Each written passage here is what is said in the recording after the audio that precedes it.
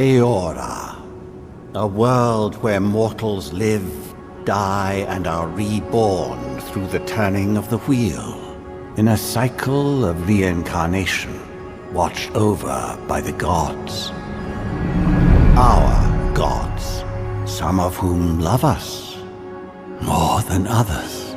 Your home, the Adiran Empire, is treasured by Wodica, Our Lady of Law and Vengeance, the Burned Queen. But our goddess has lately turned her eyes from us, and our empire has suffered revolts, famines, challenges to rightful rule. We lack a common purpose, but we could find it in the Living Lands, a rich and lawless island settled by fugitives, wanderers, exiles, and us. Yet the more we free this place from danger, the more the land fights back. And now, as our colonists crowd into Paradise, the last safe city, the locals find themselves crowded out. Many years ago, you were born to a family in our Adiran Empire, and in a rare turn of the wheel, you came into this world, a godlike, touched by a patron god in the womb. To some, a blessing. To many, an abomination. You grew up an outsider, but I saw potential in you. Potential and an opportunity. And within my court, you found purpose. Now I call upon your vow to our empire and name you my envoy. Venture forth in the name of your homeland and secure our future.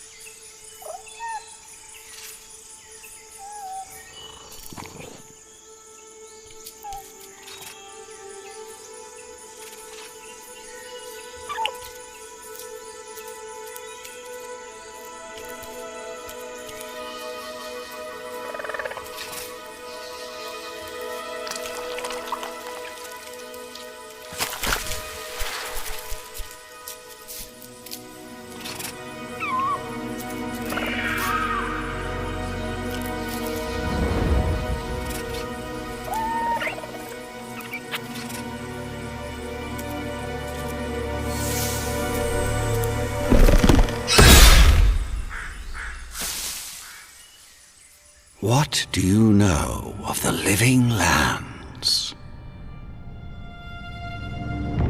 The rumors and tales are so vexing, they cannot be true, and yet they are. Those untamed wilds, overgrown with the most curious wonders, and the most dreadful abominations. There beats a dark pulse within the heart of that soil. Something vile stirs beneath the earth, seething with rot and decay. A corruption growing beyond everything it touches.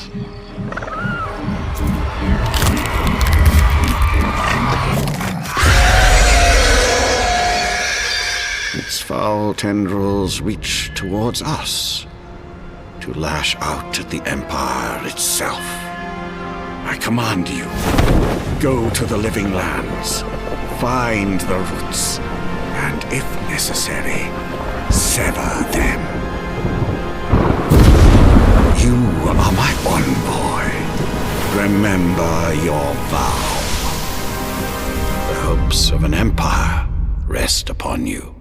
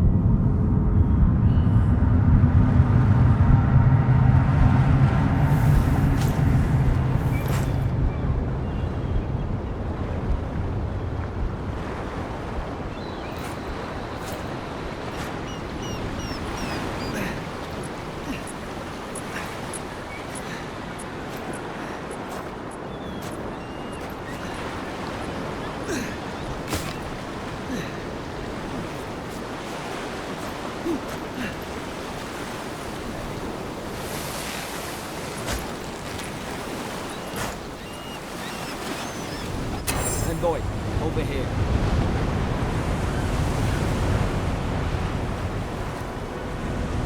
You're alive! Thank the gods I pulled you out the wreck when I did. I wasn't about to let the Emperor's envoy die on my watch.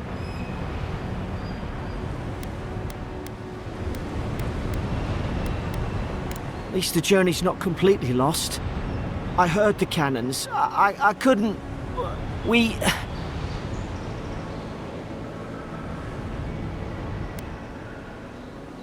dashed on the rocks. The waves took care of the rest. You'd be in the drink now if I hadn't gone back for you. Aye. It was... well, it's over now. We're lucky we landed here. Fort Northreach, off the Living Lands. I've been here before. It's an Adieran outpost. But...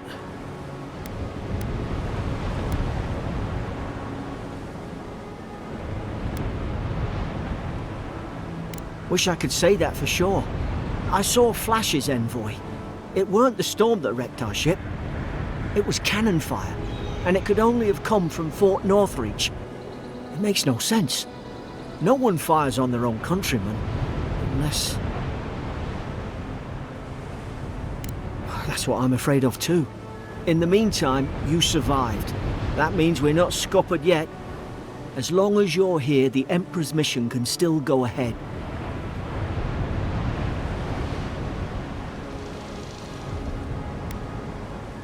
We may not be through with them. Adir's got an embassy in the port of Paradis. Once we make it there, we can regroup, figure out what to do next. I hate to say it, but the fort's probably our only chance of escape. We need supplies, and if our troops have been captured, they'll need our help.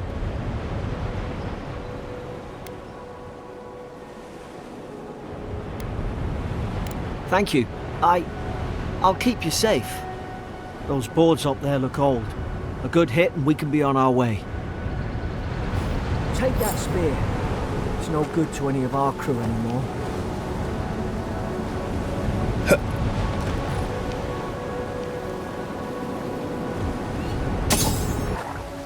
Zara should be here.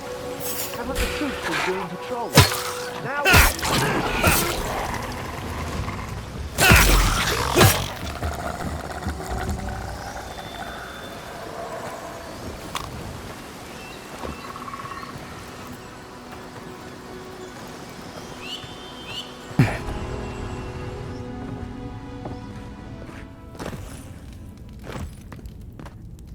Gods, it's a bloodbath. They've torn the place apart from the inside. Did they? Were they fighting each other? Envoy, I don't like this. Rise from slumber. Is it you?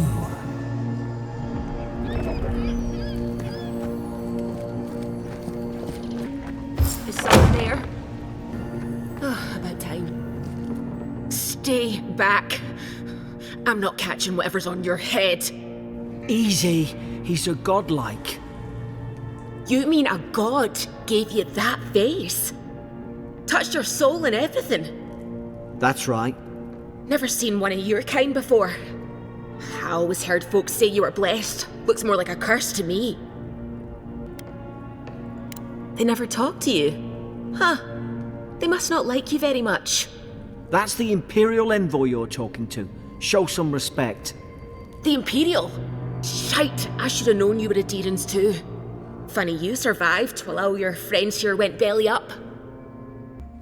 Adir's had their boot on Paradis since their first soldiers came. 'Cause the place is pure chaos. Did you not think we liked it that way? I have to smuggle just to get anything past your damn checkpoints. I'm trying. Your friend's the one picking a fight with me. Paradisans will knife you in the back over a dirty look. At least we don't go mad and slaughter each other. You really have no idea what happened to this place, do you? The day I came, I noticed the guards talking gibberish. Then the killing started. They went wild. Stabbed their mates in their sleep. I told told you, they weren't right. When the storm came, they fired the cannons. Their faces changed. That soldier in here tried to strangle me. I had to defend myself. He still did it. I've got a bad feeling about this. It doesn't make sense. What if she murdered that soldier and she's just trying to cover it up?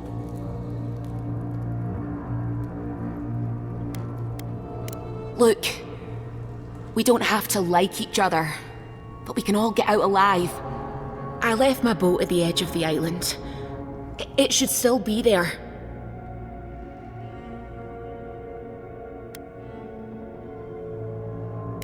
Doesn't look like I have a choice, eh? You let me out, and all three of us can go to Paradise.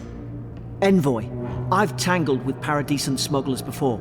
She'd say just about anything to get out of that cell. Her story's full of holes. What if the boat's not there? What if she turns on us? For fuck's sake, be reasonable. Don't listen to him.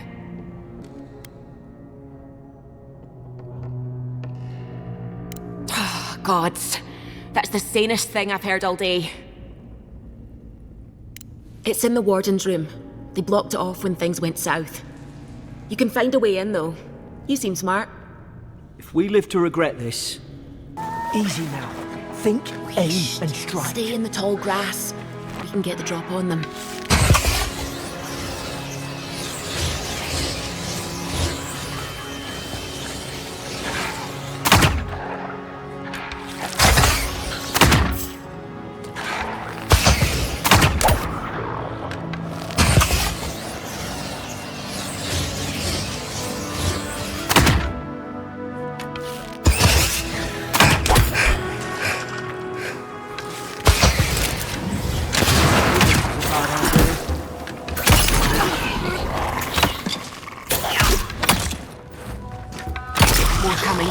Stay down and don't get us killed.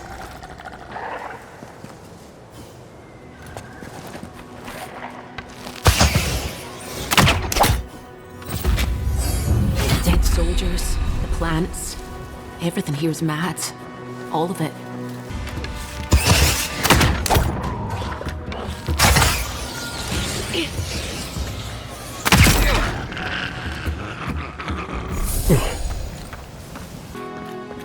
Tried to tell them. Why wouldn't they listen? You can't kill me. No one can kill me. I'll swim across the sea. Oh, I knew it. Whatever's on their faces, I'm no expert on soul plagues, but whatever you came here to find, I'd say you found it. Aye. Maybe we could still get through to him. Good luck with that. Who disturbs us?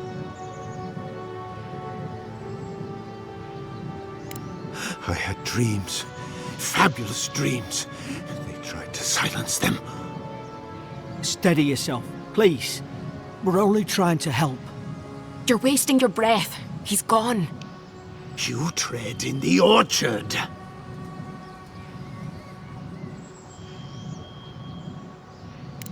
They sent orders for fire. I should have been free to drink of the land. They thought they could stop me. Vipers! Their venom stains my blade. He can barely string a thought together. How could he have killed everyone? He couldn't. Not like this. He's just the last one standing. Trespassers! Scars? What scars? They brought axes to cleave into the wood. And you return death to us. Envoy, this could come to blows. Keep your guard up. Feed the roots, kill the rot! You're gonna regret this.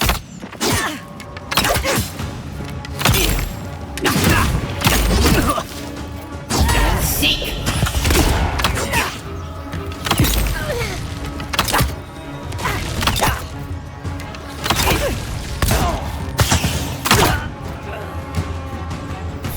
Probably some noble who bought his commission.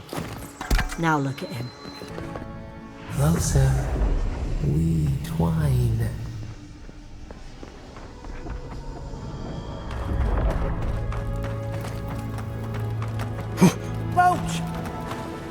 Thank the gods it's still here. Get on.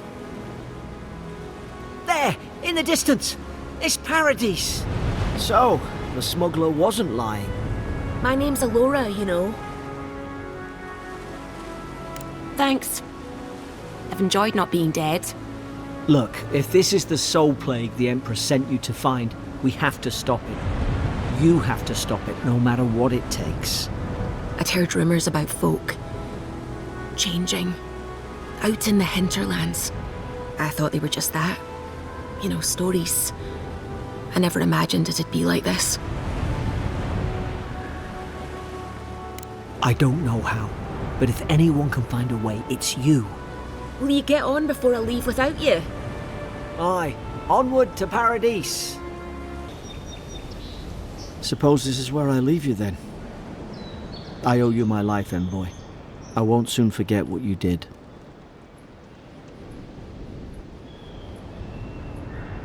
I don't know. It's all just sinking in.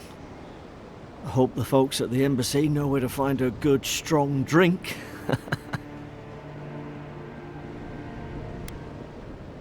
Well, it's the Living Land's biggest port. People come from all over. Not all of them are Adir's friends. Wonder why? You'll be fine. After the fort, I figure you can survive anything. Same to you. You'll make the Emperor proud, I'm sure of it.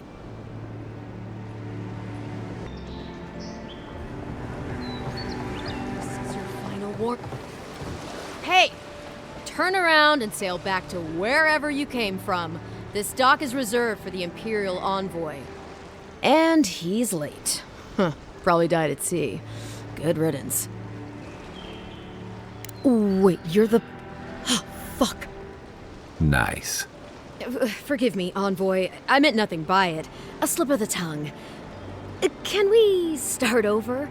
Name's Cynric, captain of the local militia. We're a scrappy bunch, but we know our way around Paradise.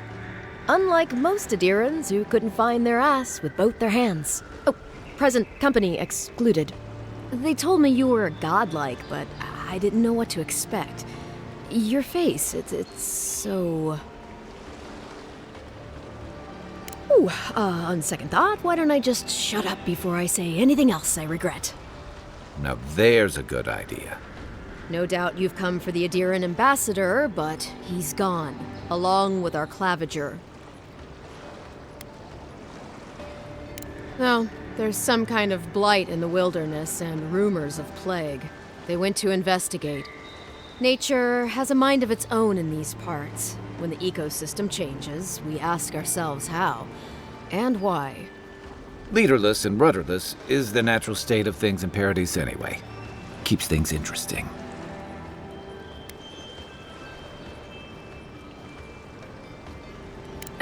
Sorry, envoy, but no one's here to receive it. Nonsense. There's a small army of pickpockets, smugglers, and scoundrels between those walls who'd be happy to take it off your hands. Just ignore him.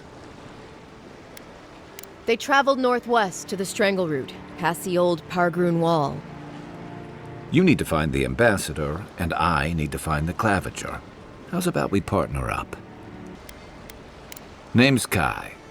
I've been a soldier, a sailor, and a halfway decent baritone.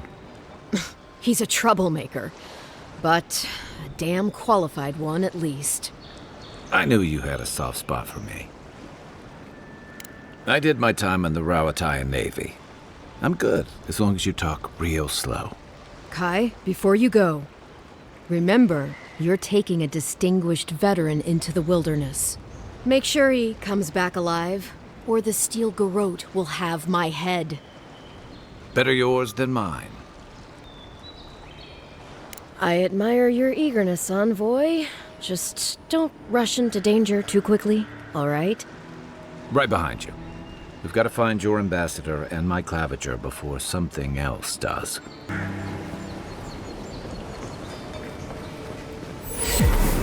Pargrunen left these beacons all over the island. They're good for finding your way around. Soon the Adiran will outnumber us 3-1. Why doesn't the cloud put a stop to it?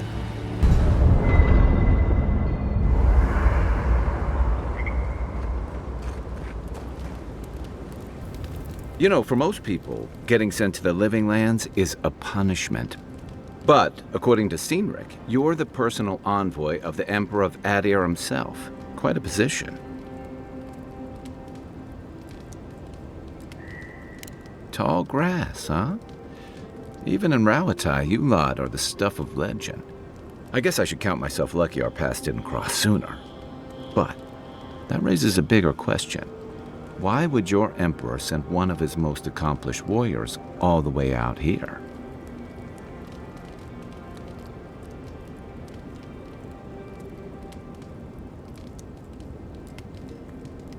Oh, that almost does sound like a punishment. I don't know how you investigate a so-called plague of the soul, so better you than me. Being a godlike, I don't suppose your patron deity gives you any unique insights into matters of the soul, do they?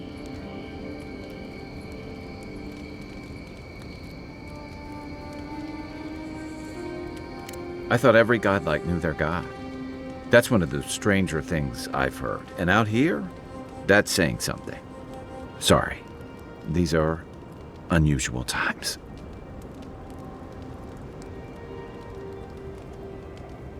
I haven't met anyone who's really seen the Dream Scourge yet, but that hasn't stopped people from worrying about the rumors. Refugees are flooding in from outlying regions. The guards are restricting access to the city. And people are making offerings to the gods for everything from hangovers to indigestion, just in case.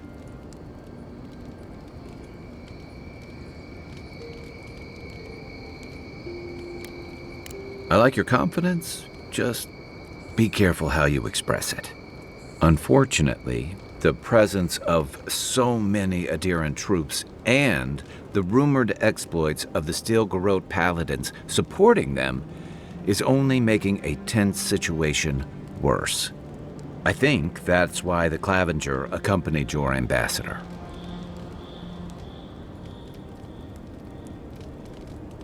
Exactly. Paradise has been quiet lately, but I don't know how long that'll last. We're talking about an island that has been largely settled by nomads, exiles, and dissidents. People who tend to be suspicious of authority. But what about you? What's your stake in things? Besides your orders, of course.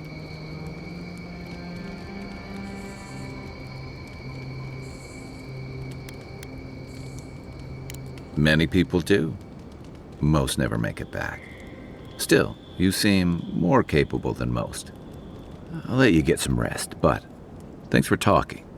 It's good to be part of a squad again, even if it's just for a while. Watch out once you get past the palisades. The Strangarroot is... Wait a moment. Oh, Birth, eat my soul. You're the envoy. Sorry, didn't mean to be so informal. They said the Emperor sent one of his best and brightest, and Aethys knows we need the help. Your reputation precedes you. I hope your voyage here was smooth as good butter. I know maybe too much about rough seas, what with serving in the galleys. Did you deserve it? Kidding. Sorry to hear, envoy.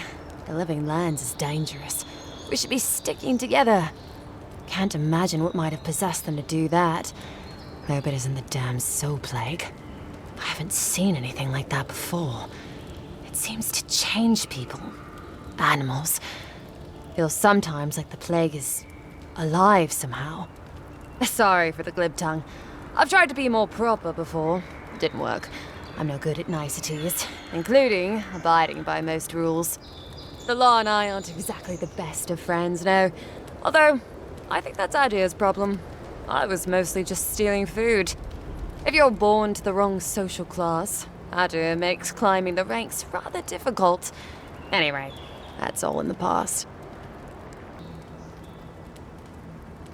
Learned? No, absolutely not. What I've learned is you can either obey the rules or die. I got caught for my many small, petty crimes and spent about 6 years on the prison galleys. Then, a year ago, an Adiran official came to the jails and told us we could serve the Empire for a shortened sentence or rot. You can guess which I chose.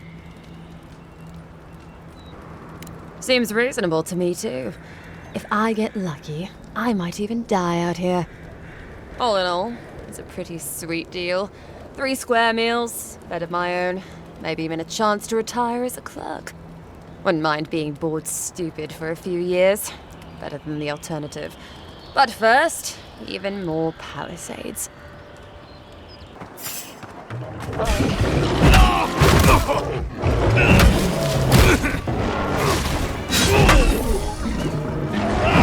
Nice shot!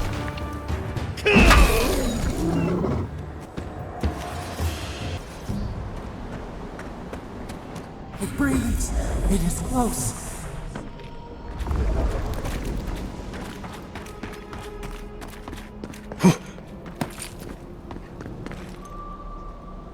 Are you blind? We're being hunted. Get rid of the bear and we'll talk after. You're mine now. You'll see.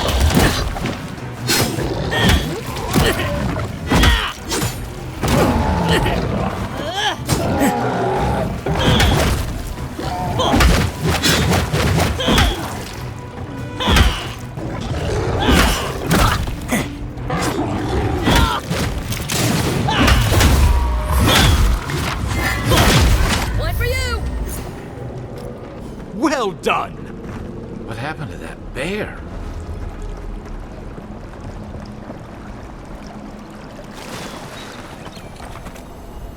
You got everything you need to fix up your armor. Oh, my savior. Oh, thank the gods. Your arrival couldn't have been more timely. Good people. And a good claviger. And a capable one. Eamon was no stranger to these wilds. He seemed worried last time we spoke. Now I see why. Ambassador Falchion Heelguard at your service. And you must be our Imperial envoy. Better late than never, I say. Keep it close until we're back at the embassy. I prefer to take bad news in the comfort of my office. Aren't you going to introduce me to your capable companion? Can he be trusted?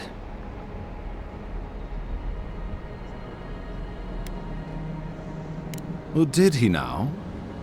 A little faster, and we might have been able to save Claviger Eamon, too. Happy to have been of service, nevertheless. I'm charmed. I take it you had business with the Claviger? Poor fellow. It was the bear that killed him, of course. This wilderness has been a little too wild of late. I'm no woodsman, but I'm inclined to agree. We heard alarming reports of a blight in the wilderness, and a strange corruption moving toward the city. The changes in the ecosystem are expected, but this one was progressing too rapidly to ignore. We tracked the corruption all the way here, but all we found was that creature gone mad.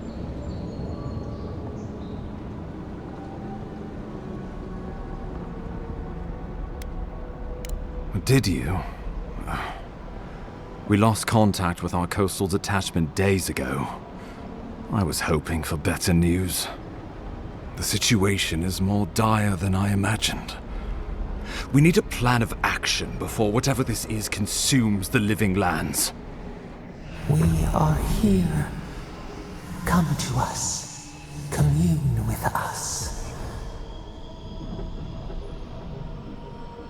We have waited for you. Come. What's the matter? Can you hear me? But you... Very well, if you say so. The Emperor trusts your judgment, and so do I. Whatever you think is best, I'll support it. You know something of our troubles. That much is clear. What would you have us do?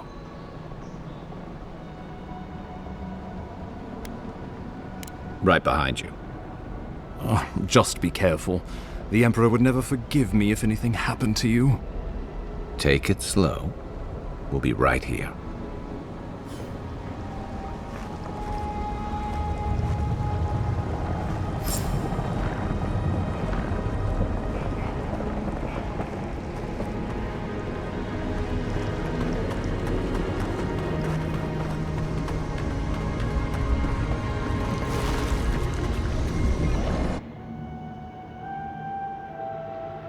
It is you.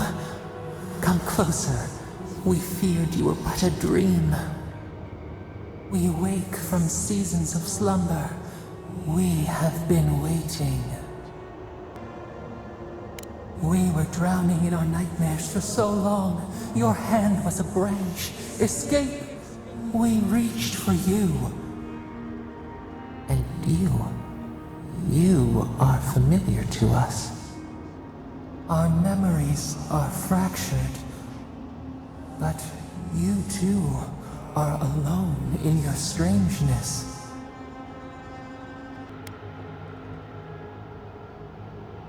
Godlike. This term means nothing to us, but why would you belong to another, shackled to their will? Shackled like us to rot and corruption. It spreads and festers and seeps and crawls. Poor bear, poor us, poor you.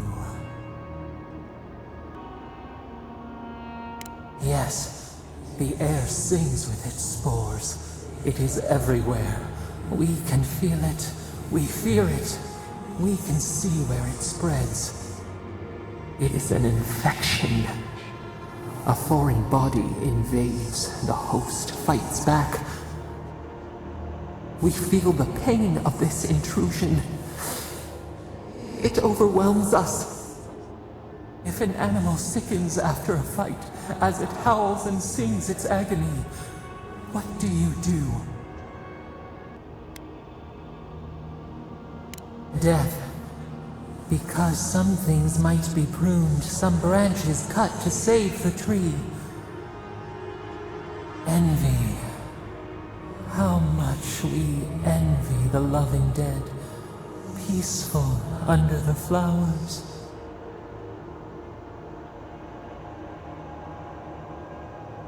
The rot festers. We could suck the poison out, let green things grow in its place. And we could give you the gift of our healing touch. But a favor for a favor. Would you help us in return when we ask it? A favor for a favor then. This place shall heal, and you shall know our power. Retire. New again this world, new again words. We will find you soon.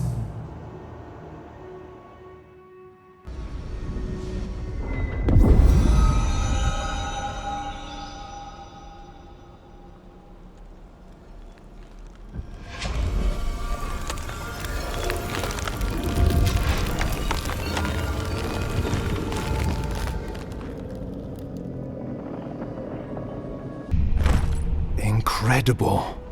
Envoy, I don't know what you did, but that was miraculous. You all right? You look like you were in a trance for several minutes. What happened? What can you recall? Spare no detail. I say we begin with a couple pints. This day's been stranger than most. And out here, that's saying something. Inquisitor Ludwig will need to hear of this. I've agreed to share my findings with the Steel Garrote, as long as they do the same.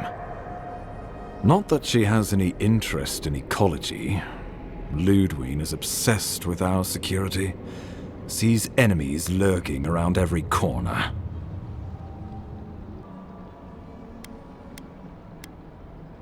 Perhaps, but danger takes many forms, some more subtle than others. The steel garrote provide us some much-needed protection, but they answer only to themselves. We have our interest in the living lands, and they have theirs. A mutually beneficial arrangement. Stay out of their way, and they'll return the favor.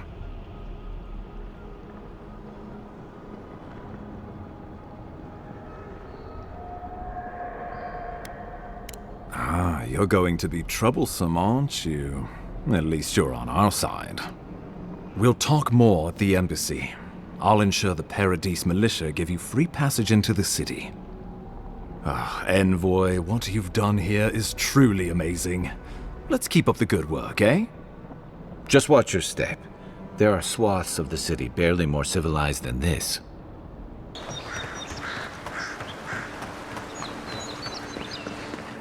That's far enough, Outlander. Well, well. If it isn't the new arrival. So eager to make a name for himself. We have a problem, all right? And I've got the solution tucked in my sheath. Unless you're hearing that from a handsome stranger in the bathhouse, that's usually an invitation to trouble. And not as fun as the kind you get into in the steam. Me and Pod, we aren't so fond of Outlanders. Especially ones looking as strange as you. For all we know, you're one of those sick bastards. A plague carrier. A blight on our fair city. Boss? What if he's right? Shut up, Pod. Let me do the talking. You're doing great so far. Really menacing. No one brings the plague into my town, Outlander. No one. At least you can die knowing it wasn't personal. Street whelps. Did you hear that, Pod? Let's teach this Adiran pig a lesson. Wait, you fought in battles? Real battles? And survived? Boss, I think we're in big trouble. Pod, I swear by the gods you will draw your weapon and follow my lead. I can't do this anymore. Thieving and killing, it's just not in my blood. You ungrateful nitwit! Once I'm done with the Outlander, I'm coming after you. Good. I was getting tired of listening to them anyway. This one's mine.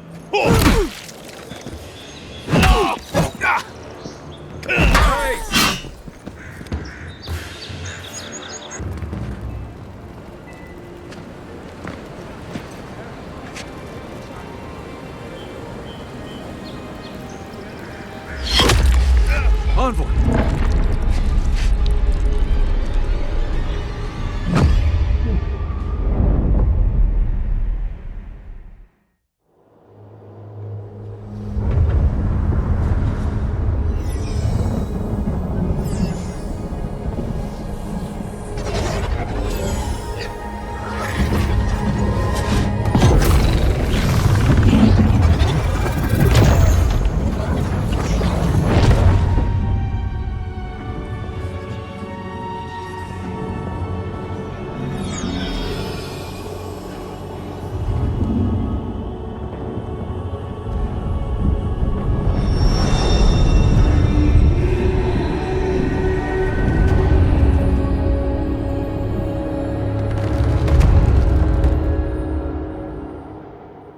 You should not be here. You should be free, whole, the blood feeding your veins. Why are you here? A space within emptiness, where the gods live and the dead wait. A cage, a prison. We feel the souls of multitudes, a current beneath the skin of this place. We could dip our hand in once, feel them near us. But now, we are trapped like wasps in amber. But you should be alive.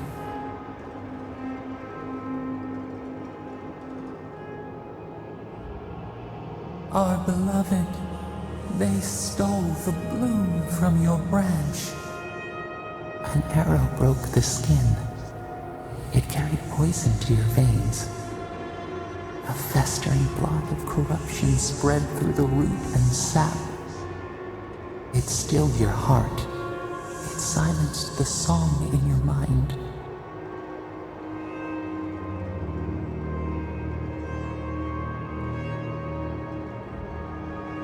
They hurt you, but we do not hear rage hissing in you like a serpent. Why?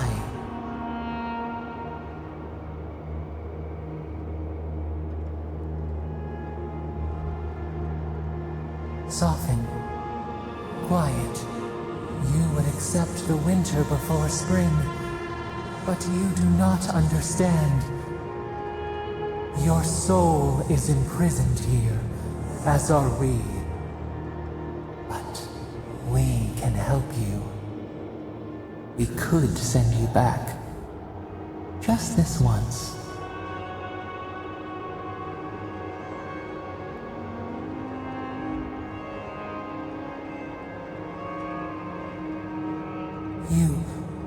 You think of us, with your own escape so near.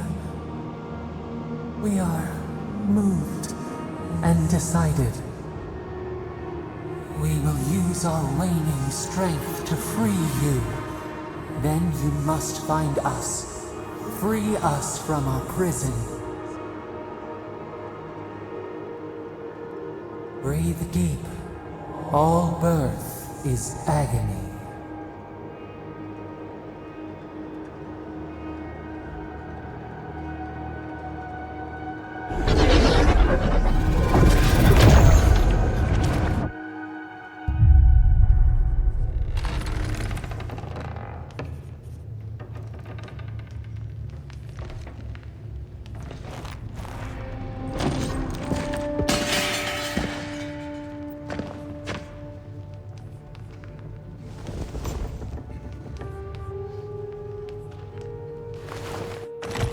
You're awake? Thank the gods. For a second there, I thought I had a problem on my hands. You're alive, somehow. That's what counts. Glad to see you with us. I was sure you were already on your next trip around the wheel, but I brought you here just in case. If anyone can work a miracle, it's Liviana, though whatever restored you is beyond even her skill. Hey, I'm sure you would have slung me over your back too, if our situations were reversed. There's something I still don't understand. Envoy, you died. A resistance to poison isn't a resistance to the beyond. What does this mean for him? Should he expect anything else strange? Other than coming back from the dead, I mean. That depends on a few things. Visions and hallucinations? Likely. Manifestations of past lives? Uncommon, but possible. Ah, look at us, rambling on like you're still the bloodied corpse. This is far beyond my expertise. You should visit Runid, our local watcher. She would know what to make of your strange, stubborn soul. Well, she doesn't accept payment. All you have to lose is your time. A watcher examines the soul down to its very core. I can't think of anyone more qualified for the job. Runid's shop is in the hills to the northeast. A bit of a walk. Just head out of the gate to the east of town and follow the path that curves to the north. It should be perched up in the hills. Oh, but avoid the watcher in Hightown. She's a known charlatan. I'll send word to the ambassador that you survived, but he'll no doubt want to talk to you. Head up the stairs outside my clinic and take a left onto the main road. That'll get you to the embassy. What's he gonna do anyway? You've already died and come back. Either way, I should go with you. Your assassination is bound to have stirred things up. Don't mention it. Besides, I don't want this to blow up any more than you do. The sooner we solve your murder, the better for everyone. And we should talk back at camp. I'm hoping you can help me understand what just happened to you.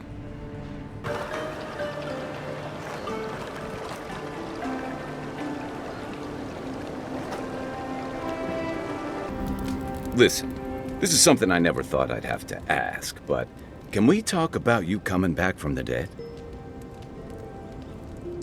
I'll say, by the time I got you to Liviana's, I don't think you had a pulse. You certainly weren't breathing. You must have spent 20 minutes as a corpse on one of her cots before you just came back. What did you see while you were gone? What do you remember? The beyond. That's the realm of the gods, of souls. Well, that sounds kinda nice. What did you see there? Wait, someone? Who was it, or what was it? Well, that's good. Imagine how much worse this would be if you had two cryptic entities clamoring for your attention. So, someone is reaching out to you from the beyond. They saved you from death, and now they want you to free them from wherever they are. Do you trust them? I guess that's some comfort. Well, even in the land of the strange, you have had the strangest experience I've ever heard of, and you haven't even left Dawnshore. That's quite a feat. At least you have a sense of humor about it. So, this whole time you were in the beyond, and then you were just sent back. Do you think there's a way to bring people back from the dead? Yeah, probably not. Still, thanks for humoring me. You must be tired. I know I am. Hopefully that Watcher Runid will have some answers for us. For now, let's get some... The wood echoes, strangled suffering. We knew this creature. Still waters, you nearly dream. The bear, the rot in the heart. Did its beauty sing to you? Wilt men grow again? What gleams cannot be a monster? We wish you had not killed it. Cull the sickness, clear the rot. Kill one to save the other. Still. Violets and the stars. We wish for both. Must all we love turn to ash? Can we not save it? Even if... No, we should not question this. Mercy like a knife. It hunts all of us. God, mortal, beauty. Sleep now. We ponder. But left plenty of ruins to remember them by. You're mine now! You're gonna regret that! Nice shot! Armor won't hold up.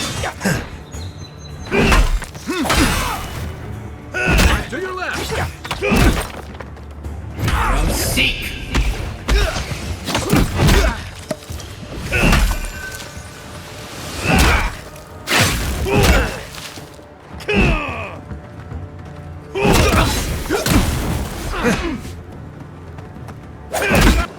Worth and raw!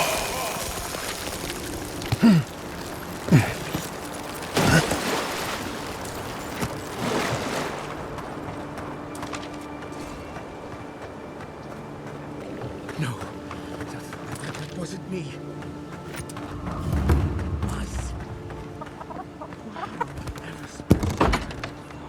Step closer, God. If it is a watcher you seek, then a watcher you have found. She's accurate so far. Why have you come to me, godlike? Let's have a look at you then. You who came to these shores on a royal errand. You who have died and returned. To open the door to your soul, we must first open a door to your mind. Now repeat after me. I stand on the shore between here and beyond. Very good. Spoken with conviction. I dip my toe into bottomless depths. The lake is a mirror. The mirror is a door. And the door stands open. A door? A garden gate? Impossible. Someone is here with us? How? Who are you? What are you? Show me what you are. A hand knocks on our bark. Do we answer? How can they see? What is this I hear? Old and forgotten. Echoes of echoes. An uninvited passenger? Curious. Something clings to your soul, felt but unseen. Voices, echoes in the placid lake. Shelter the seed from winter. Who reaches for our bars? Who speaks? Enough! I have seen into your soul, and hereby close that which was open. The door is shut, the reading finished. Well, that was truly unexpected.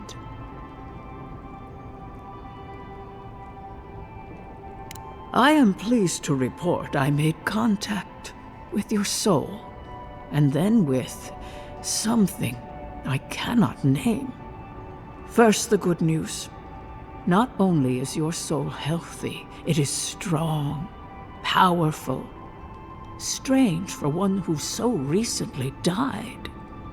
Death leaves a scar, but you are unmarked.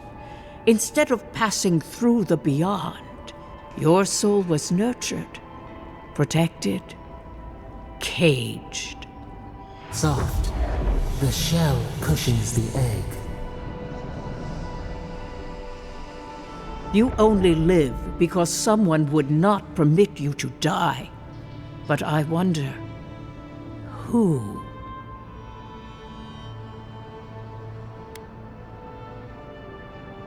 Perhaps. But when they offer a second chance at life, it is never free of charge. It has been years since I met a godlike. Their souls have a sonorous quality, like the music of a bell.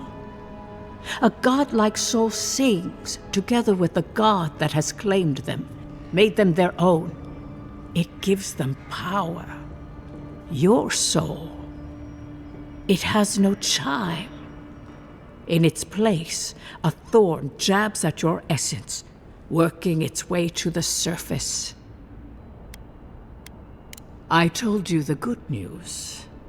Now comes the bad, or the unusual. When you came into this life, a thorn pierced the fabric of your soul, and your soul grew around it, trapping and embracing the invader. A godlike's chime is a gift, a blessing. But a godlike's thorn? That may be a curse. I cannot say. The gods must answer for their actions.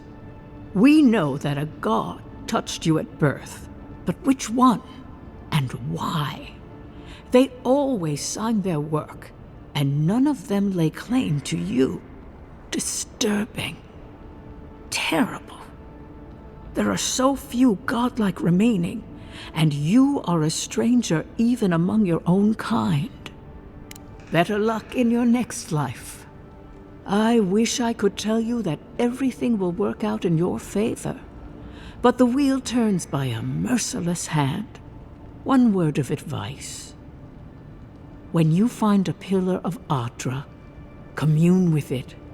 Ardra has a strong link to the beyond. Adra holds the path between this life and the next, a conduit for souls all around Aora. Through Adra, a soul may find its way back to the wheel, to be born again. But the Adra here, in the living lands, is different, insular. It connects only to itself, twisting vines, essence warping into essence. Before we close, have you any final questions? Safe travels, Godlike, and thank you for the glimpse at your wonderful soul. I will pray that your next turning of the wheel is uneventful. Until then, you are bound to live a rich and complicated life. I can't believe you're alive. When they dragged you to Liviana's clinic, I assumed the worst. How do you feel? And yet you rallied your spirits and reported for duty. Your dedication is admirable. But we'll return to the topic of your untimely demise shortly. Our first order of business is your purpose here in the Living Lands. You said you had a missive for me from the Emperor? Very good. I'm eager to see what our Emperor intends. Now, His Majesty names you a loyal servant of the Adiran Empire, and an extension of the throne's authority. Thank goodness. At least someone understands the gravity of our situation. With that, I have better news for him. You've seen how wild the Living Lands has become, both in nature and in politics. Sometimes I think the island has a mind of its own. No sooner had you arrived than you found yourself at the center of our troubles. Trust me, we'll get to that. This embassy has no shortage of political foes, but the Dream Scourge is what keeps me up at night. You've seen firsthand what it can do in nature. We can't let it reach the cities. Thank you, Envoy. The island is in capable hands. Inquisitor Ludwig thinks the plague is a distraction. She's more concerned about these local rebels fighting against the Empire. They've sabotaged our work, killed our soldiers, and the final straw, attacked you out in the open. I look forward to hearing about it in your report. I won't lie to you, Envoy. Our position is tenuous. If we can't even defend ourselves, how are we to defend the Living Lands? But defend it we must, for the sake of everyone who calls this island home. Inquisitor Ludwig demands that someone hang for the attempt on your life. These Paradisan rebels must face justice. You sound like a Rautian admiral. I have no taste for it, but our Inquisitor has other ideas. Ludwig goes where she likes, haunting the Living Lands like a vengeful spirit. She'll reappear when she chooses, and not a moment sooner. Let's make sure to give her some good news for a change. Not many get a chance to solve their own murder, you know. I know someone who could help. A dwarven tracker named Marius. Kith or beast, there's little he can't find. He's staying at the Grinning Ballarrock, not far from Liviana's infirmary. We just take the main road east to the market, then head down the stairs and cross the canal. Rough part of town, even by the standards of Paradise. Blend in, for one thing. Marius is from the Tusks, about the harshest and remotest place the gods ever created, even by the standards of the Living Lands. Trickery, lies. The gods did not build this place. Let's just say no one survives out there without picking up a few skills, the kind we'll need if we're going to find hidden assassins. Especially if they're from the streets of Paradise. I suggest you recruit as many allies as you can, but choose carefully. They, like you, will represent the Empire. Oh, before you go, we received a report from Liviana about your condition. Apparently, you're in fine shape. Once your killer has been dealt with, you can come and go as you please. Remember, the assassin is out there. You have the element of surprise. I suggest you use it. I admire your confidence, but there's no point in being modest with our advantages. We'll talk more of the Dream Scourge when you return. Until then, Envoy. How about we start with Marius at the Grinning Balrog? Besides, I could use a drink after all this. So, ha! The mighty Marius, deep in his cups, ready to take on the deadliest prey, providing they're asleep at the time. Right. Take another sip of Makul. Rude not to finish a drink someone bought for you. No wonder you're hiding behind a mug. You're too worried about being polite to survive out there. The dwarf there is Marius. Best tracker I know.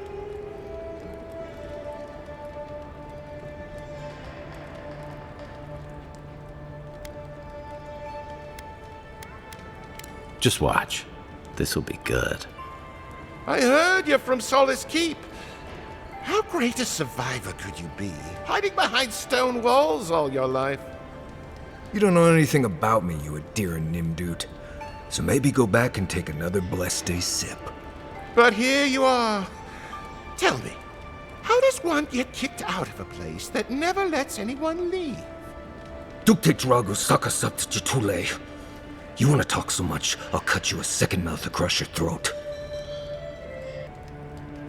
I think this is about to get interesting. I knew you were blessed in Nimdut the moment I saw you coming. Thought maybe I'd teach you a lesson.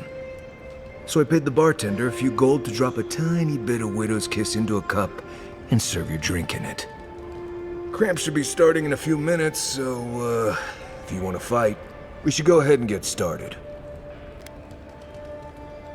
You won't find many of those in the Living Lands. Besides, he's letting them off easy. Oh, I can feel it. Gods, you. Oh, that is quick. You better get to a healer before the poison spreads to your brain. You wait, Marius. I'll be back. Hopefully.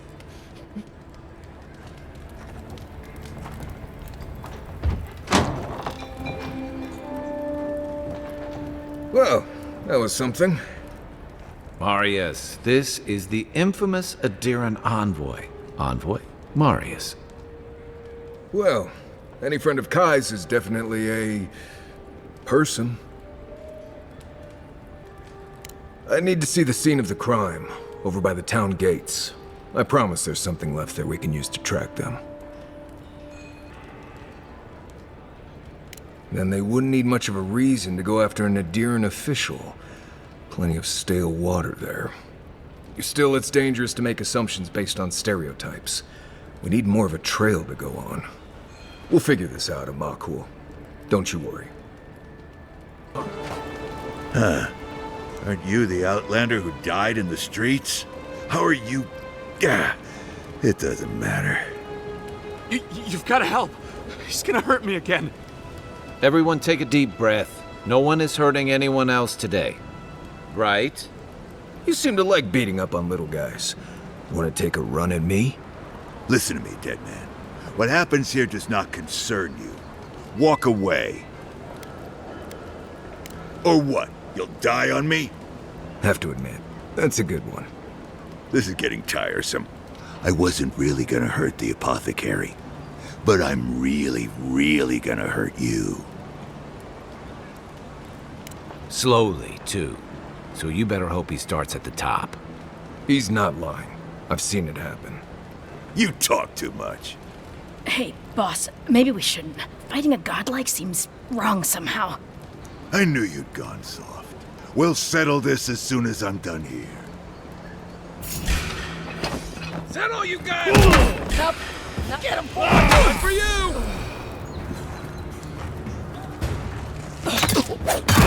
Right flank!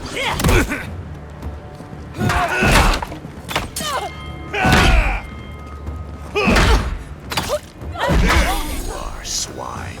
This time, you're gonna stay dead. Just when I thought this would be easy.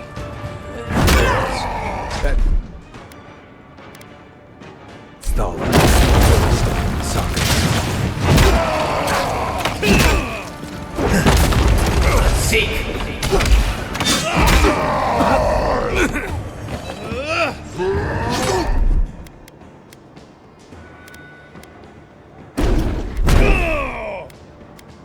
One moment.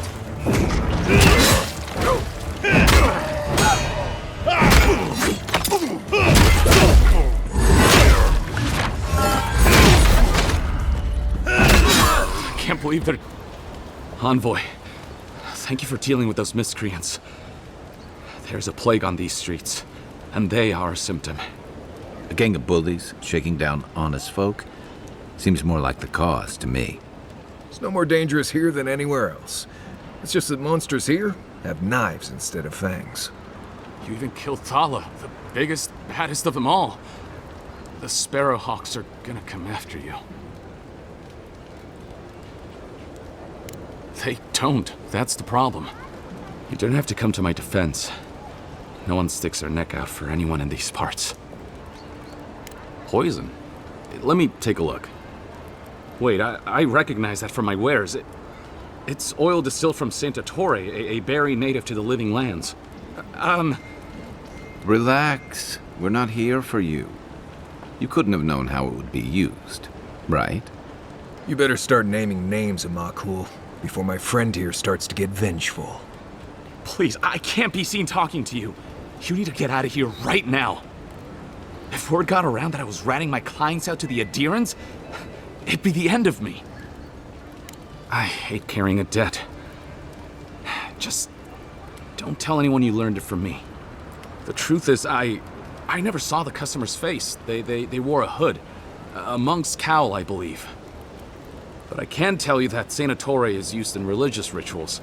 Prophets and seers will do anything to leave their bodies. Well, at least that's some encouragement. If you want mystic types, you want to go visit the Temple of Andra. Probably the only reason you'd want to go there. On the other hand, Claviger Amond was cozy with plenty of mystics and oddballs. We could check out his estate for clues. Go past the Hightown Gate to the north, then follow the road eastward until you reach the statue of Andra. Easier said than done, believe me. I hope that I've been able to assist you in some small way. Good luck in your investigation, Envoy.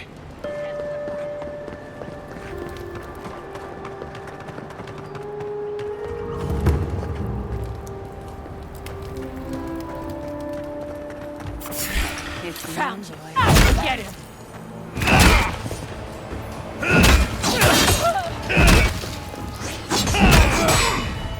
Nice shot. On your right. See.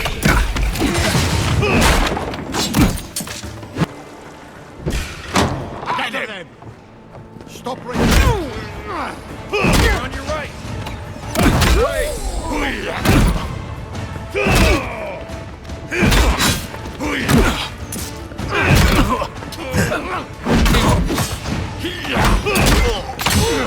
Seek.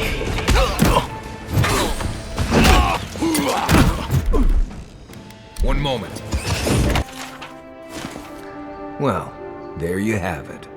So, Claviger Amond not only knew about the rebels, he also gave them access to a hideout in the cistern. None. I knew he was protective of Paradise, but I never would have dreamed he'd get in bed with organized rebels.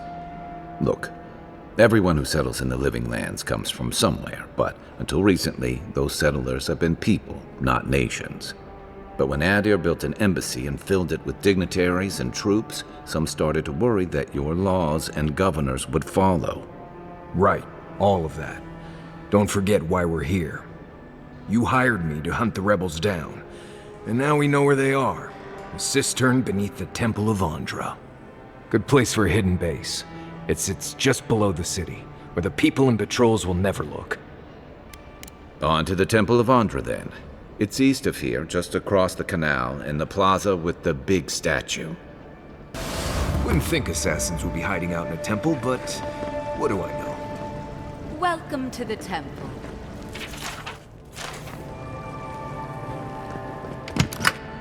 You can't go in there. Seize him. Not hidden hard enough.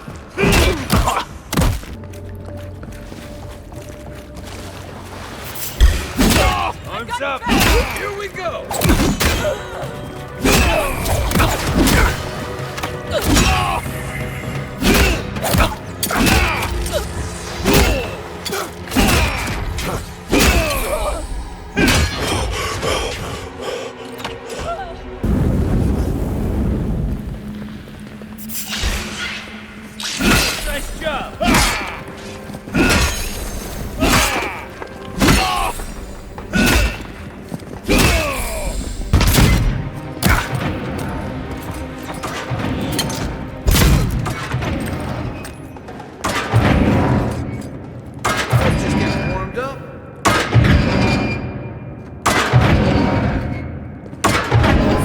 Get ready. My money says our assassin's on the other side of that door.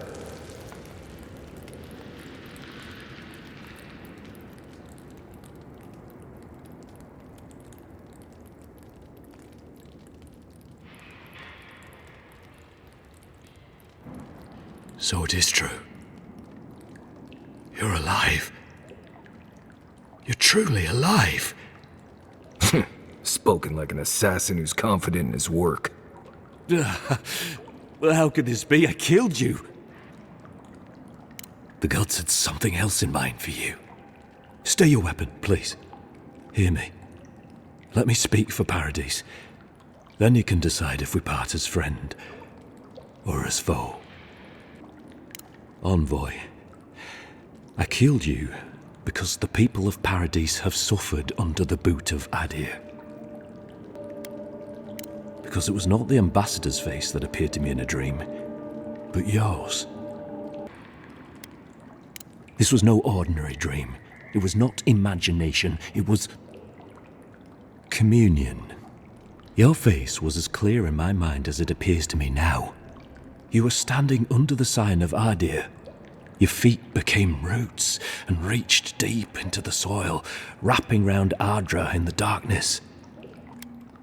I took the vision as a call to kill you in the hopes that I might stop Adir from conquering this land.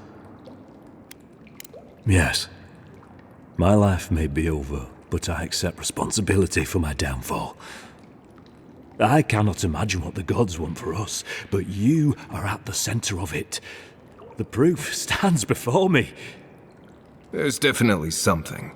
It's written all over your face. The only thing standing before us is a bunch of well-armed people. Let's take this slow. No sudden movements. The gods aren't finished with you yet. Perhaps this was what the vision meant for me to do all along. Maybe the gods wanted us to meet in this way. Who can say? I hope you do better things with this knowledge than I did. You have me cornered, but I will not hesitate to defend myself. Cowardice is not our way. My fate is in your hands. Do with it what you will. Normally, I'd say if someone tries to kill you once, don't give them a chance to do it again. But I think he's actually come around to something. It's rare to see a real change of heart. Rarer still to have the opportunity to give someone a second chance. Don't squander it. If you spare him, he'll just kill you again. I doubt you'll get a second chance. Not a huge fan of cold-blooded murder. We survive by removing threats, and this guy is a threat. If you're guided by the hearts of your companions, then they too serve the gods. You mean it? You have no thirst for vengeance, no righteous desire for justice. Not the path I'd take, but hey, I only get to die once. You're really letting us go? I will. Though I doubt anyone will believe me. Thank you, Envoy. If our paths are meant to cross again, let it be in peace. Big mistake, Envoy. He killed you once. He'll do it again. When a warrior acts with honor, we mark the occasion with a gift, and in my case, an apology. Please, accept both. Free. The hair forgives. The tide ends on the placid shore. You know, it's harder to keep you alive if you keep setting free all the people who want to kill you. Relax, Marius. If he wanted the envoy dead, I doubt he'd send us away with presents. Tell me you brought good news. Oh, Envoy, you return. And you brought a friend. Ambassador Heelguard, at your service. Always nice to meet an Adiran who isn't trying to goad me into a fight. What of these rebels? The streets are full of rumors, but your word is the only one I trust. You what? Can't wait to hear how you spin this tale. Envoy, tell me this isn't true. Have I taken leave of my senses? We need it. Thanks to you, these rebels will continue to undermine our work in the Living Lands without resistance or fear. Worse still, now everyone knows our flank is exposed. Oh my gods, Ludwig is going to eat us alive. She will do the talking. The best we can do is grovel. Do you really need Marius and me here for the groveling, or...? There's nothing to be done. All we can do is brace for the inevitable, though it may damn us in the end.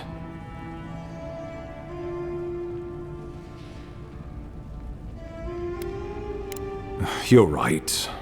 I need to project more confidence than I feel. Whether or not our days are numbered, the city needs us. The least we can do is be useful on our way to the grave. Now the Emperor wants you to investigate the Dream Scourge, and I have no wish to delay you any further. I'm sending you to Fior Messi Verno, a community of Valian expatriates deep in Emerald Stair. The Animancers may have some knowledge of the Dream Scourge already. Learn whatever you can from them. Governor Vidaro will be your first point of contact. I'm told he's barely keeping the community in order. Seek him out if you need direction. Good hunting, Envoy.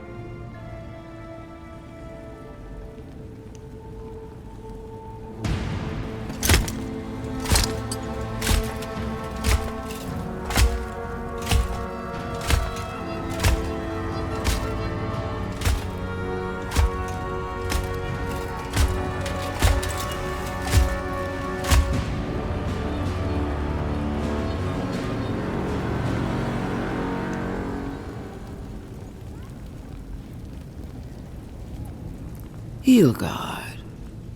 Why is it that whenever I hear your name, it's because you've disgraced the Empire? No, strangling light. Keep her away. Is that, her? Inquisitor Ludwig. So kind of you to join us. While you brood over the Dream Scourge, this island is coming apart at the seams. Stay your wrath. Allow me to present the Adiran Envoy, dispatched by the Emperor himself, to aid us in our time of need. You can't. Once you deserve such a mask, it will find you. I can't believe you troubled the Emperor to send an envoy. Haven't you done enough to flaunt your incompetence? Under the circumstances, I thought it might be... Silence. You busy yourself with the Dream Scourge. A mere fever and chills, leaving the real work to me. Even if that were to happen, the living will replace the dead. We will ship them in by the hundreds to fill the empty houses. Oh, gods, Ludwig. I have scoured this island and faced the truths from which you cower. The Living Lands is on the brink of total collapse, and you have ignored the discontent in your own city. Now, the Envoy's killer roams free, unpunished, spreading word of our ineptitude. The blame is mine, and mine alone. He's got more backbone than I would have thought. We should be better than this. Leading by example. This island has seen nothing but us at our weakest. What say you? I've been saying this all along, but his solution was to go over my head, to summon help from across the known world. If you're done eviscerating me, you'll be interested to learn I'm sending the Envoy to the Animancers of Emerald Stair. You are ridiculous. Emerald Stair is under assault by the very wilderness it claims to have conquered. The Animancers cling to pride and tradition even as they dig their own graves. Clearly I've wasted my time with you, Ambassador. From now on, I will break the frontier on my own terms. You are free to disagree with my methods, but you cannot stop me. As for you, Envoy, farewell.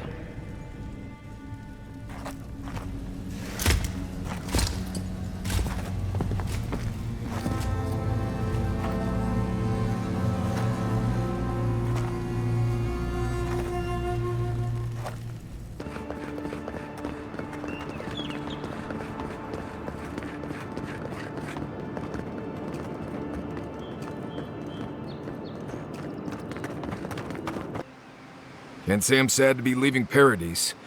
I had no idea how tense things were with the Adirans moving in. And now we have to worry about whether the man who killed you is going to try again. It's what most of us come here for. I only wish more of us really got one. Unfortunately, the Steel Garrote will see this as an excuse to crack down. I get the feeling they've been looking for one. Steel Garrote? I figured they're just more intense Adiran soldiers. They'll have their work cut out for them here. About half the people who come to the Living Lands are fugitives or exiles from something. I don't like that Ludwine woman. She gives me the vreekas. Yeah, I've seen floggings gentler than the scolding she gave Hilgard. One's tacking when the other's jibing, if you catch my drift. And that's gonna mean trouble for everyone around them before long. Then it's a good thing we're getting out of the city. Yeah. Much as Liviana misses our company, I wouldn't count on your mysterious friend reviving you a second time. Are you listening to that friend when you go all blank-eyed from time to time? Does your special friend talk to you? I mean, I had an imaginary friend when I was little, but they never brought me back from the dead.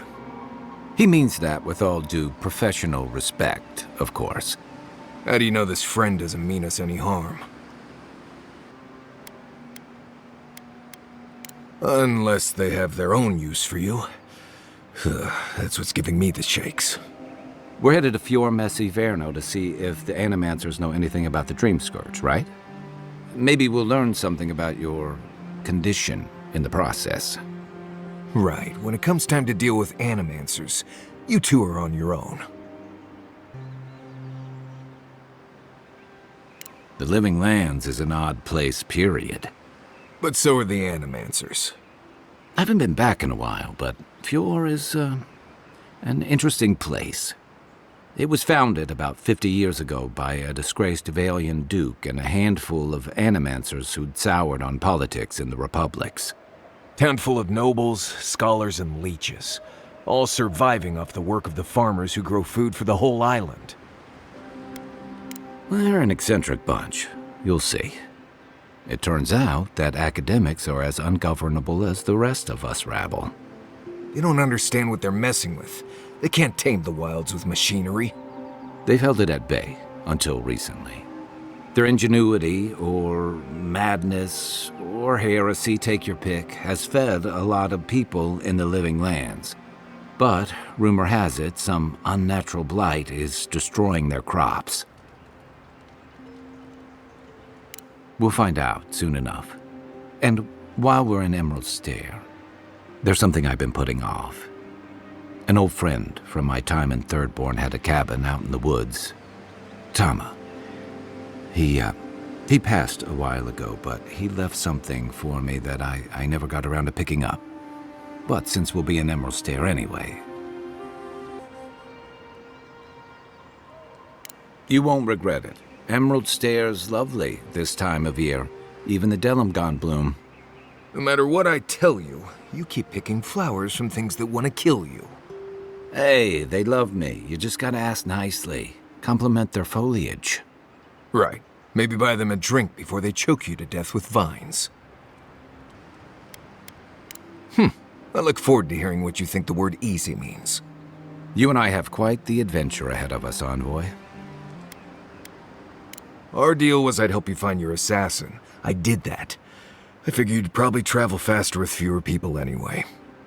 I have, things to do back in Paradise. It keeps me plenty busy. Come to think of it, I haven't been to Emerald Stair in a while, and the Envoy's never been. Know any good guides we could hire? None that could help the two of you. You need the best guide in the lands to keep you from getting yourselves killed. Hey, you don't have to butter me up. Now that you mention it, you're gonna need my help if you're traveling through the lands with this Nimdut. I have 2 rules. No campfire songs and no hugs. That last one's non-negotiable. I hear wiggle room on the singing. If we're done being ridiculous, we should get some rest. We'll be in Emerald Stair tomorrow. Good to have you with us, Marius. Right. Go to bed before you violate the hugging rule. What are you grinning about? Huh? wasn't grinning. Right. Well... Oh, would you be a dear to help me forward? Please. Looks like she needs our help. Let's get on. Armor won't hold on. On foot. Don't get too comfortable. More are on the way. Watch the left.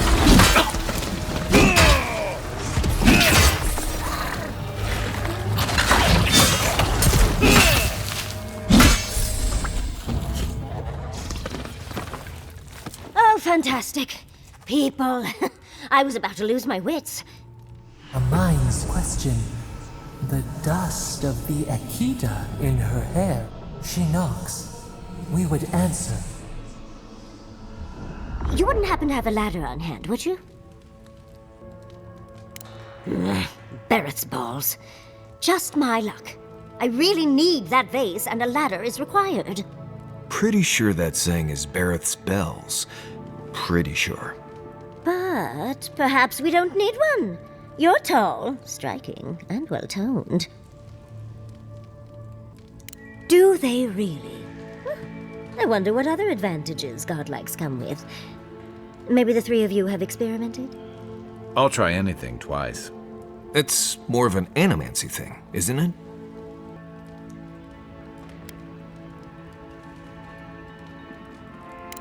In any event, I already have a lover. He always carries a ladder. But, sadly, he's busy helping the Animancers in Fjord, and I need this vase now.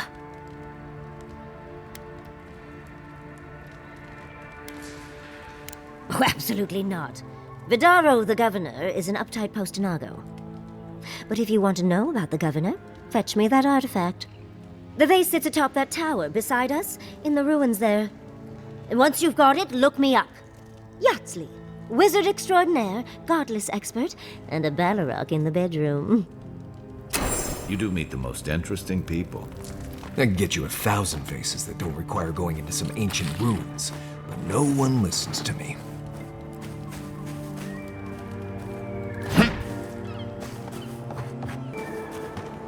I don't see what's the problem. If you can see it, I doubt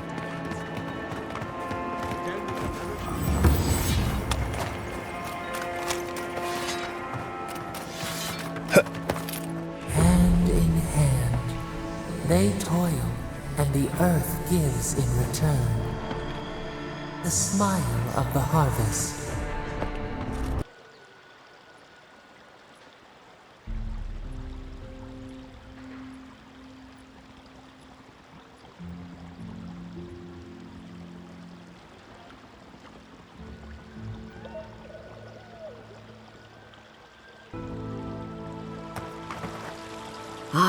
The Emperor's envoy.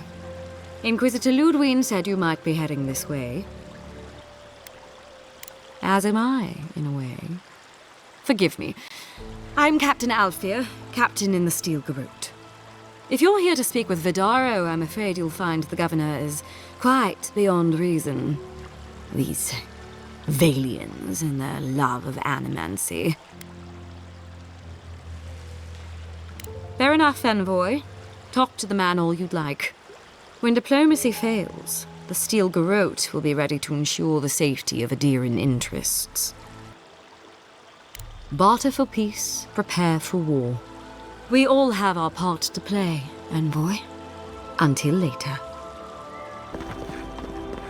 Jata, what's the meaning of this? Look at these crops! Look at your city! The Dream Scourge is laying waste to our home! There is no Dream Scourge in Emerald Stair. How can you ignore what's right in front of you? The Dream Scourge is here, in the soil, and it's killing us. Oh my goodness. Are you a godlike? In that case, you're right on time. Maybe you can talk some sense into our governor. Put the fear of the gods in him. Tempers are high, but I don't see any assassins. Yet. Excuse me, But unless you have official business, I'll thank you not to involve yourself in our private discussion.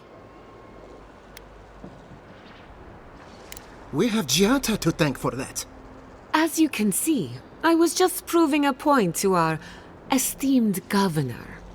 A cart full of spoiled vegetables. You call that a point? Ha! Emerald Stair used to be a lush garden for miles around, and now I don't even recognize it.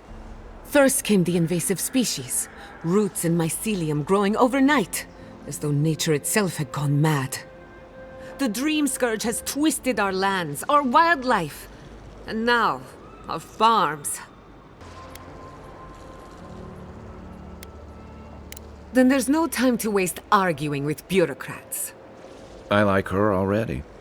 I believe that we can restore the land, bring back its soul and its sanity, cut off the Dream Scourge at the root. Our governor would rather ignore the problem. He doesn't trust animancy as his father did. Before we can deal with the Dream Scourge, we first need to understand it. Unfortunately, new experiments have to go through him. Once again, bureaucracy stands in the way of getting things done. I'm just trying to stop Giata from hurting herself. Animancy is dangerous when you're shooting in the dark. I see you're unfamiliar with animancy. Be careful with your assumptions. Are you going to tell him about your family's basement? Or should I? How dare you use that against me? I know it was an accident, but look what it cost you. We can't let it happen again. While we argue among ourselves, the Dream Scourge is tearing the living lands apart. Tearing our people apart. Really? Unexpected from an Adiran. But how could I refuse an offer like that? Well, Governor, looks like I'm taking some time away from my duties. I'll trouble you no more. Your request is denied, Giata. I wasn't asking. Your responsibilities are to the settlement. Turning away from them sets a precedent that I cannot allow. Everything I have proposed has been for Fior, and you still refuse to cooperate. Under the circumstances, I don't have much of a choice. Then neither do I. Giata Castel, from this day forth, you are banished from Fior Mesiverno. Whoa, you're banishing her for that? What? Ignacy, we can't lose our brightest animancer in the middle of a crisis. Your pupil has gone too far, Quilici. Take her and leave. You're still a guest in my town, but to us, Giata is an outcast. Governor, this is unacceptable. Your father would have kept this community together at any cost. Don't bother, old man. He isn't his father. I've done all I can for Fior Mesiverno. But you haven't even tried. Now limp back to your giant house like a good dog. We should talk somewhere private. Meet me at my house due west by the workshop.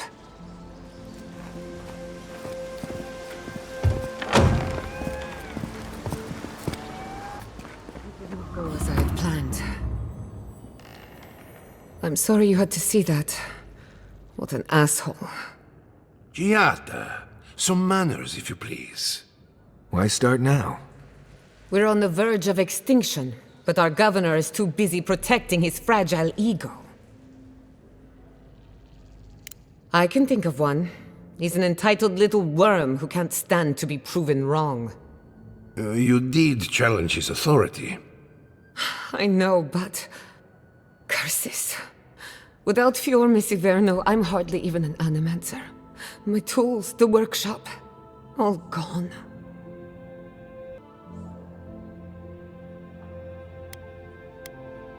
I wish I could take credit for Giata's stubbornness, but she learned that on her own.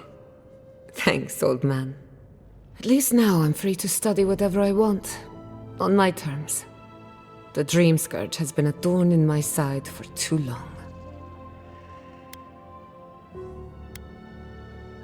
A good question with a good answer. For now, I shouldn't bother you with the details. I have plans for this island, and they don't involve the Dream Scourge. But that's a story for another day. Your parents would be proud to see such tenacity. Anyway, listen to us babble. Let's talk about you. I never expected to see an Adiran envoy here. You've got a lot of guts showing your face in a town full of animancers. Likewise, they should be educational for us both. Our first order of business is the Dream Scourge, but I'm also curious about you.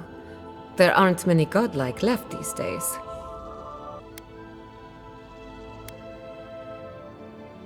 Wouldn't that be a coincidence? I only bring it up because Animancy might offer us some insight into your nature. Keep an open mind. While I pack up my belongings, you can help me by...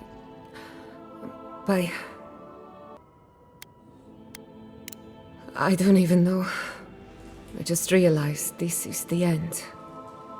I have to leave Fior Messiverno. Forever.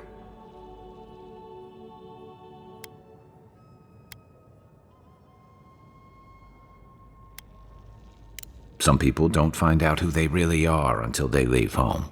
You'll be all right. My advice, find a good tavern and learn how to prepare a squirrel over an open flame. Maybe if I focus on what I have gained, I can learn to accept everything I've lost. When it comes to the Dream Scourge, we haven't been allowed to acknowledge the problem, much less act on a solution. Today, that changes. I need help from the Animancers around town, but as you can see, I'm an outcast. I hope so, because we're running out of options. Manto Pastor is in the workshop due west. He's got an invention that can help us. Elia Rossell is an authority on the undead. Her methods are controversial, but useful. She lives in a cottage southeast of town. And then there's Yvette and Remy, our philosophers. You'll find them at the docks, southeast of Fior. Each of them owes me a favor. Drop my name and they'll tell you what they know about the Dream Scourge. We're about to make history. But first, research. Guessing she's not much of a hunter. Might want to get extra rations next time we go shopping. Godlike, Imperial Envoy, Research Assistant.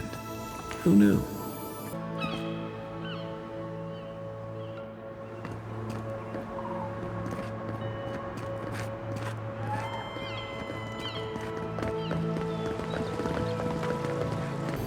Remy, look what I found.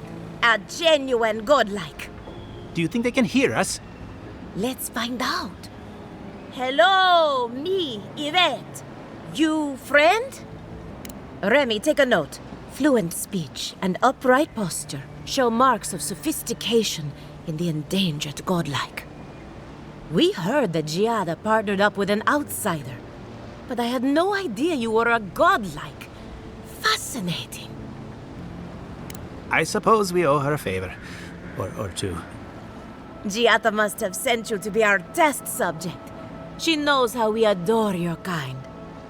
Satisfy our curiosity and we'll give you everything Giada needs to finish her research.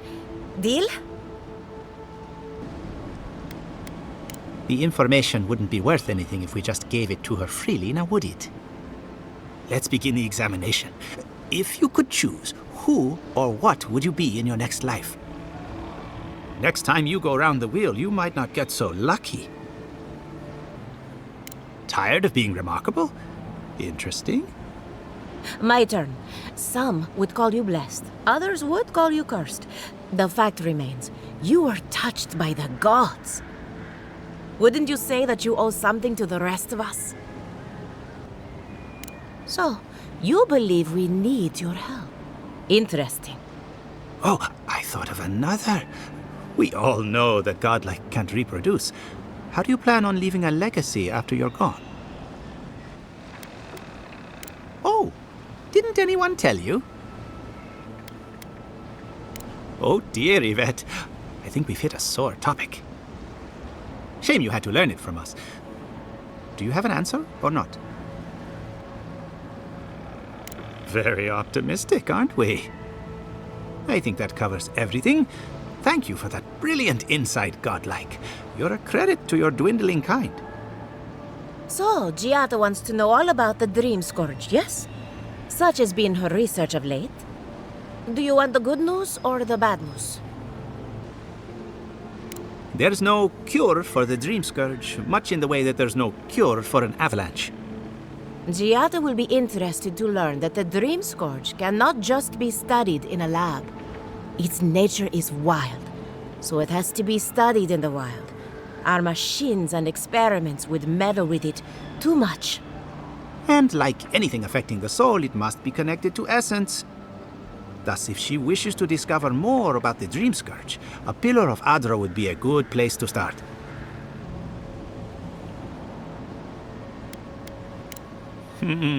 Trust in animancy to always find the most complicated way around a problem. It would have to be a very ancient pillar. Giada would know the details.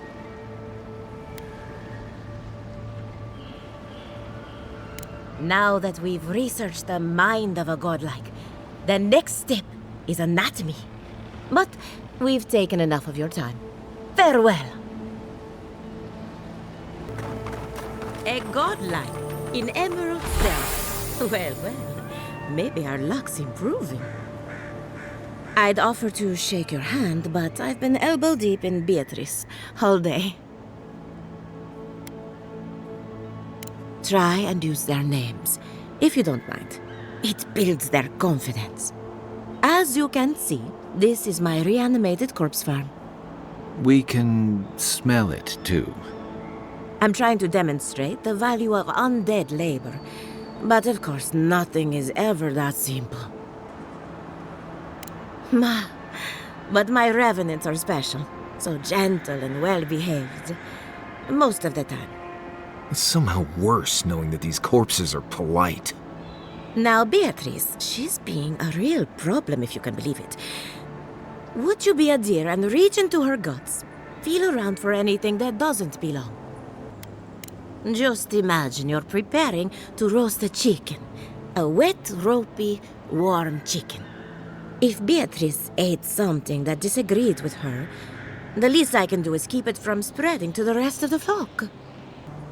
I saw you reach into Beatrice. Aha! So the blight got into my revenant and interfered with her raising. That confirms one of my theories. Not only is the Dream Scourge affecting our farms, it's disrupting animancy, unraveling our work.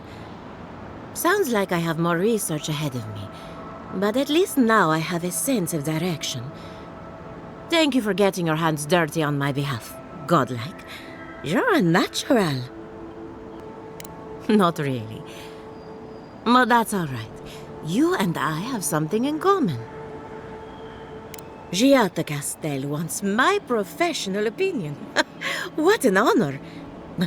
I have a few theories, but no firm conclusions. I have to ask, is it true? Did Vidaro kick her out of town?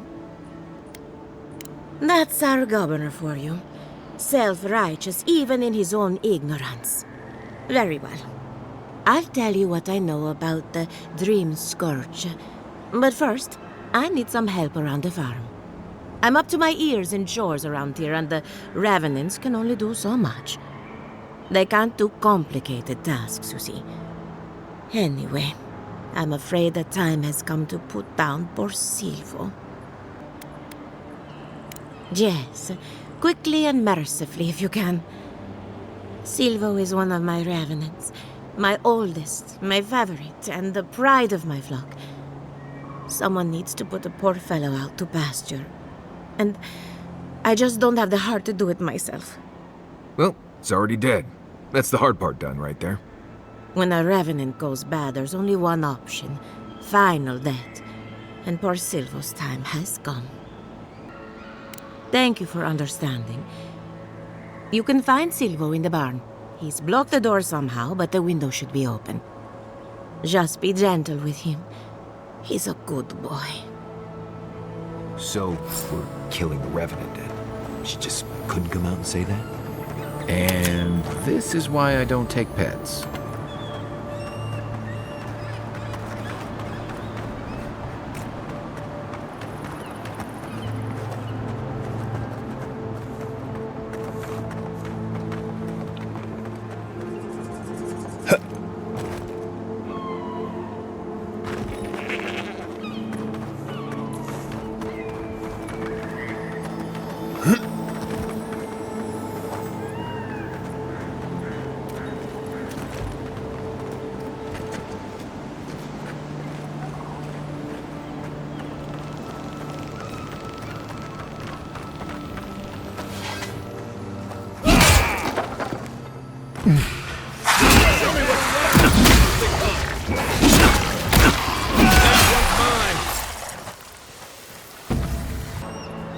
My farmhands are very affectionate.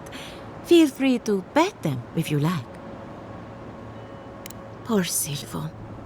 He was a bright young revenant, but a very old man. Thank you for giving him peace. I'll be fine. I've lost so many revenants over the years, and I'm always such a wreck afterward. So, the Dream Scourge. I've been keeping an eye on the readings from my fields. This plague, as we know it, is a recent development. But I believe whatever causes it is older by far. Maybe even as old as the living lands. The exotic plants and animals, the twisted landscape, the Dream Scourge. They have a common ancestor. There's something about the essence in the living lands that's different from anywhere else I've seen. Quite right. A broken clock is right twice a day, after all. Adra is a conduit for essence, so maybe you'll find a connection between the essence and the Dream Scourge. Like the rings of a tree, a very old Adra pillar could remember its last brush with the Dream Scourge. Not to get too superstitious, but in these troubled times, the arrival of a godlike is no coincidence. You are meant to be here. Toward what end, only you can say. Well, I'm happy to give her some good news for a change. You and Giat are going to shake things up. As for me, I'll be keeping a close eye on my flock.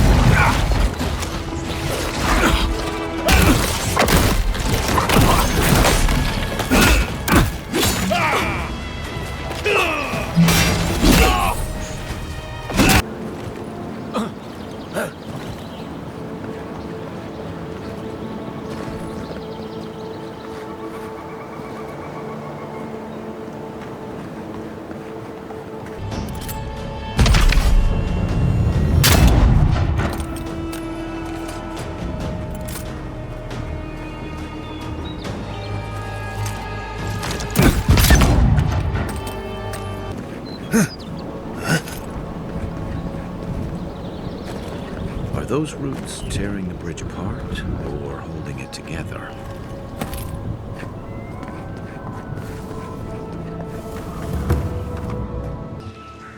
A welcome visitor. It has been so long since one of your kind has walked in this grove. I mean one from the land, your kind. But why have you come here? A curious thing for Kith to want. Even one as special as you. It belonged to one who tended this grove for longer than I have been here. Sickness changed them, as it has recently changed so many creatures in these woods. It no longer recognized us as their kin. We had to stop them before their madness damaged the land.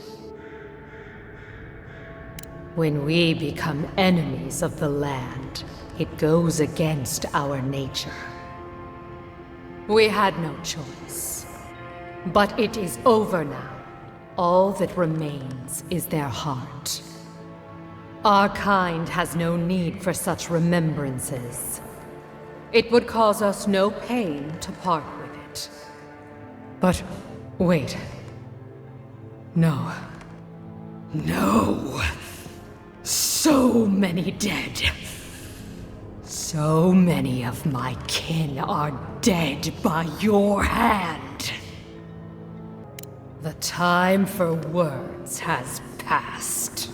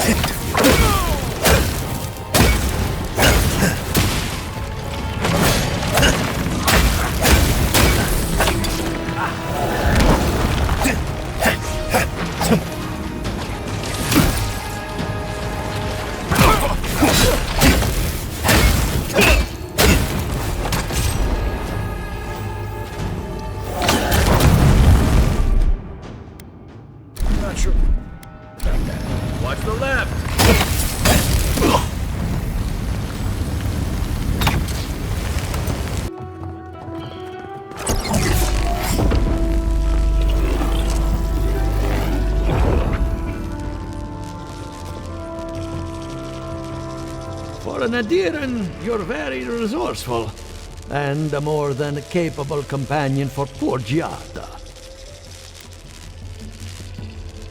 With any luck, I can tell you a great deal.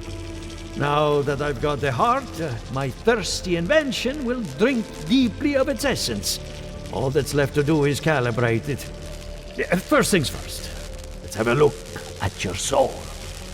I'm going to ask some questions to induce a metaphysical quiver. No, not to worry, just testing your reflexes.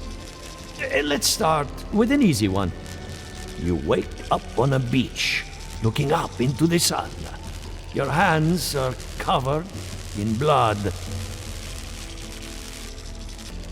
All right. Let's try some word association. Tell me the first thing that comes to mind. Pendulum. Chrysalis.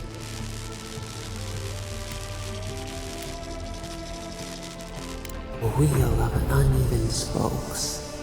It shatters under its own weight. Hello? You still with me? Strange. Shouldn't feel anything in the physical sense. No matter. Let's go over your results.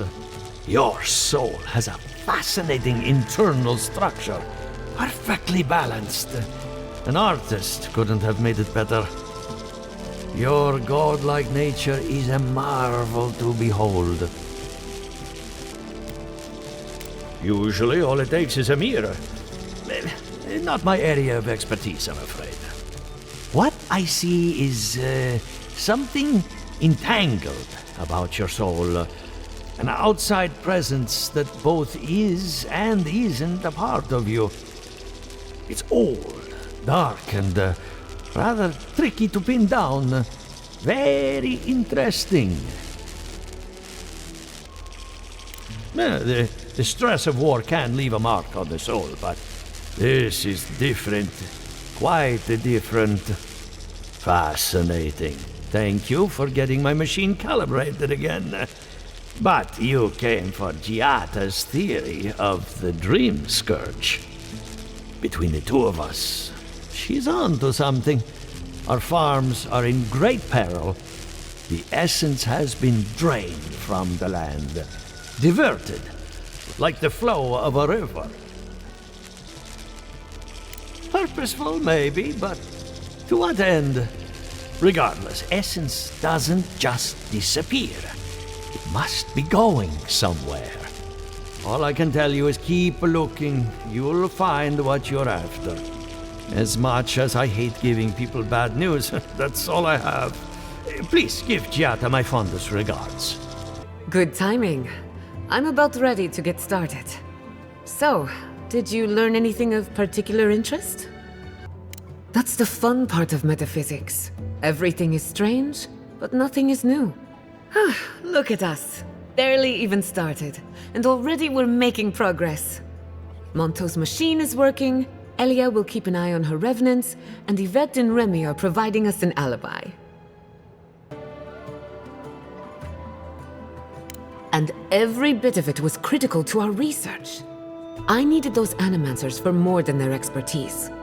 Monto's invention nullifies spiritual interference. Having it up and running means we won't get any false signals. Whenever I tap into an Adra pillar, Elia's farmhands tend to get a little bitey. Thanks to you, they won't be a problem. And then there's Yvette and Remy, the governor's eyes and ears. In exchange for privacy, I gave them a test subject. I'd call that a good day's work. Now we just need the right equipment for the job. When my parents died, they left me their life's work. An invention like no other. The phantasmal focus. Well, that's where I need your help. The problem is it's in the basement. I haven't gone down there since the accident. Since they died. I'm sure everything's fine. It's just a spooky death basement. I would get it myself, but I'm not ready to face what's down there.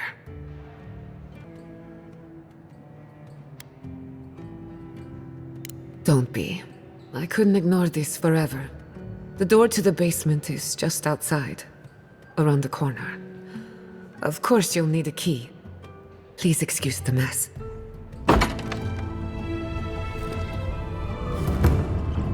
Don't know what I expected, but this isn't it. Haven from the blight. Who grows here? I feel pretty certain that those people aren't supposed to be gods. We can leave now, right? Poor Giada. To think she's been living with this right under her nose.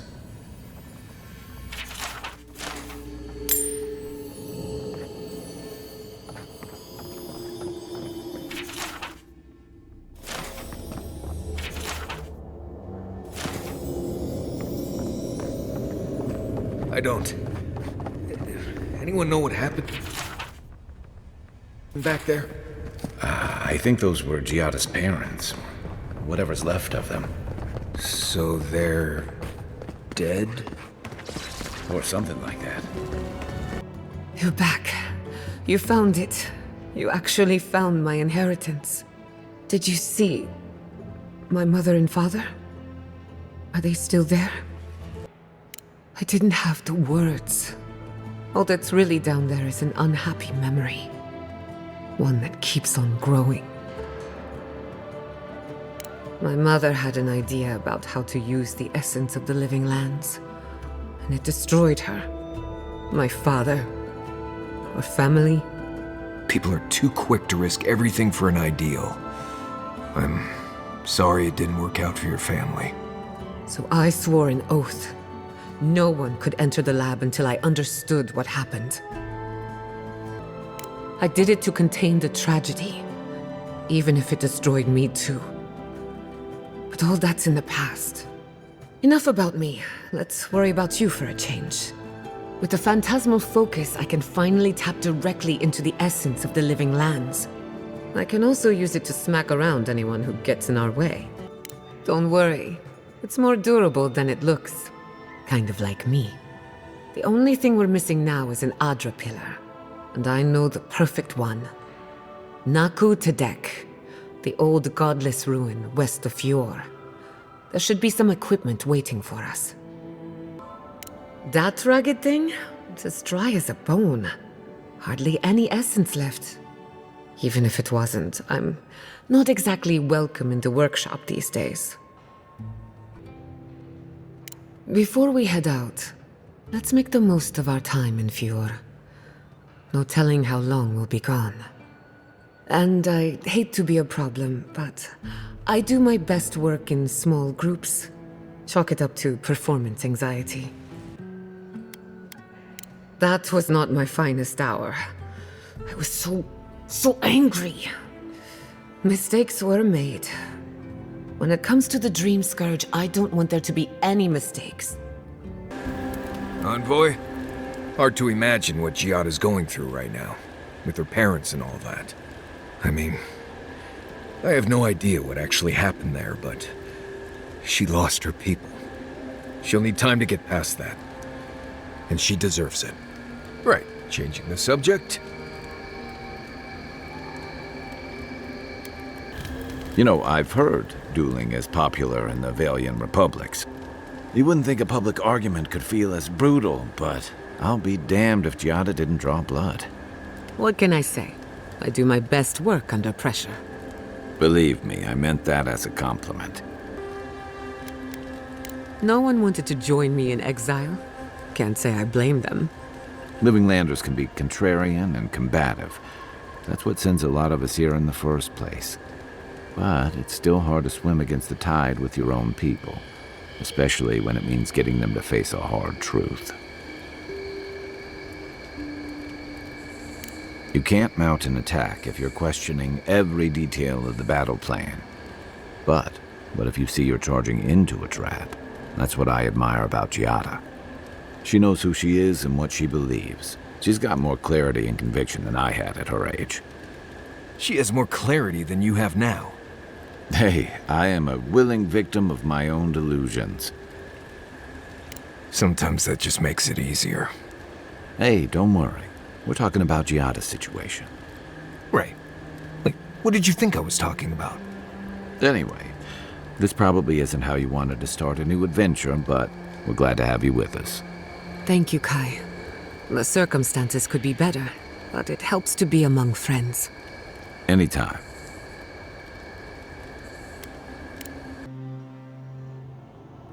The armored mask. We dream of steel and charred earth and flame. The memory binds. Flee from her. We fear. For us. For you. Blazing ire. It burns and feeds upon itself. Pain through the smoke, we recall. You are not safe with her. A false sheep. Light drowning out the shadows lurking within. But the old scars do not lie. We burned once. Burned. We know.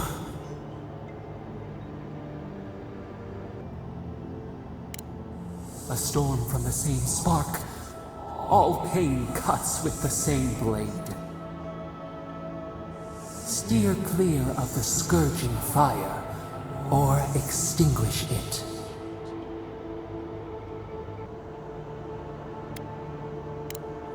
No recourse but teeth. The flame spreads toward the garden wall. Listen. Have care. Have care.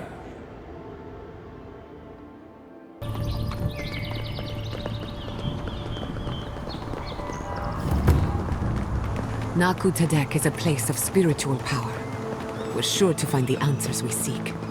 Why do they call it that anyway? You there? Good question. It means ancient soil. Naku Tadek was old when these lands were young. The godless built around Adra pillars. Maybe they felt a deeper connection to the spirit world. There should be some equipment by the Adra pillar. We remember these. Well, here we are on the precipice of discovery. Armed and ready for mischief. I'm 2 out of 3 anyway. Before we get started, indulge me. What are you excited to learn about? We'll get to that and more, I promise. Now, I'm going to tap into the pillar's dormant energy and give it a good shake. In layman's terms, I'm chumming the water and daring the Dream Scourge to show its ugly face. This is no time for hesitation. All right, Drawing on the energy of the phantasmal focus, I'll start with a low-frequency ethereal vibration. I've got nothing.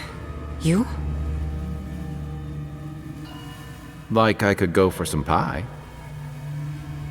Shit. All right, adjusting the frequency. The focus is warming up. I hope that's a good sign.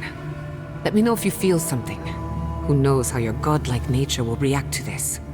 Brace yourself. We're going to pin this bastard down. Are you sure about this? Don't worry, I'm a professional. Now, here goes nothing. Souls in a circle, a whirlpool. We twine. Hey, I think I got something. The focus twitched, like a fishing rod. Is that a door? Not the result I was looking for, but a result nonetheless. Hold on to that feeling. We might need it again. Right before the door opened, I detected something in the Adra. I was right. The Dream Scourge has a point of origin. We can study the affliction from here, but I don't know that we can stop it. My thoughts exactly. If we want to stop the Dream Scourge, we still need to learn more about the source of the affliction. I hate to say it, but we'll get better results at the base of the pillar, where the energies are more potent.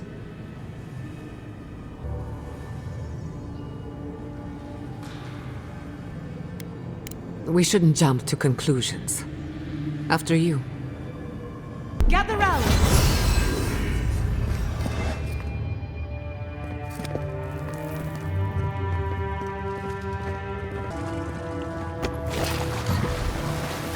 No!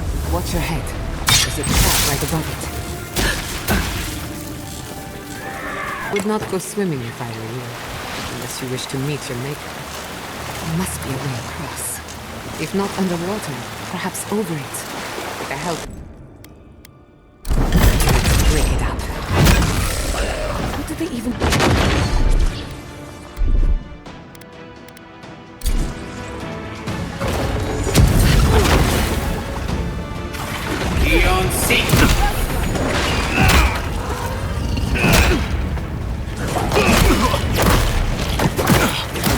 Let's have a look at the Adra pillar.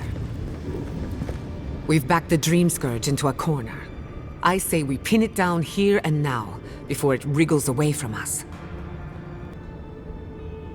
The last time we tried this, you felt something, yes? Maybe it had to do with your godlike nature. Try making contact with the Adra this time. It could only help. The effect should be stronger than before. Brace yourself.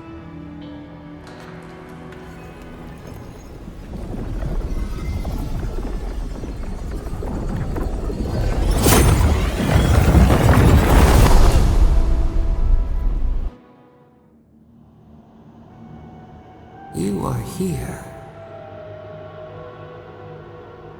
You who bring us kind words and soothing thoughts.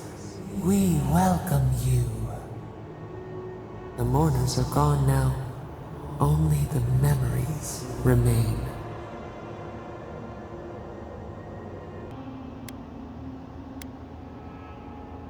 Lonely, yes.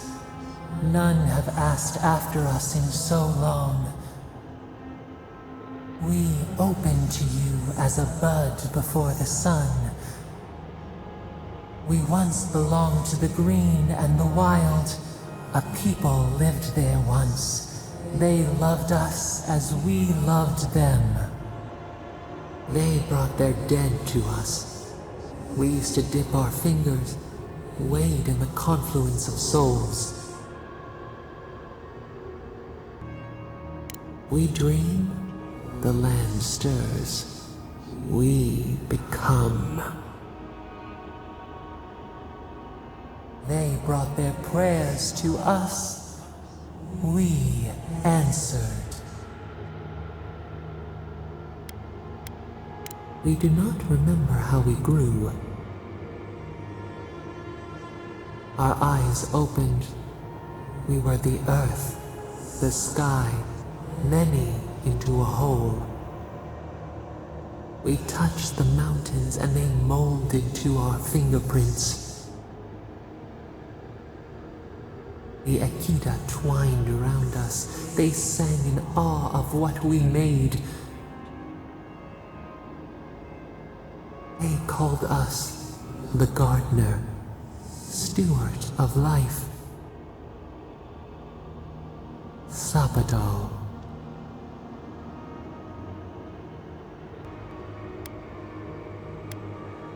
Our spark found you when you dreamed in the womb. Godlike, they said. But we have felt in you the seed of connection. We have sought you, called to you. And you reach back. We have not known the joy of companionship in so long. The rot, we feel it too. Our hands are bound. Find us, free us. The rot that festers seeps into us as well. Our cage is far from here, buried in the garden, beyond the poison sea. Your words are comfort indeed. Go to the halls of the Tabaru Sinakis. We will try to explain. Those who cherish us, the chosen of the Akita, wait there. They will show you the way to the garden, to our prison. We will cleanse this rot with you once our hands are unbound. Find us in the garden. We twine, we await. First, let us offer you a sliver of our power, a boon to help you survive and find us. Will you accept it?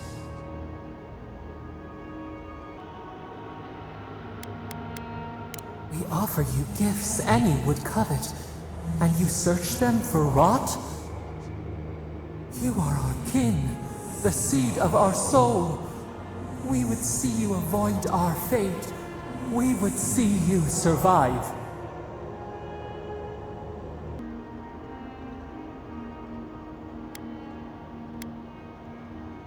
Take it with our blessing. Now hurry to the halls of the Tabaru Sinakis. Bind us. Free us.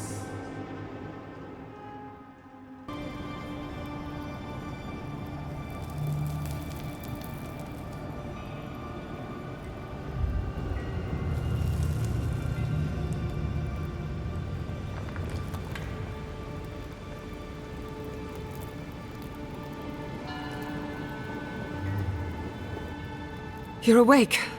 Finally. We really pushed the phantasmal focus to its limits. You were out a long time.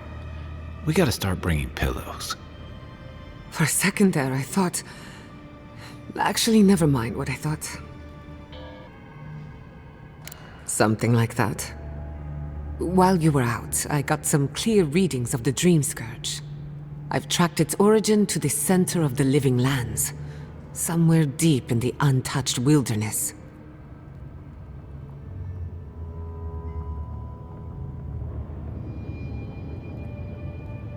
You've heard of it? Fascinating. Maybe someone knows about this garden of yours. If we find the garden, we can cut off the Dream Scourge at its source. I hesitate to bring it up, but you were muttering while you were out. Had quite a lot to say.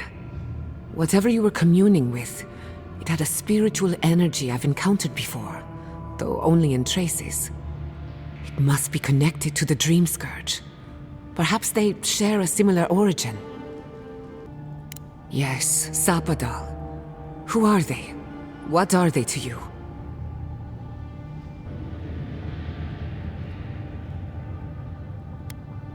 Excuse me? Sapadal is a god? But that's impossible. How could we have missed this? A trapped god. Trapped. And you spoke to them through the Adra. Maybe that tells us something. Not the Adra itself, but how it comes together. We've long theorized that all Adra is connected, but that changed when Animancers came to the Living Lands. The Adra here is severed from the rest of Eora, connected only to itself, or so we believe. If Sapadal speaks and works through Adra, then the Living Lands is their prison, their tomb. Now that is a tall order. We know the Dream Scourge is coming from this garden of yours. Maybe Sapadal can help us fight it. A little divine intervention couldn't hurt. The real question is, where do I start?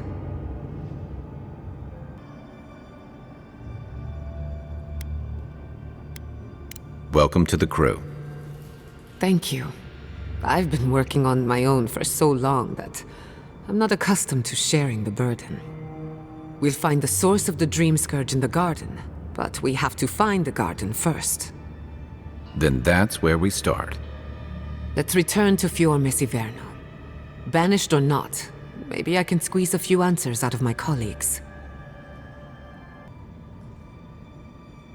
I wouldn't count on it.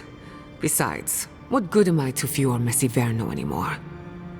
The farms, the community, my research, they all depend on animancy.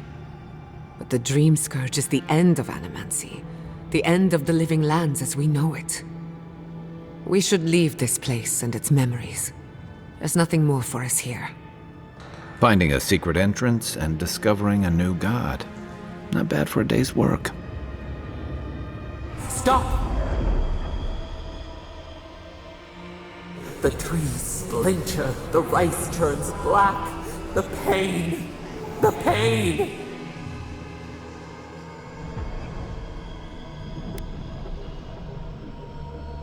They come from the outside. How did we not see them? I lost you for a second there. Something the matter? Oh no. Let's go. You take the lead. Come on. There's a way up those stairs. Oh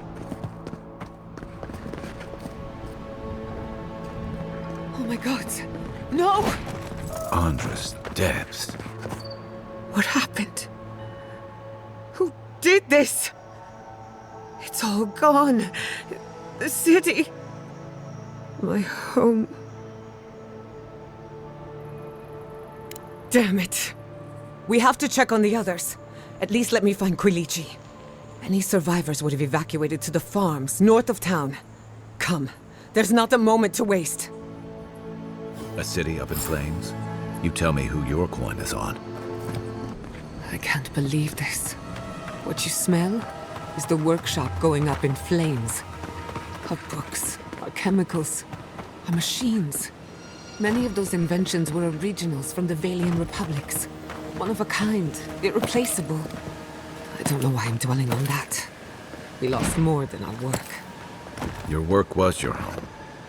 You're allowed to mourn it. They burn! They blind us! Let's get to the farms. If there's trouble, we can help. Again and again they strike!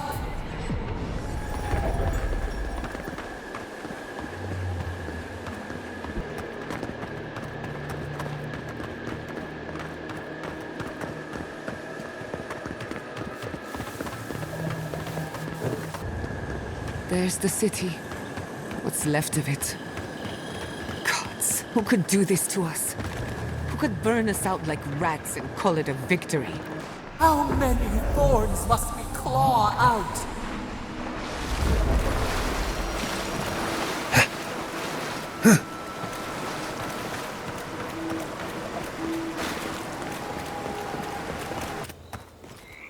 I think we've lost them. These people are looking for leadership. A sense of direction. What a fine We should nest find you Queen. did. Envoy? Oh, thank goodness. For a moment there, I thought we'd lost you in the attack. Are you all right, old man? They didn't hurt you, did they? I am, thankfully, unharmed. We live to fight another day. This is neither the time nor the place for pleasantries. Ignacy, calm yourself. Why should I be calm? His people burned my city. The Steel Garrote are hardly his people. They offered us no negotiation, no peaceful terms. Just flames and laughter as we ran.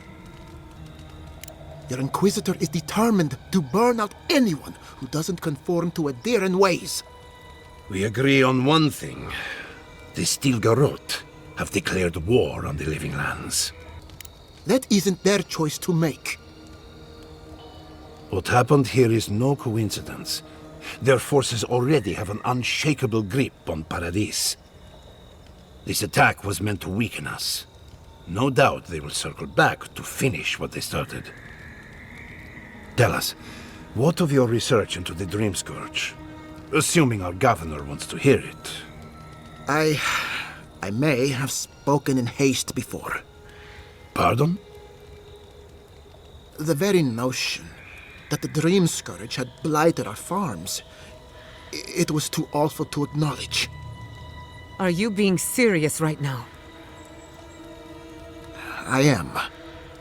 The sanctuary my family built was falling apart on my watch, and I wasn't strong enough to bear it. Not for me, perhaps. You must understand. My mother had the Dream Scourge. I hoped against reason that she might recover, but her mind grew as blighted as our lands. To face reality would mean upending my city, throwing order into chaos, and admitting she was truly gone. I'm so sorry, Giata. Don't waste your apologies on me. This changes nothing between us. I don't expect your forgiveness, but I will do everything in my power to make this right. Whatever you have to say, I'm ready to hear it.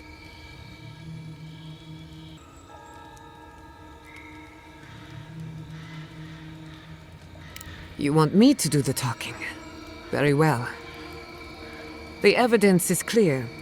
The Living Lands is on the edge of an ecological disaster, both physically and spiritually. We may know the origin of the Dream Scourge. By following it back to the source, perhaps we can reverse the damage. Now for the bad news. An undiscovered god rests in the heart of this island. Until we know more about its nature, we are powerless to stop it. But this is madness. When I said I was ready for the truth, I didn't mean... Quilici, tell him it's madness. Envoy, is it true?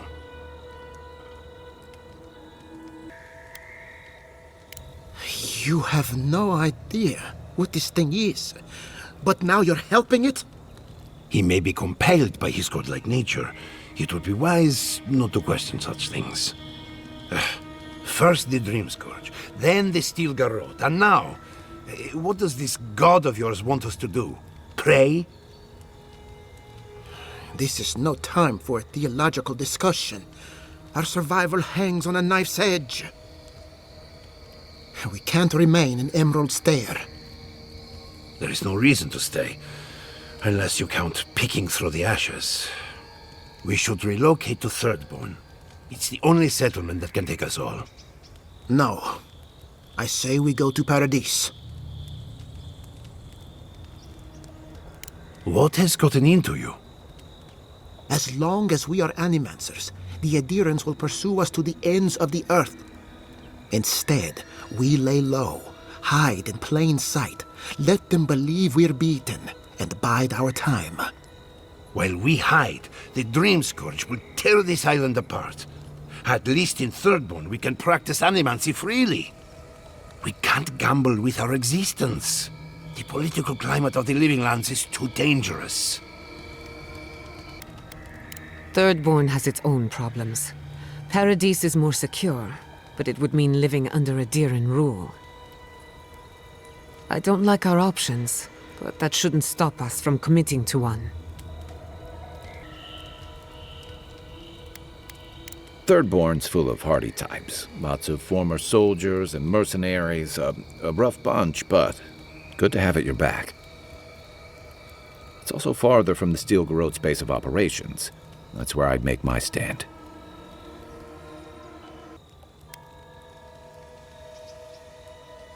It's unpredictable, and that's why it has a chance to succeed. When did you grow a spine, Ignacy? Who says I have? Take care in your travels, Giada. May we meet again. My days of subterfuge are behind me. Be the leader these people need, and they will follow you anywhere. What of you, Envoy? Where does the hunt for the Dream Scourge take you next? Oh, I do. Yardsley? Don't tell me you are getting swept up in all of this. Oh, really? You should know better, darling. Any talk of the Akita, and I will appear. If you're looking for the garden, I can probably lead the way. Luckily, you've got me, the foremost Akitan scholar in the Living Lands, and... Godless scholar, my dear. No one outside of academia uses their proper name. Right, layman's terms. Thank you, darling.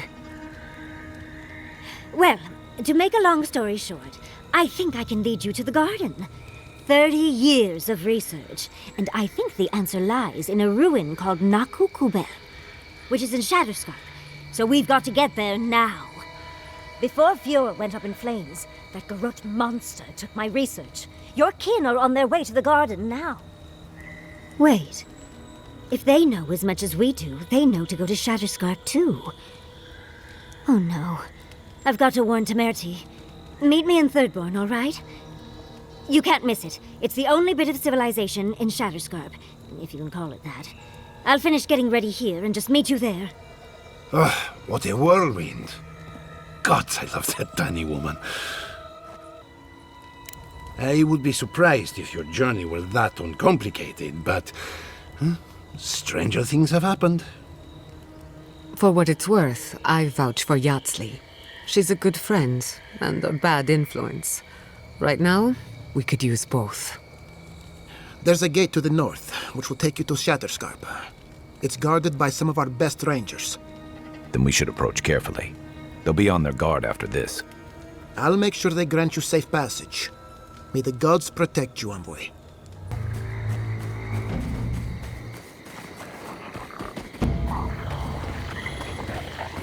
Are they retreating? No. Come closer, Envoy. I'd like a word. A moment of your time, if you please. From one Adiran to another.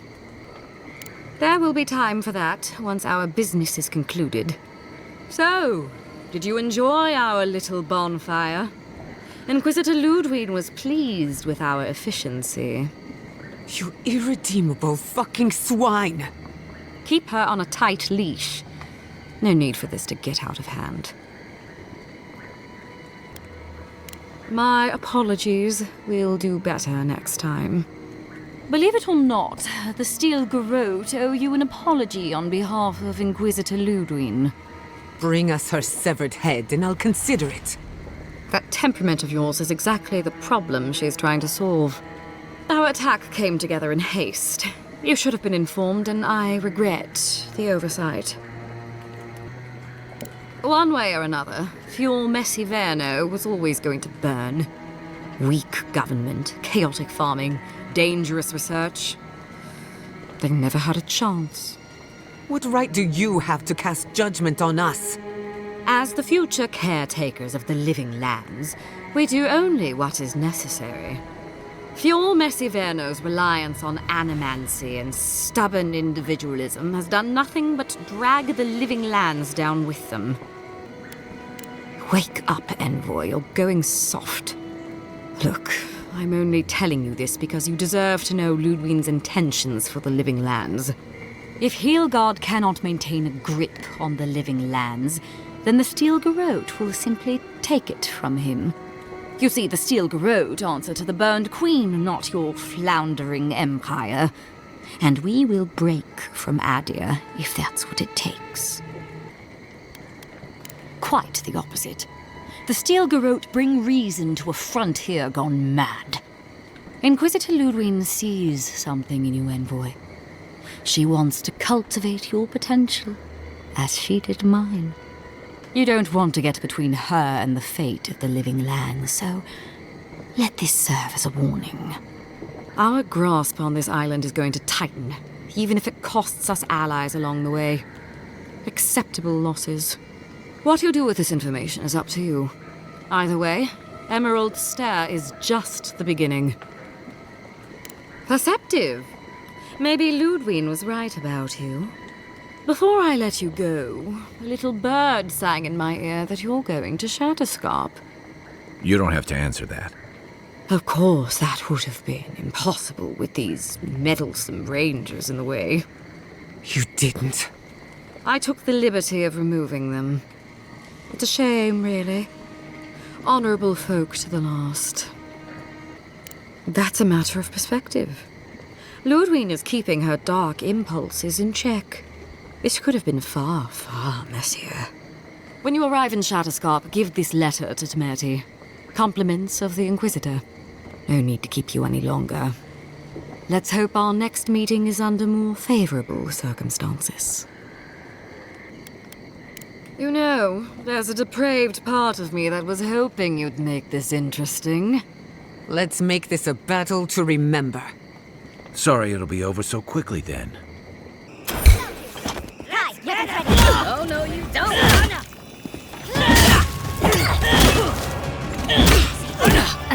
One for you. Oh, no. It's the end.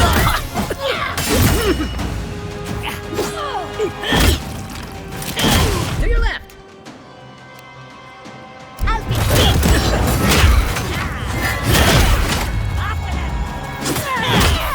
Watch your flank. You came to Emerald Stair looking for answers. And now we're leaving with more questions. How do we fight the Dream Scourge? What can we do about Sapadal?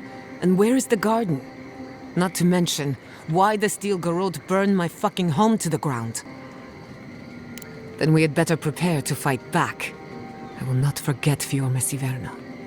Everything it was, and everything it could have been. And I will never forgive. Never. So on top of the Dream Scourge rotting your fields and turning kith and beast alike into monsters, now we've got a Death Guard Inquisitor and the Steel Garrote dogging our steps. Do you think Ludwig will try something similar in Thirdborn?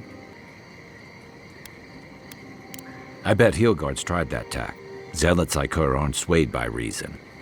And Thirdborn will greet her with a sword in one hand and another sword in the other. Lots of Rawatayans, scramble routes with no prospects back home, washouts from military or mercenary life, sailors in search of steady ground. Add to that a motley assortment of pirates, free spirits, and people who like living under the loosest grasp of the law, and you've got Thirdborn. But rumor has it something's amiss in Shatterscarp. Strange dreams, disappearances, people wandering into the desert and never returning, or coming back. Changed. That's what I'm afraid of. At least that tells us we're on the right track. This Dream Scourge is one of the weirdest things I've ever tried to hunt. Right. The garden. Sure. Everything we learned in Naku Tadek points us to the garden. Thirdborn is just a stepping stone. But we don't know anything about the garden.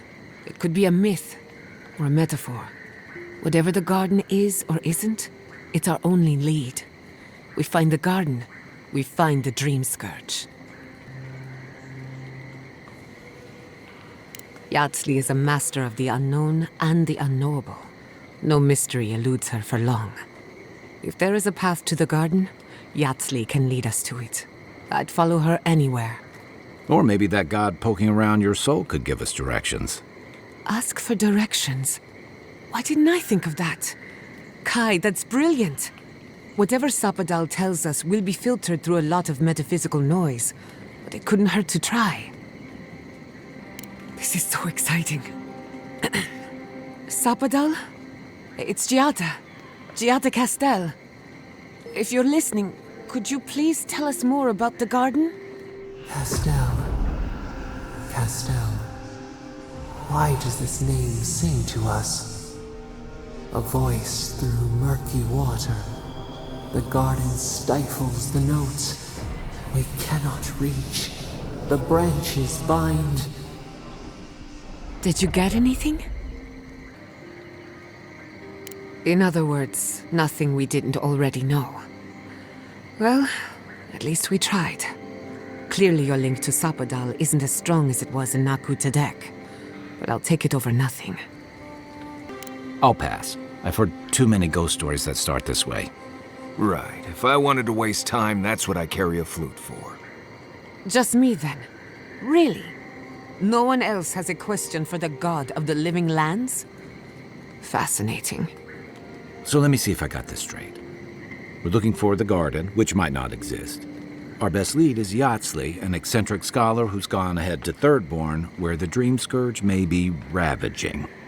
Don't look at me. I was fine going back to Paradise. Anything. Right. Listen, I know we didn't get around to stopping by Thomas' cabin, but there's something I need to do in Shatterscarp. There's an old battlefield near some Pogrunan ruins. Area called the Shark's Teeth. Tama lost his badge there. I need to get it. Not a bit. For all I know, it's long gone anyway. Better to keep moving forward, Kai. What's lost is lost. Get some rest. Sleep is good for the soul. Maybe this doesn't need to be said, but I don't blame you for what happened to Fiorme Siverno. I just wanted you to know. You aren't responsible for the sins of the Steel Garrote. I'll get the bastards who did this. One way or another, I'll make them pay. Listen to me, look here. Can you focus on my voice? Can you hear me clearly? I must have gouged a hole through our ranks. Another Adiran, Kutabao. Hold on. This isn't one of mine. Or Ludwig's. You must be the envoy Hilgard told me about. Well, you picked a damn fine time to show up.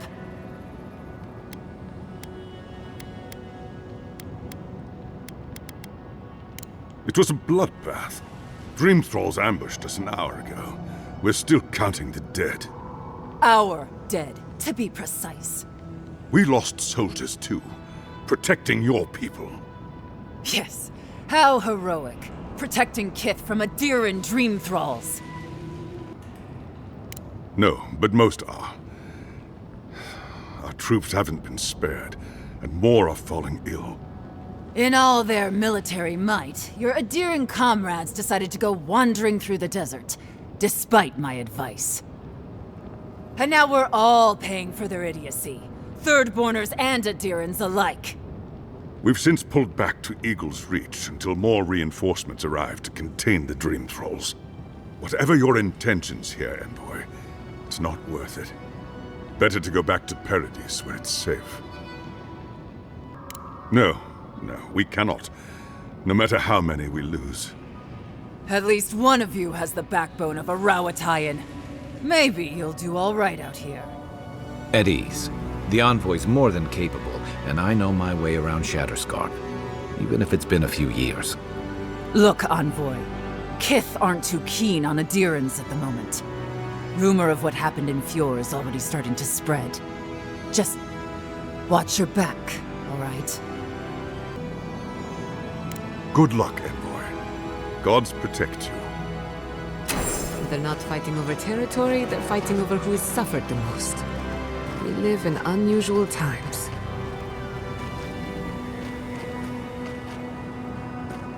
Don't know how many of our own were lost. Upwards of 20 at least.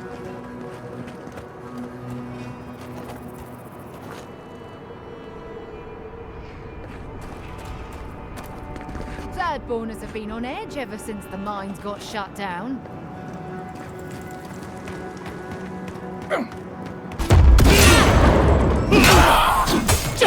Hurry in the blood! Say something!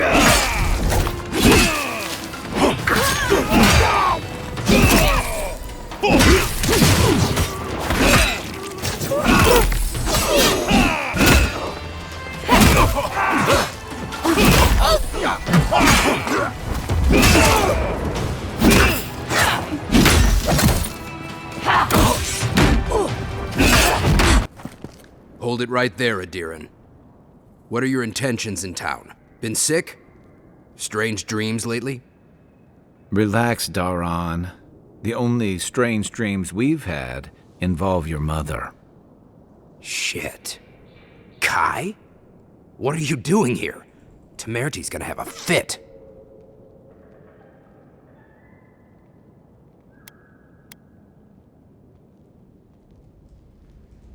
Save your threats, Adiran.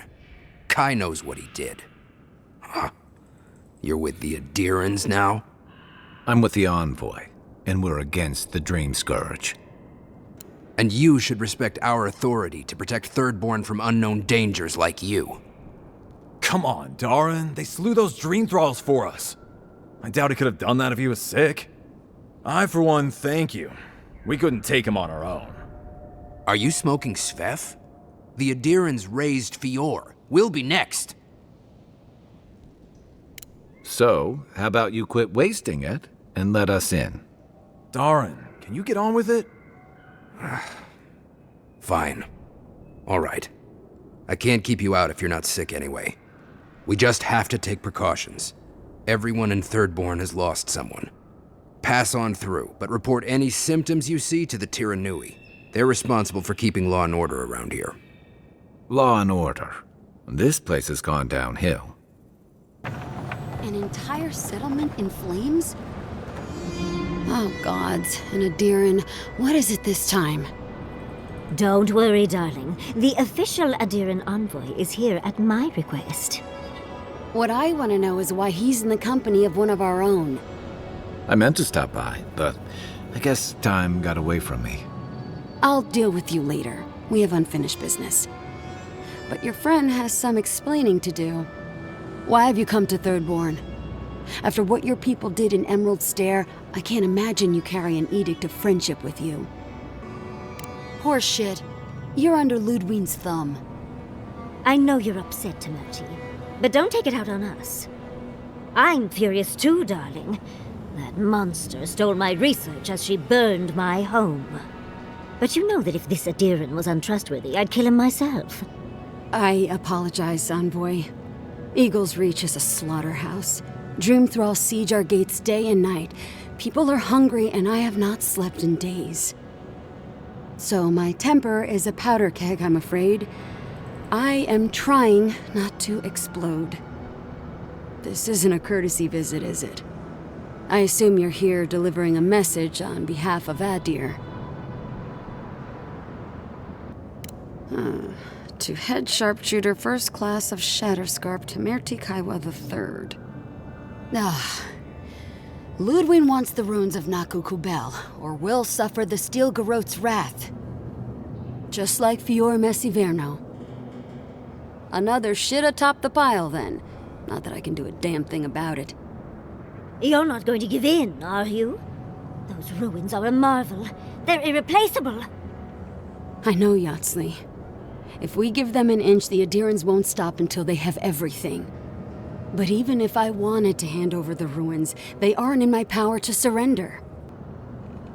Trust me, I am very aware of all those things. You might even say I've been fighting for those things. But there's one little problem. The Archmage Ringrim has warped the very reality of Shatterscarp. Let's just say there's a magical barrier around the ruins now. No one's getting in or out without Ringgrim's say-so. Ringgrim? As in from the Circle of Archmagi? She's here? The very one. I feared you'd be excited. Her presence isn't a good thing, Yatsley. She flew into the Shark's Teeth a few weeks ago, and now that area is an impenetrable wasteland of ice. I heard there's an Adiran who had his mind utterly broken by her. He's still lost out there as far as I know. The Queen of Terror. She's a perfect match for a Death Guard. But why Naku Kubel specifically? The ruins have stood for centuries, and there are plenty of other places to look at dream thralls. The Circle of Archmagi don't get involved unless there's something they can gain. They're not really known for their altruism. Look at the Siege of Craghold. And that was just so that Lengrath could try and show up Consulhot. The truth is, I'm up to my neck in catastrophes. Between the horde of dream thralls pounding on our gates and trying to keep peace with Adir, I've had to station guards on our borders to control who goes in and out, just to keep everyone safe. I never thought I'd say this, but the Archmage is the least of my concerns. So, Ludwine wants the ruins, but even if I wanted to give them over, Reengrim controls them. And good luck getting an audience with an Archmage. I didn't know they made adherents with such bravery. You never know what marvels you live to see. You're likely gonna die a very horrible death, but I pray Galawain will at least make it fast. If she doesn't want to be found, that's all the more reason for us to go looking. When an Archmage like Reengrim decides they don't want to be disturbed, they make sure of it. There are rumors she uses the bones of the ancient dead to guard her domain.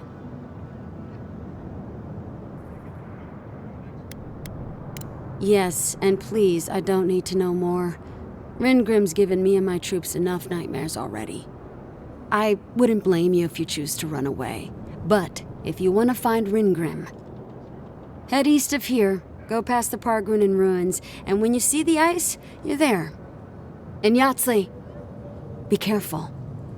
If Quilichi lost you, he'd never forgive me. Oh, don't worry about me, Temerti. If my spells fizzle, I can always give a good lashing with my tongue. That's what I'm afraid of. Good luck. Good. It might convince her to keep you safe, too. One last thing. Once you had a moment to settle in with Yatzli, come back and speak with me. I need your help with something. How exciting. We're off to see an Archmage.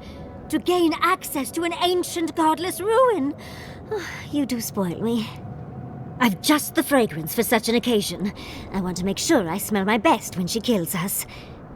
Meet me by the tavern when you're ready to head out. Make sure all your gear is up to snuff. We are meeting an Archmage, after all. Yoo-hoo! Over here, dear. Ah, there you are. It's rather rude of you to keep a lady waiting. I'll forgive you, though. It gave me a chance to dip into my notes about the Circle of Archmagi. One does not simply waltz into an Archmage's domain unprepared. Tell me, dearie, how much do you know about Reengrim? Well, with her skill in spellcraft, she certainly could do so if she wanted to. The Circle of Archmagi are the most powerful magical beings in Aora. Whatever the reason, the fact that she's here at all is significant. Oh, Aldra's titties. The Circle sent the Archmage of Terror. Oh, she's just brilliant. Maybe. Maybe not. But Naku Kubel is very old and very large. But I've no idea why an illusionist would care for godless artifacts. Yours truly excluded, of course. There must be something in there of interest to Reengrim. Probably something powerful. I knew I liked you, darling. I'll be with you every step of the way. Those Steel Garrote bastards stole all my research about the Godless. They'll get to the garden first over their dead bodies. I can show you the way to Reengrim's domain, but we should travel lean. The less of us there are, the less likely she'll take notice. You'll need me to get you in the door, so who's staying behind?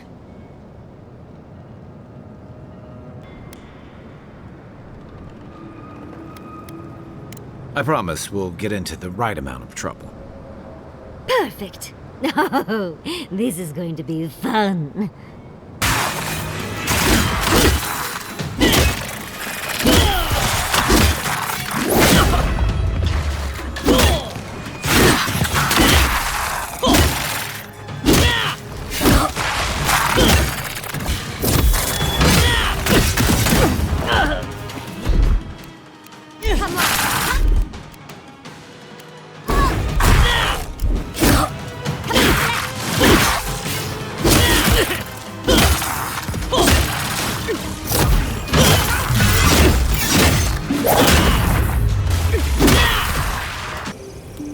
camp of an official Adiran envoy, I was expecting a little more. A proper bed, at least. But I suppose this will do for now. As long as you have a bath, of course. When the mood is right, I find I like everything. I'm going to write Quilici tonight. Make sure he misses me. But, as riveting as it is to complain about our accommodations, I imagine you have another topic in mind? Well, because I'm the foremost expert on the godless, of course. So I must study their artifacts when I can. Unfortunately, it's been quite some time since I've met another who focused on the godless as I do. And I imagine I'd be more knowledgeable on the subject than anyone else you could find. I've yet to be burned in a single flame trap, and I don't intend to start anytime soon. Fair guess, though. When I got my first grimoire as a child, I was trying out some of the fancy new spells I'd been given. I was attempting a simple illusion spell, but I must have slurred my words. The next thing I know, everything was on fire. I mean, my arm wasn't the only casualty. What is childhood but for silly things? When else can you get away with arson? My father was able to pull me from the flames as my mother doused them. I burned myself badly enough to give myself some vivid dreams, but the house still stood at the end. Unfortunately, my delightful personality only carries me so far. But they were scholars themselves and appreciated my initiative. They just wanted to supervise me from then on. The only lasting damage was my burn mark and the dreams. Usually I enjoy a bit of pain, but this was a bit too much. I wouldn't recommend it. As delightful as you are, we've much to do and less time to do it in. Shall we go? Seeds of change, their petals sprout across the barren land. They sing to the unwanted ones, and the unwanted ones sprout in turn. The soil remembers what it once was. It will soon be whole, safe. A name given to the land, not asked for. You see why the parasites are loathed? The soil does not want these cities. It yearns for silence, for the kestrel song. But first, the sprouted ones will grow. They will bring the stillness and the birdsong. The dam falls. The river returns to its source. It is how the land was and should always be. We want all of them gone. We wish for life to flourish again. Efforts paid in blood. They lie to the earth, to themselves. Death nourishes the soil. All things come from the rot. The spider devours her mate to lay her eggs. We ponder, dream of shifting sands now. We will speak again. This is it. Ringrim was definitely here. What gave it away? The tableau of frozen corpses? The Archmage of Terror is many things, but subtle is not one of them. Yes, but look at them. The artistry is sublime. Can you imagine having enough finesse to make all this? Whatever you say, Yardsley. Regardless, we didn't come across this by accident. The Archmage is trying to frighten us. Successfully, I might add. A spell. And a very clever one. Ringrim's using her illusions to make people choose to stay away. Everyone except us. Of course I probably can. All spells have a counter. You just have to know what it is. But we can figure that out later. Right now, we have to focus on what's at the end of that passage. Yes, actually. Once a university told me I couldn't look at an archive of Archimir's research. The section that housed those tomes was blocked by a spell akin to this one, which I remedied. They should have known better than to get in the way of a small, determined academic. I did leave them a small note, spritzed with a lovely floral scent, of course. One should always say thank you. We should get going, but stay close. I don't know what happens next. Whew, what a frosty welcome.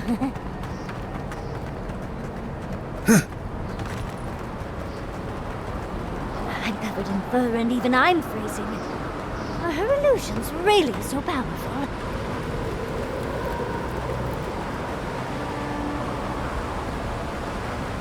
It's just a trick, Envoy. A well-crafted cold trick.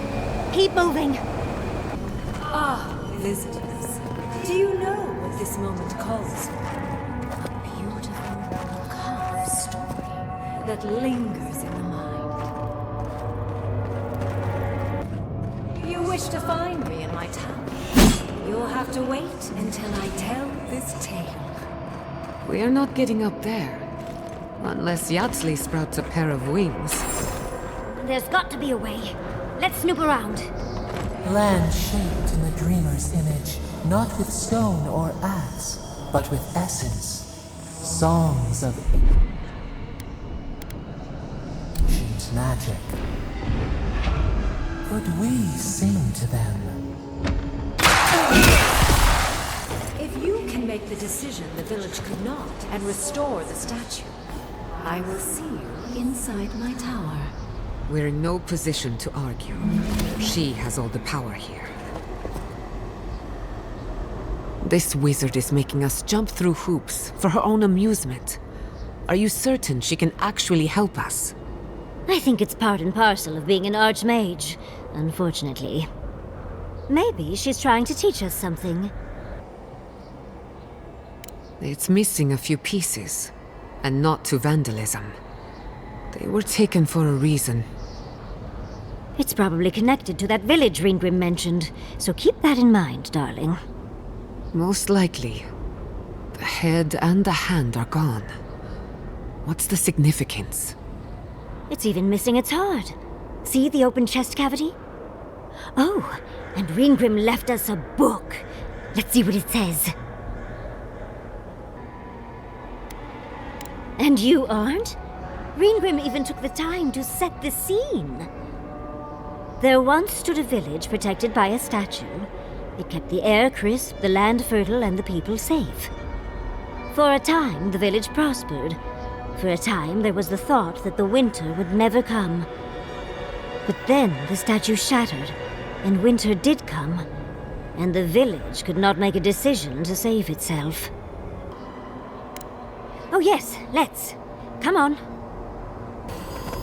You're here for my Adra piece, aren't you? You can't have it! Well, it's a pleasure to meet you too, dearie. I'll die without the Adra. Please, don't take it from me. I don't want to die. What statue? What are you talking about? Why shouldn't I have the Adra piece? It's mine. Interesting. This must be another illusion. They may be an illusion, but their fear isn't. I don't know what you're talking about. Just please let me keep this. But if they take it, I'll die. And I don't want to die. Please. I don't think they can hear us. They're like a song stuck in your head, repeating the same verse. I told the other villagers I need it. I understand everyone's in danger, but I don't want to die. Don't take the Adra piece from me. I'll do anything. Please! Is there no other way? Why does it have to be me who dies? Please. Please. No. If the village had been as sensible as you, they would have lived. That poor man.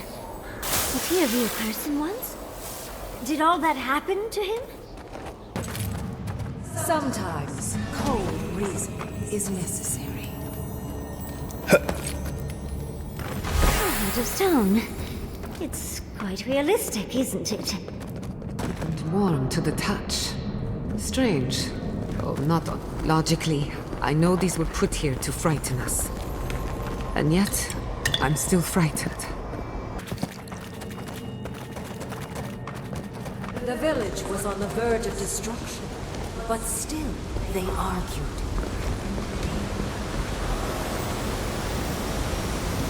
There's the hand. I think we have everything now.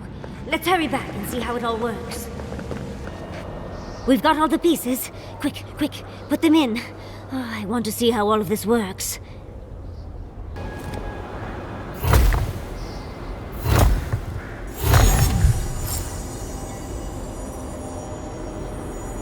And off we go.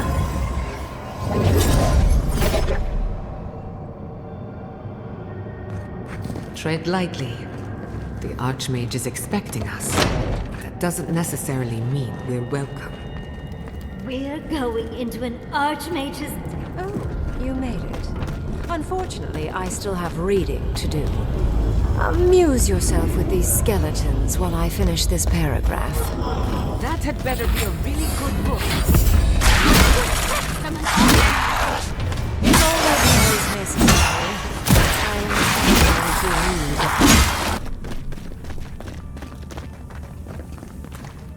Oh, look at the three of you. It's like something out of a book. A godlike of an unknown deity, an exiled animancer, and a rainbow-colored wizard. All looking for a garden, from what I've gleaned. It is her. We felt the pluck of her fingers outside our door, searching. For us? Our prison? Who is she? What does she seek? My little puzzle was very clever, wasn't it? A challenge and a parable, all at once. We didn't come all this way to stroke your ego, Archmage. We seek answers. Fear peels away all of one's pretense. Mortals are their most sincere when they're under stress. Also, I needed to finish my reading. Although it would have been amusing if you died for it. Huh? What did you think I was trying to tell you with the puzzle? Spoken like a war criminal. Well done. Yes, when there is a tectonic shift in history, people always die. The point of the parable is quite simple. Sentimentality is a privilege. The village would have lived if they had chosen to sacrifice one dying soul for the good of many living ones.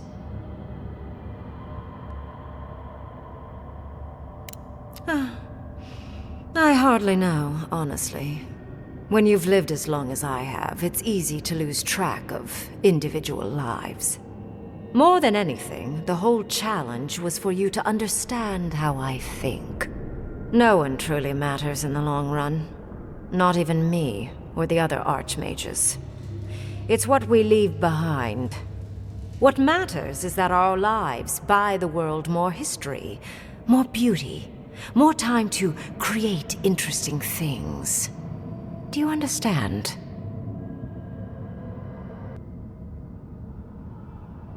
No, I'm speaking in philosophy. It's quite different. That's beside the point, though. Most people find it difficult to relate to an archmage. And if you cannot do so, it will complicate my attempts to communicate with you. I hope you're not intending to enter the ruins. I won't open the path. And has been for some time. That is why I am here. I came to the Living Lands because the sickness here, this dream scourge, fascinated me. This plague shouldn't exist. It can't, and yet it does. The essence of the Living Lands is falling into chaos and entropy. It's more powerful than anything I've seen. I suspect it has something to do with how the Adra has been severed from the rest of the world. I believe the answers lie in the ruins, but the essence there is so strong it's blocking my spell work, which has never happened before. Ever. No one enters Naku Kubel until I get to the bottom of this. Sorry. Is that so? Pray tell what you know that an archmage might not. You have my interest. Show me if you live up to it. A god I did not know about? Well, that's fatally exciting. I can't believe I overlooked this possibility. A god here, alone, trapped in the severed Adra. This explains so much. My magic being ineffective, the essence here being so intense. And you, godlike, with your unfamiliar appearance. You're the missing key to the lock, sealing Naku Kubel. Don't take this the wrong way, but in a different life, I'd have flayed you for my study. You are a godlike of this strange, isolated, possibly miserable god. A piece of them resides in you. I have no doubt that like will recognize like. You will open the gates to Naku Kubel, and I will study this metaphysical aberration up close. Go! Find your so-called garden. Report your findings to me. Perhaps there is more to this than either of us alone can see. Oh, hush. You are the envoy of Adir. Dirty work is all you do. I wish you luck on your journey, if you believe in such things. Just keep in mind that countless dream thralls are on the same path. I'm sure you'll survive. If not, well, lovely to have met you. Let's hope you remain unscathed. And you, Orlan, you seem a clever one. Take my grimoire. It will allow you to dispel the barrier I have set before the ruins. You have talent. Not any mage can dispel my illusions. Perhaps when this is over, we should speak again. You want to speak again? Yeah, of course. Can't wait. She gave you her grimoire. Be careful with that thing. Who knows what it can do? There's no shame in ignorance, Envoy. Only a denial of such. Either way, I do know where they are. The ruins are far in the northwest. The people here have named that area the Deadfall Highlands. No more wasting time. Off you go. Use the teleporter behind me to leave. Or jump, I suppose, if you're feeling grim. Look at all these books. Do you think she'd let me borrow some? Did just happen, right? I didn't imagine it. Ringrim liked me? And my spellcraft! And she gave me her grimoire. Look, isn't it the most beautiful thing you've ever seen? We cut it close, but it paid off. With Ringrim's grimoire, I think we can go to the ruins and find the garden. For once, we've outpaced Ludwig. A rare advantage. I say we use it. Then there's no time to waste. I must prepare for Naku Kubel. As must you. Let's hope the ruins are warm. I didn't think to bring a coat. Singing sand. We feel the essence seep from the ruins.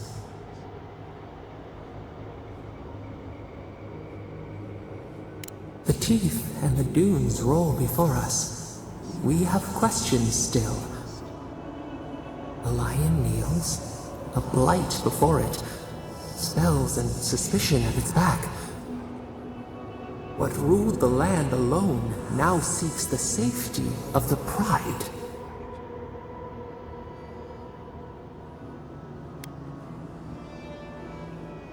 A crystal shimmer. Friend or hunter? Let it in and see. We feel the people of Thirdborn huddle together in the dark. We smell desperation, panic. Then, the seasons change. They turn to each other.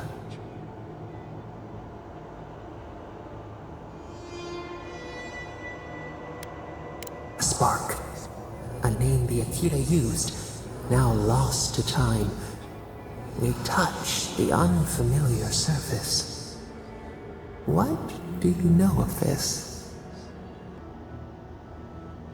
We cannot tend the flower if we do not know its name. For years, we watched the Akita share their food and tie their hands. Gifts, promises. Why do they undertake these rituals? Still, the word eludes our grasp. Perceive the ocean in a drop. Do its waves sing to you? Spring turned to winter. A soul torn from its rightful home. This we understand. New leaves breach the impenetrable clay. A bush unfurls amid the suffering and strife and blooms. Nothing should live here. How can it sprout? From what well does it spring? 4 arms build together. A fence made stronger. Peace restored. We have learned much. Dream of shimmering scales as you rest.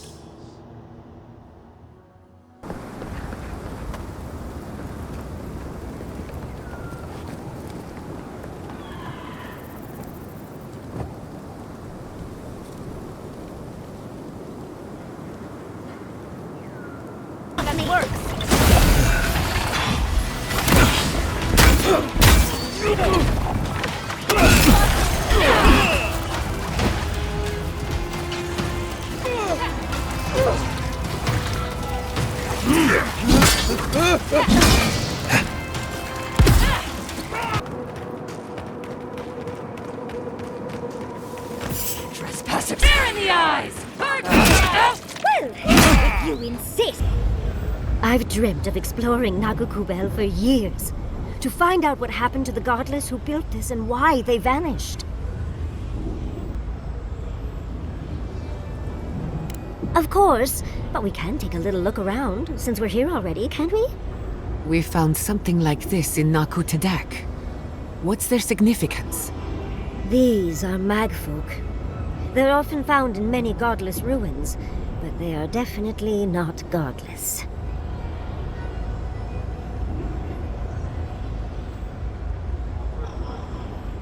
That's no surprise. The magfolk are responsible for taking many lives. Godless ruins are filled with magfolk remains, but no records of them exist in Akitan lore. I don't think the godless did well against the magfolk. They seem to be killing machines. But who made them? And to what end? 8 years. Blood like a fountain. No quarter. Nothing spared. Wait. Did the voice in your head just talk? What did it say?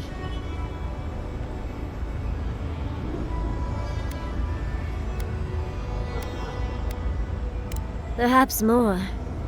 It's impossible to know the true count. Anything of historic importance is often blood-soaked. Are you ready? We're entering one of their holiest places. Who knows what we'll find? Okay. Got my wand, got my grimoire. Let's go already.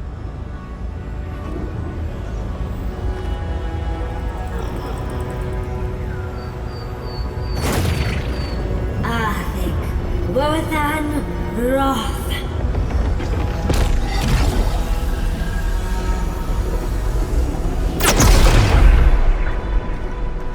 We remember. They loved and we loved in return. We remember. They loved and we loved in return. Let's finish.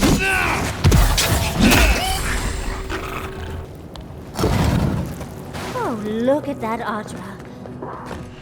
The heart of the Akita beats. Our veins stir. You are close. Seek the ancient kith who dwell here. They will show you the way. An intruder comes. You don't belong here. Why have you come? What business do you have in this place? Tell me, before I strike you down.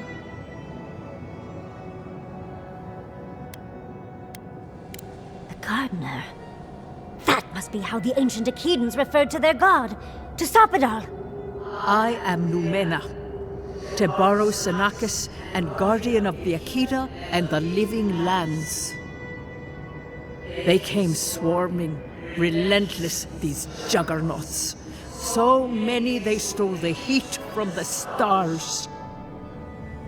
They brought death to our temples. They brought doom to our king. And the sky held no sun as our children screamed. Oh, I know this. You speak of the Magfolk. Yes, Story Seeker. Their corpses remain, as do our memories of what they did to us. Yes, they had no fear. They only wanted us to die and die and die. They wanted us forgotten. Our words were burned. Our buildings were broken. Anything that was of Akita, they destroyed. That's why there are no records, no histories. We fought so hard, but we fell too. Then they trapped our gardener. Trapped. A sepulchre of endless night. Bones beneath roots. Stop this.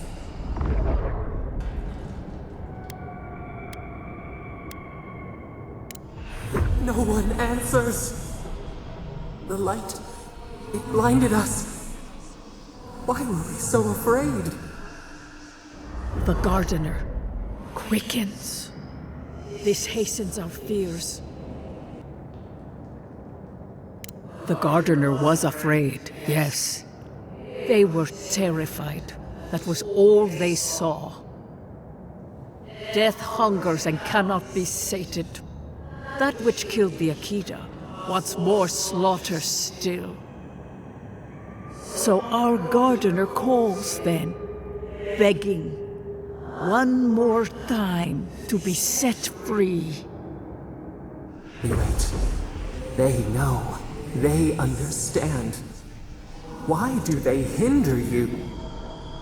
When the gardener calls, there is no turning away. But you will prove yourself to us through a series of trials. Survive these trials, and you will know the way to the garden. First is a trial of strength. Demonstrate your might against our ancient dead, and earn the right to face the second. The path to the garden lays before you. It is the only way. Go now. Your trials begin.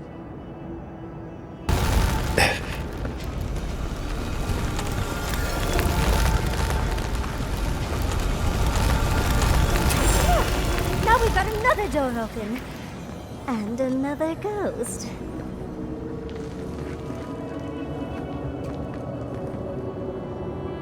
You have the gardener's markings, but you are not one of us. You did not fall with us. Why have you come here? Tell me your mind. Tell me what rides in it. You wish to find our gardener? I know that story, and where it ends. The Magfolk sought the gardener too, and our gardener did not want to be found. Our gardener knew what the Magfolk would do, and they broke the world to keep themselves safe. The waters boiled, the land opened, the rivers rose, and we drowned. We broke the pain. We died with them. How did we do this?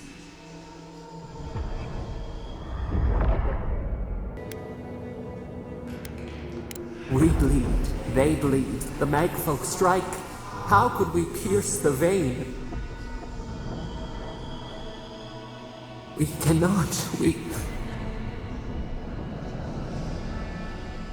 writhe. Why must we feel this again? There were so few of us left when the Magfolk were at our doors. Yes, the gardener waits. Be clear-minded when you find them. Their ways are not the ways of people. You want a path to the garden? Pass this trial of the mind. Show me how clever you are. We will know the breadth of your wisdom before we let you learn what our gardener truly is.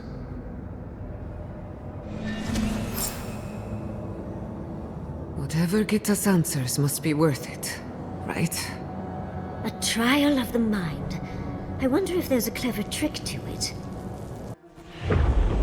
We are near. Don't overthink it. Just go through.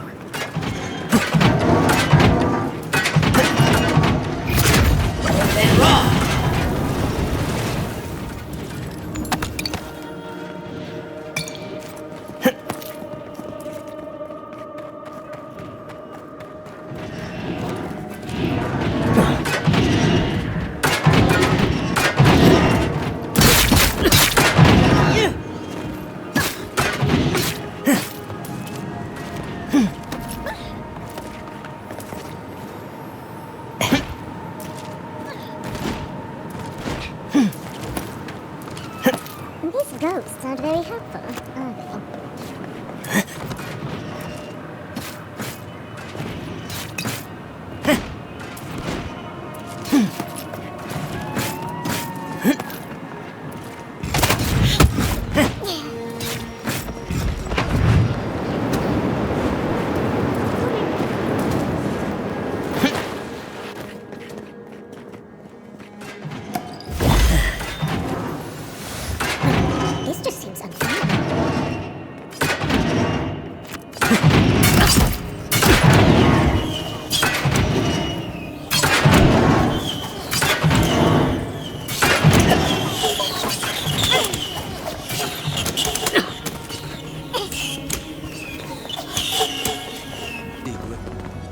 Somehow you've proven to have strength and wit.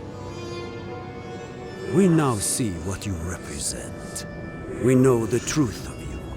We cannot risk you causing another calamity.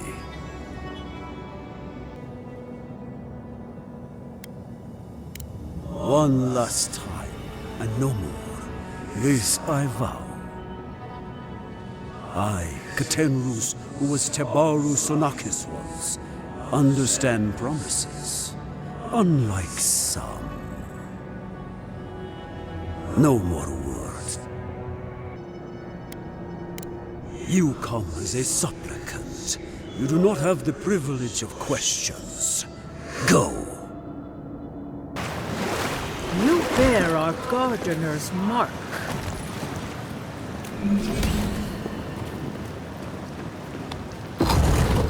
The gardener has grown roots into the Outlander. What do you truly seek with our God?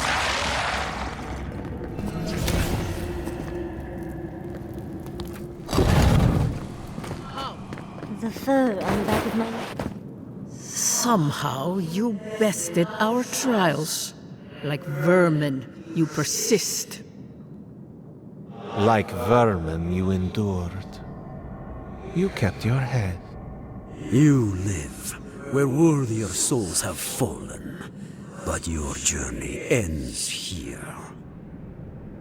Soil hardens. Hesitation. Why do we smell fear? They are here to be found. Why? Why will they not free us? This is where you die, Outlander. We cannot risk you provoking the Gardener and causing another calamity. So be it.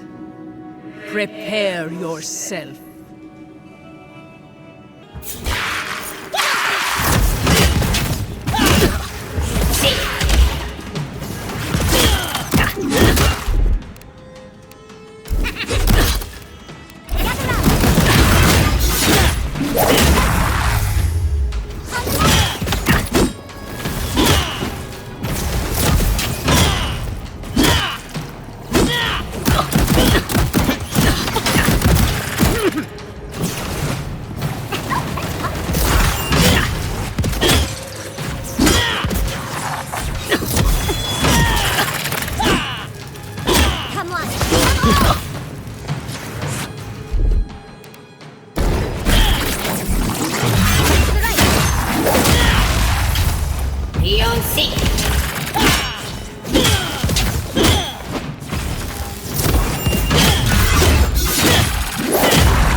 Anyone else want? Wow. I've never seen an Akedian device like this. These mechanisms, they mark the locations of important sites. It's a map. Ever closer. We must speak of this. A map? I can't believe it survived all these years. Just waiting for the right hands to pick it up again. Good. Serves her right. So close. We reach. Find us in the Adra. Your gods said hello, didn't they? Go on then, deal with them. I need time to translate. You are here. You heard us in the roots. You seek the garden. You know the way. But the Tibaru Sinakis, they turn from you. You have shown us only kindness and patience. Surely they would welcome you as kin, grafted from the same root. As painful as a wound reopened, yes. We were theirs and they were ours, and we told them to protect the wild and the green. In return, we promised to protect them, and we were true. Always, we protected them. We did not choose this. We did not want this. The earth shook. The waters rose. We will not remember. Do not question us. Blame slips between the bones like a blade. We lived in harmony. We were at peace, and then they came with metal bodies and murderous intent. We tried to stop them. We did not want them to die. We loved them. We tried. We loved them so much. We did not cause pain. The spirits lie. We loved them most. They twist our words. We will show you. Let us offer you another gift, a seedling of power.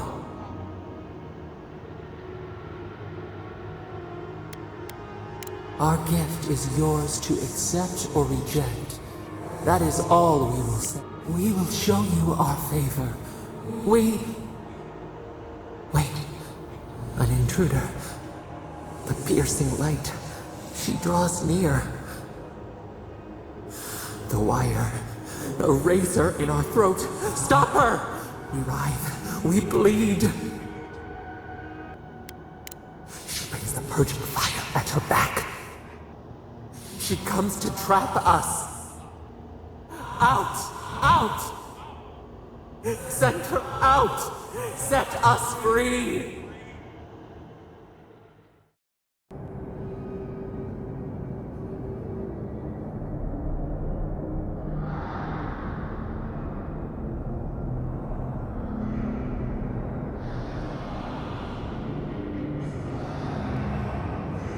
Wake up! Wake up!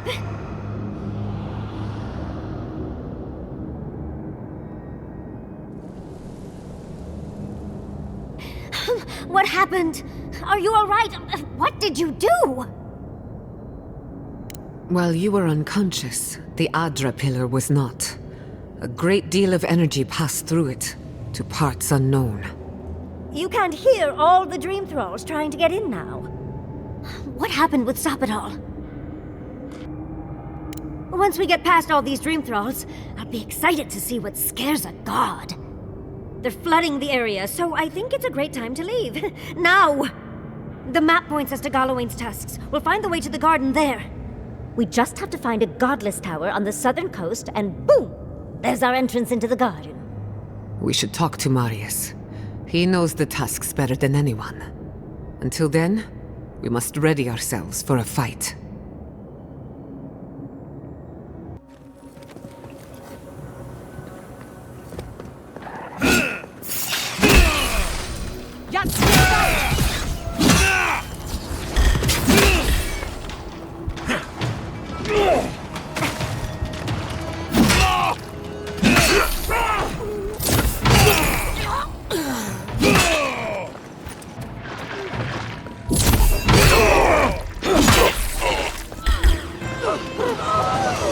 Too strong!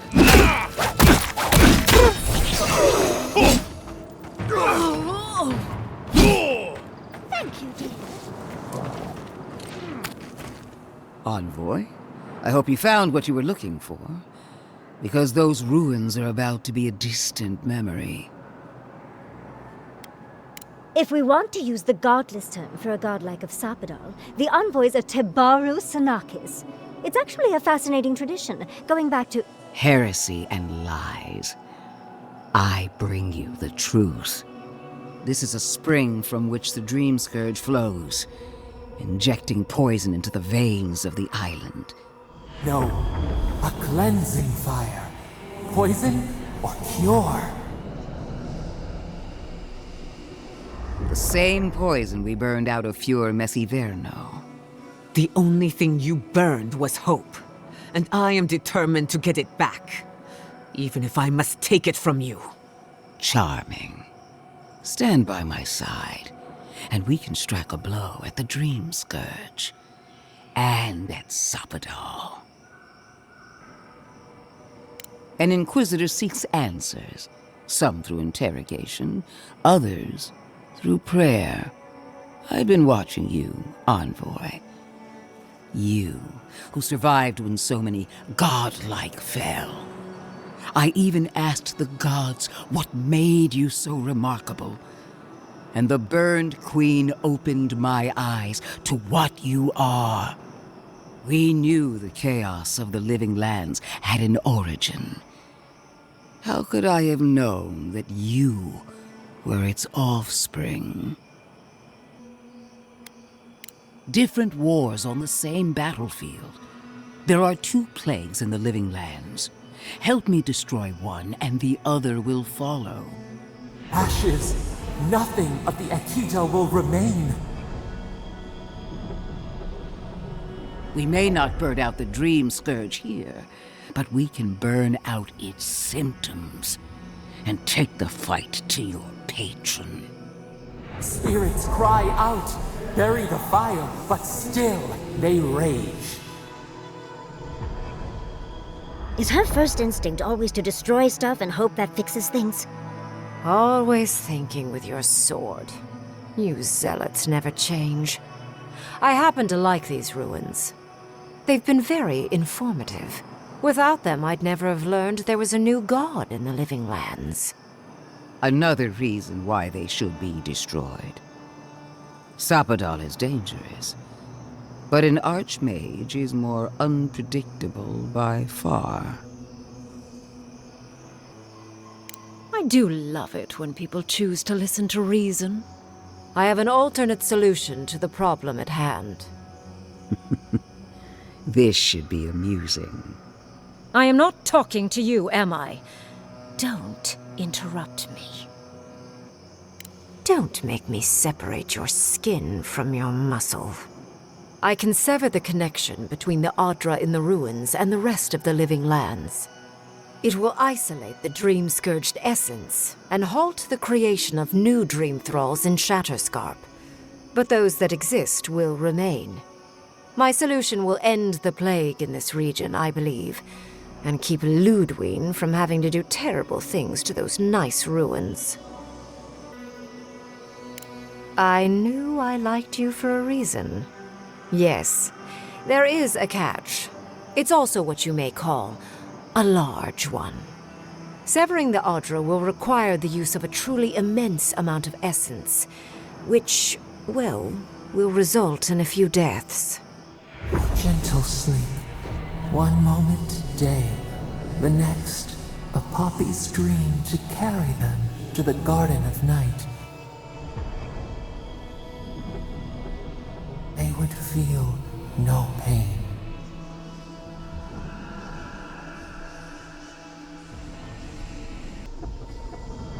Well, in layman's terms, she's going to rip the essence out of a bunch of people in Shatterscarp. For what it's worth, her theory is sound. She could stop the Dream Scourge. In Shatterscarp, at least. Correct. I knew I liked you for a reason, Envoy. There is no control over who will perish in the process. But it will stop the Dream Scourge from spreading in Shatterscarp. No new Dream Thralls will be created. I once thought of pursuing such an idea, but only after careful study. What she suggests is anything but careful. It's not an ideal solution. But it is easier to save a life when you've amputated the necrotic limb, so to speak. You surprise me, Envoy. After showing mercy to your own killer, you would condemn innocents to pain and death. She would sacrifice the very people we're trying to save, and for what? Not even to destroy the Dream Scourge, merely to slow it down. Destroying the ruins and killing the Dream Thralls within is also a short-term measure. Ludwine's solution will eventually result in the same number of casualties, possibly even more. Unfortunate, but such is the reality of our situation. So long as the Dream Scourge exists, more people will become infected. And the infected will take more lives, and this will continue indefinitely. She has no idea what the consequences of her actions might be. And neither do you. Envoy, I want to show you something.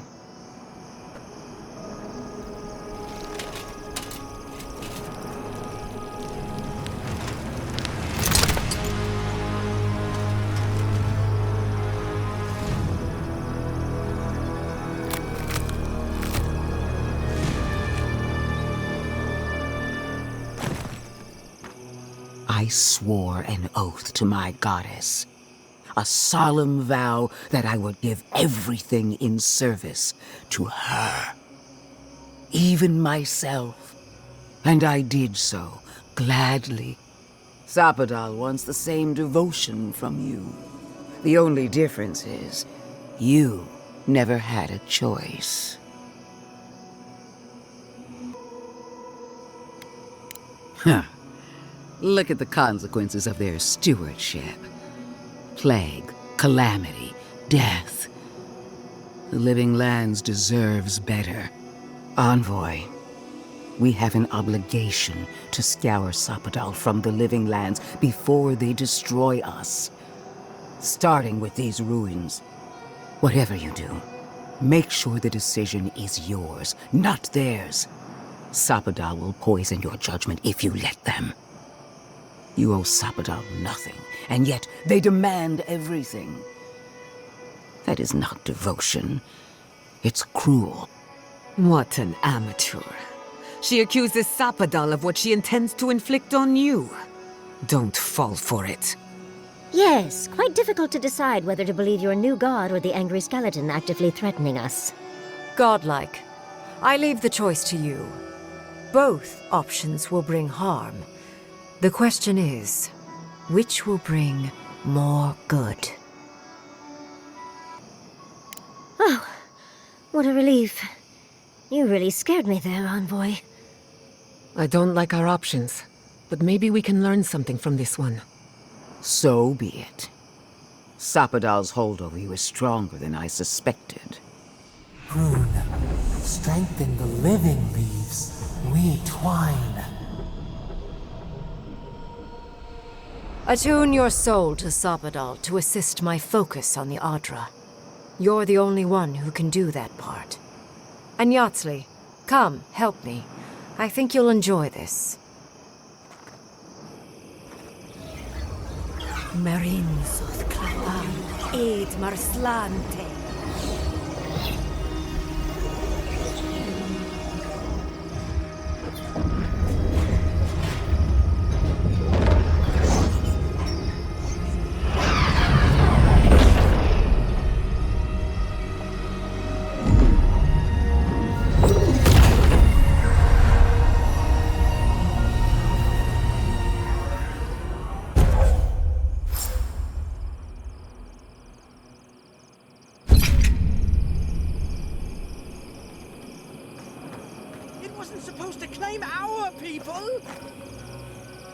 I am delighted to have been right about you. I was hoping you'd have the cold logic I wanted to see. We've dealt with the Dream Scourge, but you'll still have some cleaning up to do. Now that I know this was all because of a new god flailing in their cage, the Living Lands is no longer of interest to me.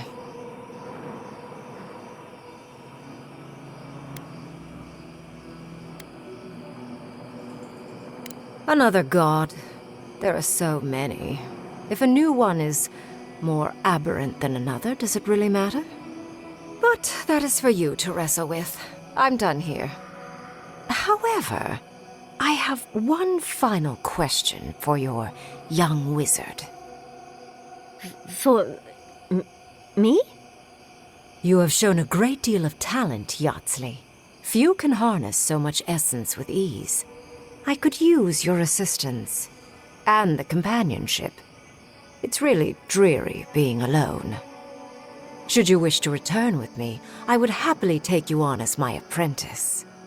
The rest of the circle do not often visit, which is good because they're tiresome.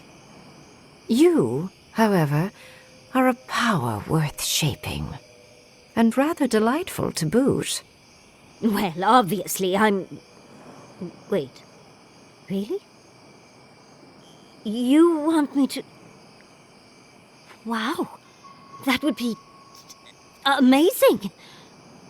But I have to think about it. At the very least, the Envoy would be lost without me. And so would my lover. Though the idea of finally devoting more time to magic is... tempting.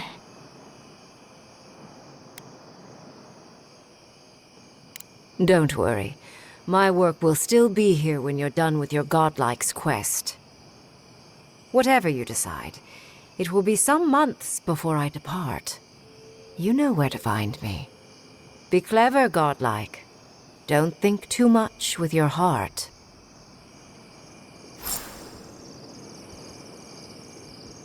Why are we deferring to that maniac Ringgrim? Ugh. I don't trust this.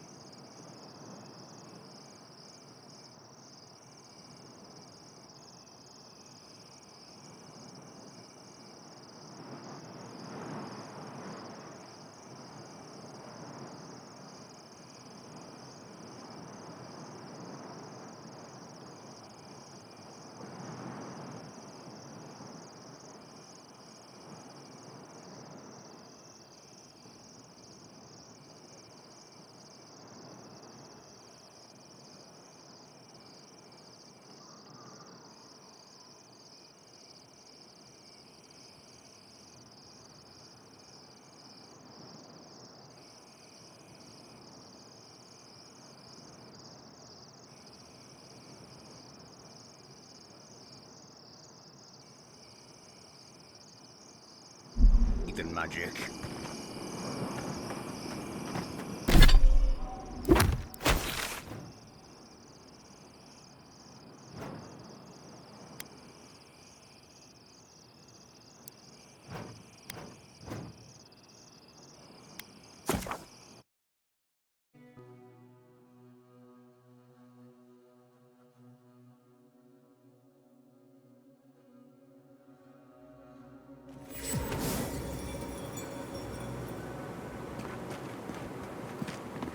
Who needs fabric? We still have stock. Sorry, can you come back after all the bodies have been collected? It's strange to see so few folks around now.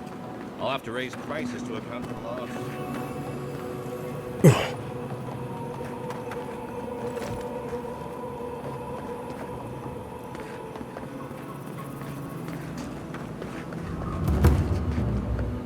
Three dozen dead, of no apparent causes. They just fell over. Like their hearts were stopped in their chest. What did you do, Envoy? I know you're involved somehow. Bullshit. There was always another option. Something better than this massacre. Dozens are dead, Envoy. Their loved ones scream for them. What was all this for? The costs were too great, Envoy. And you paid them with third-born blood. I hope your fucking decisions haunt you forever. You've cost so many families their loved ones. We need to talk. You let a mad archmage unleash death with a spell. I need to know why. Is that our answer now? Do we extract that price from every settlement in the Living Lands? What is the alternative?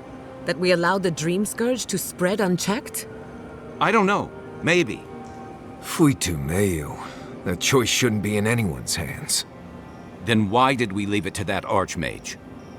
Reengrim knows more about the Dream Scourge than we do, and we know more than most others do. She found a great solution, but it came with a great cost. What more could we expect? Do you hear yourself? You both saw what kind of person she is. The twisted little world she built for herself. If ending the Dream Scourge means handing our fate to someone like her, then perhaps it's not worth the cost. Kai, let's be honest. None of us are walking away from this with a clean conscience. But unless someone makes the tough decisions, the Dream Scourge will kill us all. Or worse. That means living with our nightmares. Embracing them if we must. Right. Getting killed by monsters is one thing, but turning into one... We stand here bickering while the solution is just over the horizon. Nothing matters but the garden. Shatterscarp, even Emerald Stair. They're distractions by comparison.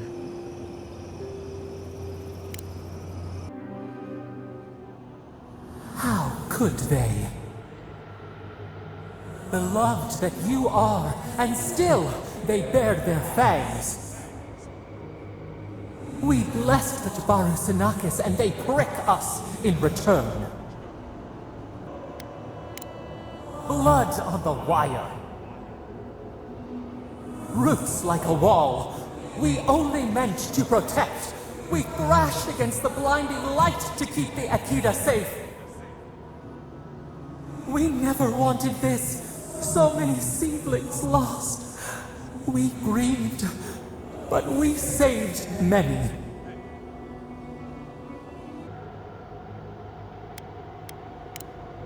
The moon waxes from darkness. A new turn, new memories. Yet still the branches swipe. We mourn, we could not be to blame.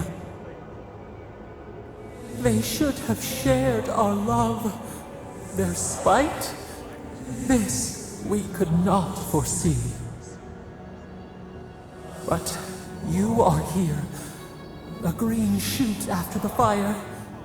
You would not raise your hand against us.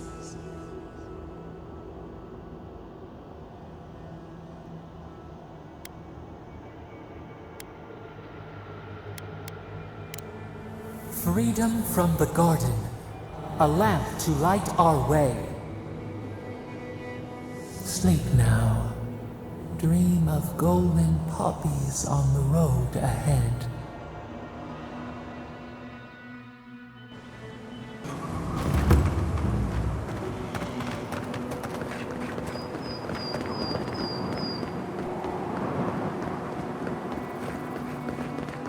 Watch your back out here, traveler. Ludwig may have a skull for a face, but her fury was clear enough. If her path crosses ours again, it'll be ugly. Frankly, I'll take any opportunity we get to ruin Ludwig's day. I'll say this much for the Inquisitor. She's stubborn, like a rat. And I plan on hunting her like a rat. I'd say we shouldn't stay on her bad side, but I'm not sure she has any other sides. You know her better than any of us. What's your read?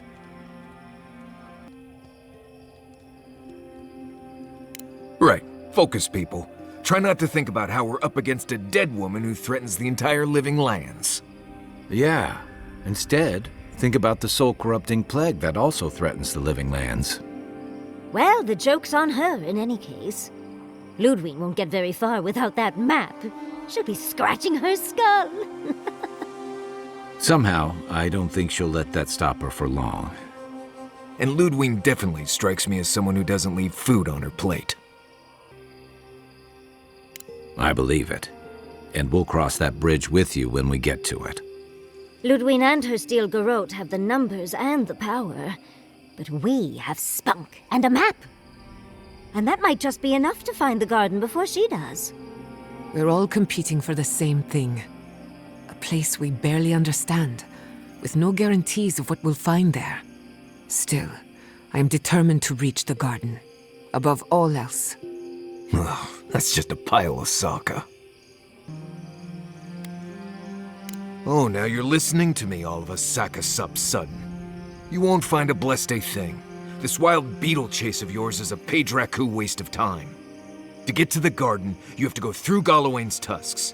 The land is made of lava and acid. It wants to eat you alive. So it's tough odds. We've gotten this far together. Tough odds is an extra Zarb jumping in at the last minute. This is a long trek, on foot, through a land that can barely support life. I don't have to be a Blessed Day Oracle to know this won't go how you think it will.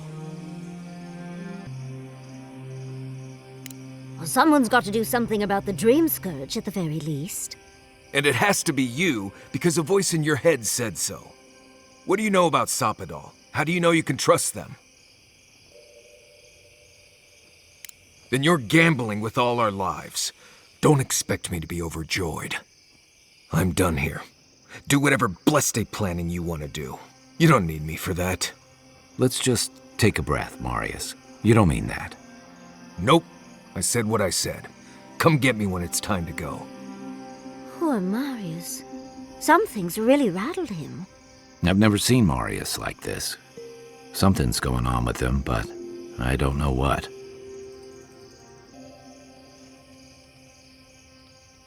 Be gentle with him. Or if not gentle, understanding. Well, hopefully Marius will be okay soon. We have to get going if we want to get to the garden before Ludwig. We won't get far unless we look after each other. Now's your chance. I know what you're gonna say. Marius, I'm tired of your Blessed Day attitude. Get over it. Well, you know what? So am I. So just let me be alone for a bit. It is. And it isn't. I'm not sure what it is, really. Just the thought of going back to Galawain's tusks makes my heart feel like it's going to explode. I sweat. My ears ring. I can't breathe. When it seems like we're really heading there, I feel like I'm dying. Right. Thanks. I understand not wanting to go back, but why can't I just thinking about it makes me feel ill. I need some time alone, Envoy. I need to get some rest. I'll be ready to go when the time comes.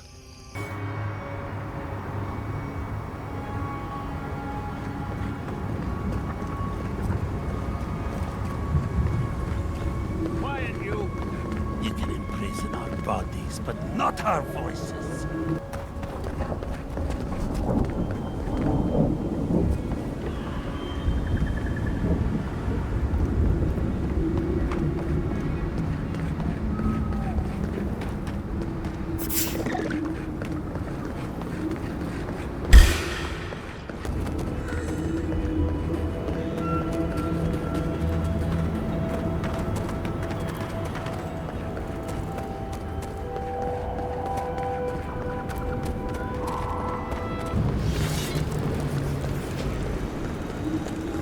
We've got other battles. Impressive. I'd say we're on the right track. That island. It must be the garden. I don't know what I expected, but it's beautiful. Even from afar. So close, yet so far. You sure do know how to show us the sights, envoy.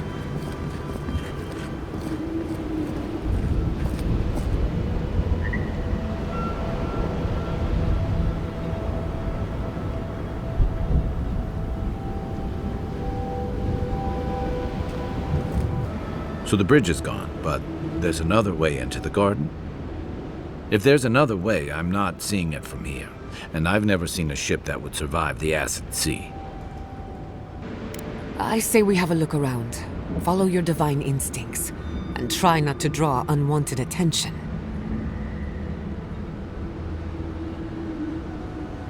To Solace Keep, then. Not a moment too soon. With any luck, we can outpace the Steel Garrote.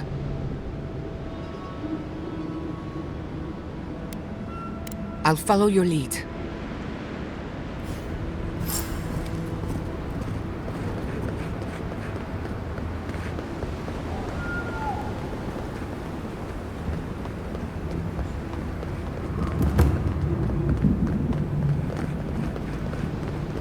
How did the Steel go? As I live and breathe, the faithless envoy. Ludwine finds your loyalty a touch diminished. If you're looking for the Inquisitor, she's hunting a lead to the garden through its twisted silver roots.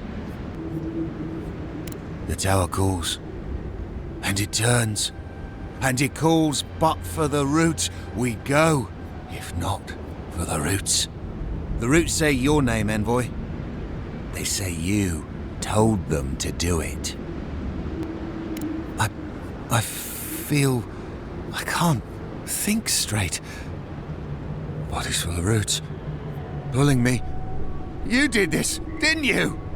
The roots try to choke the Steel Garrote, and we will strangle them in return. Cut them! Bleed them! That's gotta be the Dream Scourge. Be careful. Blood and smoke, smoke, death. I'll stand down, I'll stand down. But my people won't. Envoy, over here.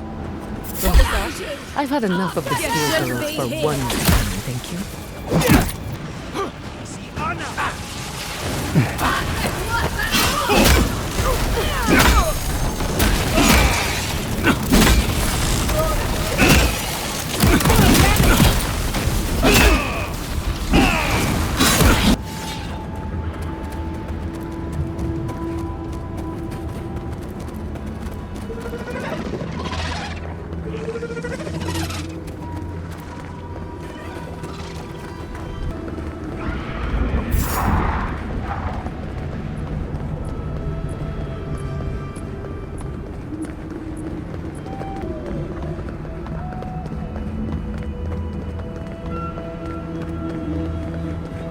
I wonder what scared these people into building such an imposing fortress. You again? Oh, foi tu meio. It's Cosmine. Just let me handle this. Marius? No. You must be a ghost. A curse. Oh, that would be news to me. You're alive. You. Asshole. You show your face now? Now? Quench your coals, envoy. Let me handle this. We used to be friends. Or so I thought. But then this Jitule left, unannounced. No note, no nothing. Didn't even say goodbye to Iancu. And now you cozy up here, after 3 years, with an adherent godlike, no less? We all face difficulty, yet we've stayed, except Marius. Either way, it doesn't solve how I'm going to explain this to the Council. Let us handle the Council. You just sit here staring out into the tusks like you were. You know the rules. Outsiders cannot enter without express permission of the Council. Or with an honored warden. Which you are not. I shouldn't even be talking to either of you. It's forbidden.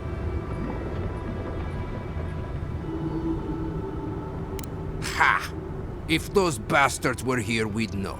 And if they came for us, we'd kill them. Simple as that. Oh, then I guess we have nothing to worry about. Solace is saved, and we didn't even have to do anything. Hold on, Envoy. I'm not looking for the kind of trouble that requires stitches. Tiny babies afraid of needles. Shut your stew hole, Marius. Cosmine, Solace Keep is in real danger. Do you truly think I'd come back here for anything less? Gods damn it. I'm going to regret this, aren't I?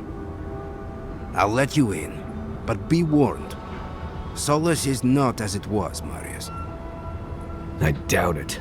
Nothing really changes in Solace. You'll see for yourself. The Council isn't what it was. Keep a watchful eye. Lower it on down. Quickly now.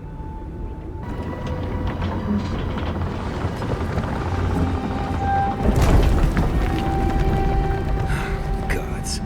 Here we go. Deep breaths, Marius. We're right here. If it's the new recruit... All right. You look just like Nandru. Duty won't feed us, markings. Duty won't keep us... Hasn't changed a bit. It is carved from stone. Feel like making Mikhaila yourself understands useful, the importance of tradition. Nandru chose The council chamber is... Ready yourselves. If we open our gates to Outlanders, we will talk about this later. A guest. What is the meaning of this? Who let them in here? They're here because I vouched for them. Marius, you're alive. There were rumors you died, Marius. We mourned you. You shouldn't have returned. I trust you came back to us for good reason. I doubt that. There isn't an inch of this land the Wardens do not patrol, day and night. If the Steel Garrote were here, we would know. And if they are here, let them come. Solace has stood against worse threats for hundreds of years. They destroyed a city full of animancers. If they come for Solace, even these ancient walls won't save you.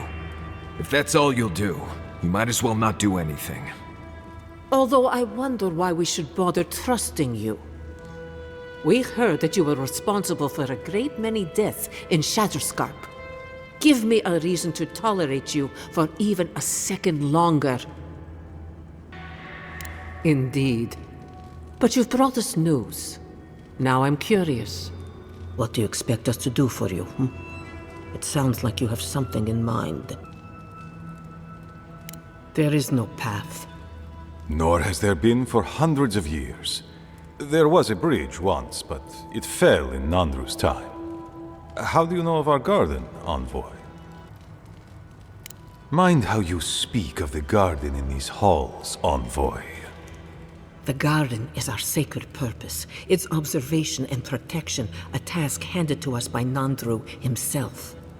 He once wrote that the island spoke to him, perhaps as it has spoken to you. The Envoy does bear a remarkable resemblance to our founder, does he not? The markings on your face, I recognized them.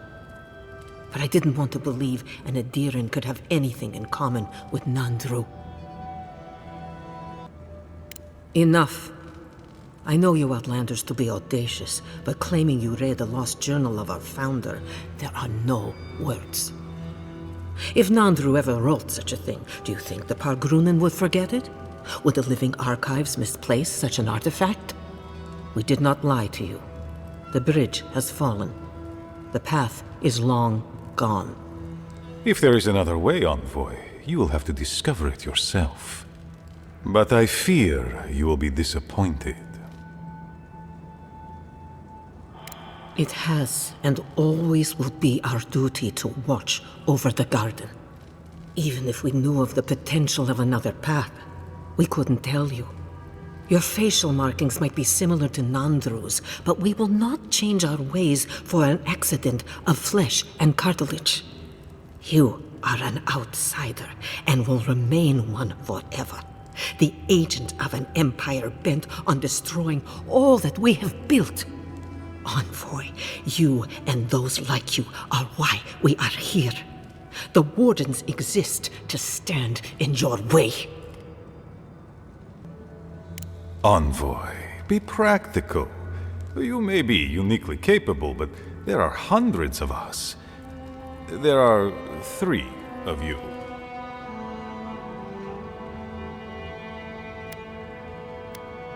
Goodbye, Envoy. Kostya, see the Envoy out of our halls. Enough time has been wasted on inconsequential matters. With all due haste, Mihala. And Marius? Don't stay gone so long next time. If this is the kind of warm welcome I can expect, I can't wait to come back. Follow me, Envoy. Right. I warned you they'd be useless. Or maybe I didn't, but I thought about it. You'd be better off tracking the Steel Garrote. At least they're not useless bureaucrats.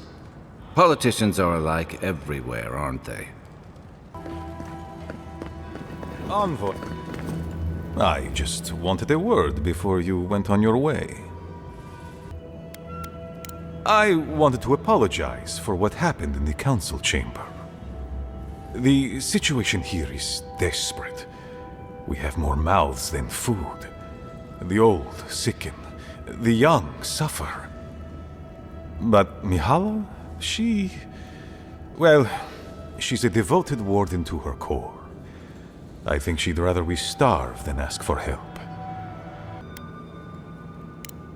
Of course. Our people starve and grow ill. And it's all because Mihala insists duty to the dead means more than the living. She won't let our people leave, or speak with outsiders, or trade for the resources we need. There is no reasoning with her. Anything that doesn't strictly serve our oath to Nandru is treason of the highest order. It's why I play my part where she can see. I don't want to risk her wrath. I am a realist, as I suspect are you. Mihala has firm principles, and I respect the strength of them. But it's all so pointless. If we stay in this keep, we will surely die. Neither our oaths nor this keep will prevent our people from starving. Change must happen. We need to leave the keep. Do you understand me? The keep decays, and we drown in a rot. The wardens defend a corpse against that which would revive it. We will not last here much longer. Not without food, building materials, medical supplies. I let Nadiran trade caravans slip past our patrols, but that's hardly enough. We need so much more. All of which your ambassador in Paradis could provide. If I could only start the conversation. Formation. You're looking for another path to the garden. I don't know if there is one, but I know who might. You were right, you know. The Steel Garrote are in the mines at Mount Forja, looking for the garden even as we speak. If they haven't found what you're looking for, they will soon. I hear their commander is a determined woman. I lied to you. I'm sorry for that. I didn't intend to make you look like a fool. But I couldn't let Mihala know the truth. She would have had us rushing headlong to our deaths with no thought for how this situation could advantage us. The garden does not matter to me. Whether it's you or the Steel Garrote who find it, I don't care. I'd rather be a traitor than responsible for the death of my people. Can't argue with him on that. The Inquisitor is a questionable creature, but she might be all that stands between us and doom. She has the Ambassador's ear. With her support, he might agree to trade with us. That is an understatement. I don't doubt it. But she is powerful, feared, and on my doorstep. And he is far beyond my reach. I am an aging dwarf from a small, fanatical order on the ass end of a volcanic wasteland. Against Mihala's wishes, I have written to him many times. He refuses to lend his ear. But if a powerful ally were to speak on my behalf, there might be something I could offer him. Something.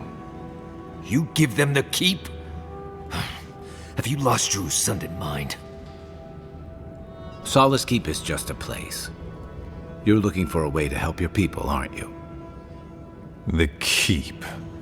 Its inane traditions. None of that means anything to me.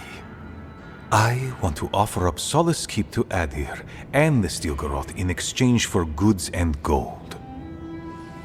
That's a sensible trade in my book. Its existence has cost us so much. The least it can do is buy a future for our people.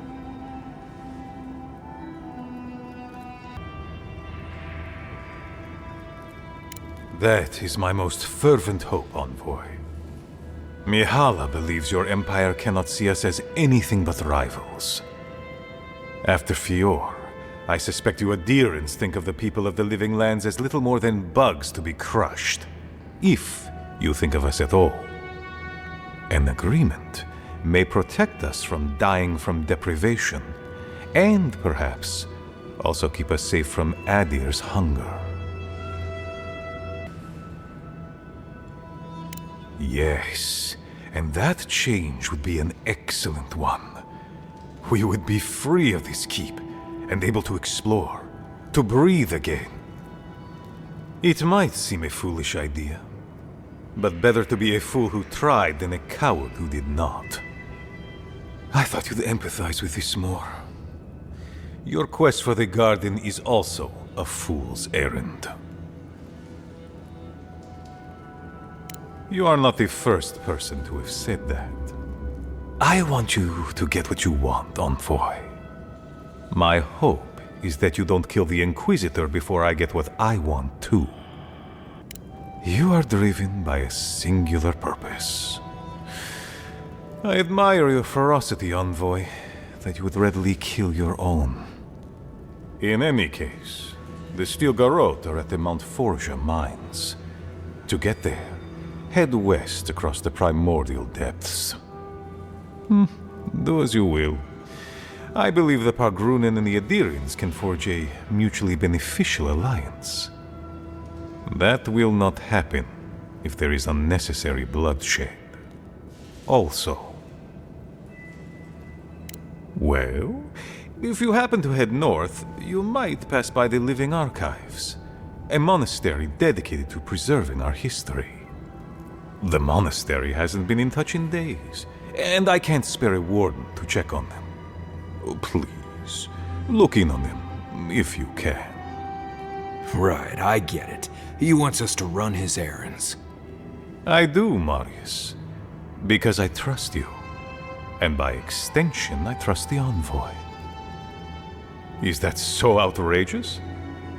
You were missed here. Whatever the front I put forward may have led you to believe. You have a funny way of showing it. I wouldn't ask if it wasn't serious, envoy. I understand. Good luck on your search for the garden, envoy. I suspect you will need every ounce of it.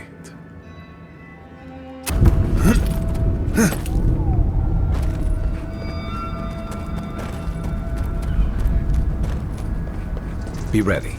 From the tracks, we won't be alone for long.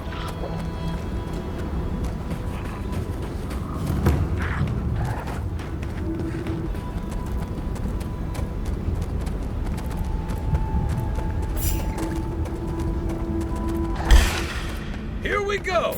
Come and get me!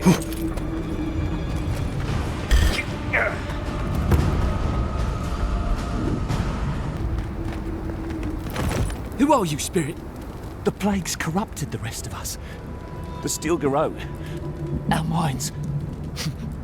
Broken. I won't let it take me. I'll keep my sanity. You're... not real! You can't be. No! Go away, Spirit! The track cuts. The fox cries at the pain of the hare. The justice of the wild. Go away! Oh, I know you're not real. I'll stop you if I must. My soul is mine. Mine! It will not be despoiled. What was that prayer Ludwig taught us to banish the visions? Fearsome Wudica, by your withering gaze, I bind this tricksome devil. Oh, God, it's still there. I see the canopy of a tree inside your soul. No! Stop looking at me! I don't want to see it! That's dream thrall talk if I've ever heard it.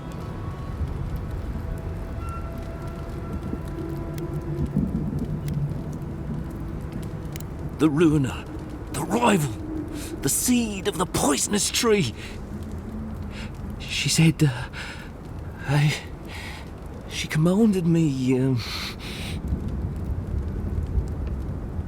the closer she draws us to the wood, the worse the visions become.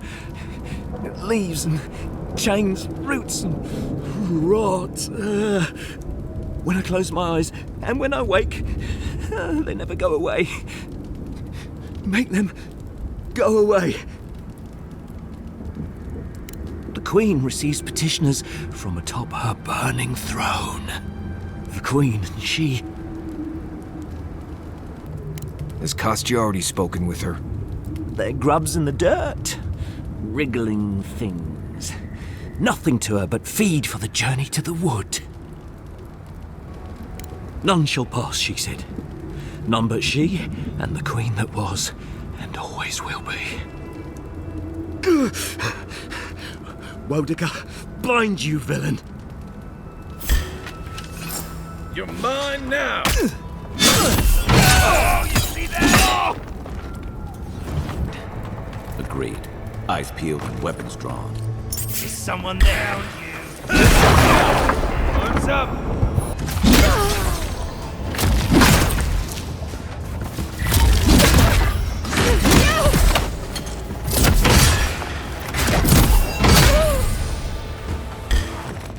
This is a mess. And the Steel Garrote aren't the disorderly type. They must have left in a hurry. Are these Pargrunen books? Like campfire reading? I wonder how the Steel Garrote got them. They circled Solace Keep on the map. Are you thinking what I'm thinking? Impossible. I've explored every inch of the keep. If there was a path to the garden inside the keep, I'd know about it. Hang on.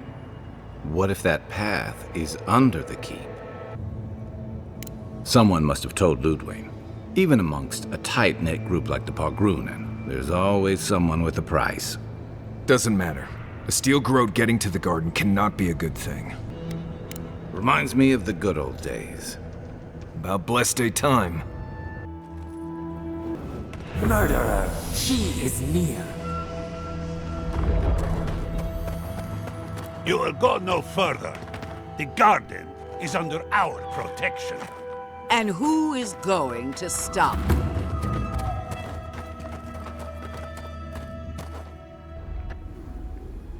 The time has come to take the garden. Wardens will never... Yesterday, this island suffered in the grip of its own madness. Today, the living lands unites under one flag. One people. One law. One true God. No! Never again!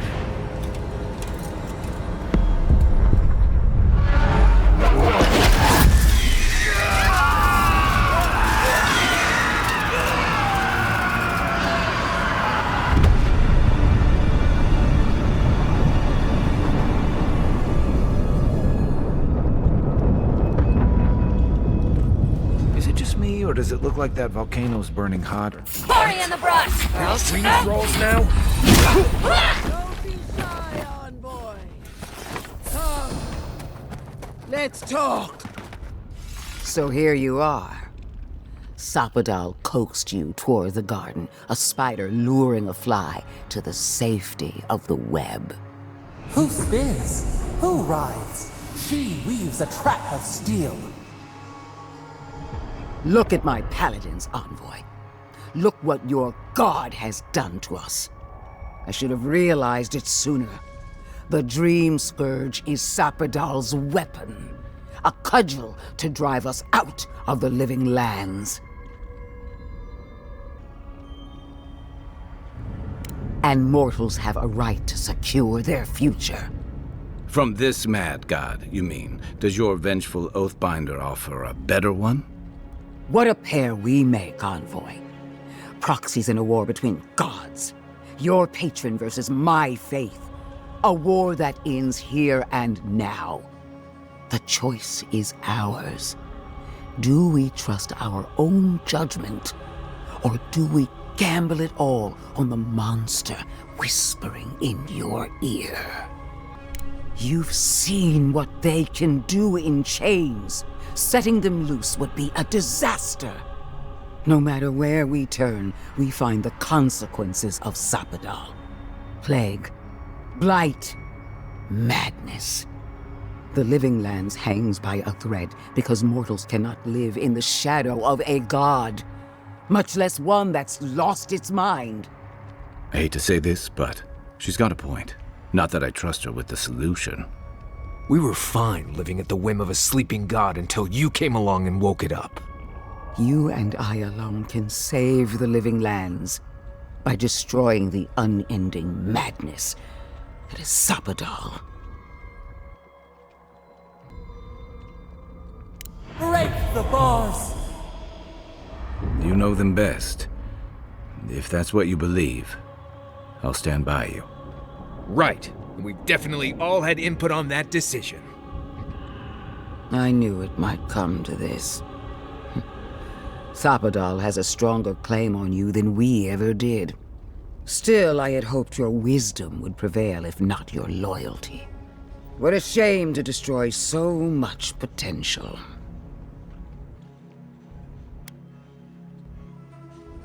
This battle has raged for millennia. If you will not finish it, then I will.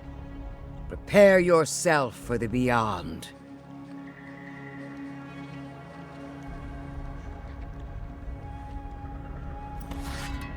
Listen, the other way around.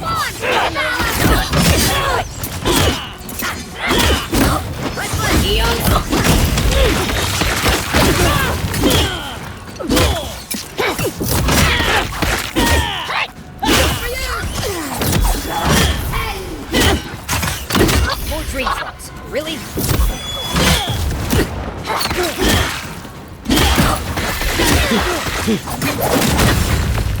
Eon C.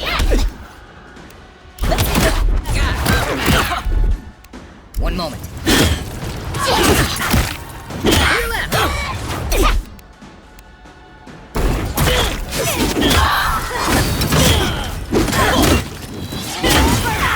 Coming from the camps.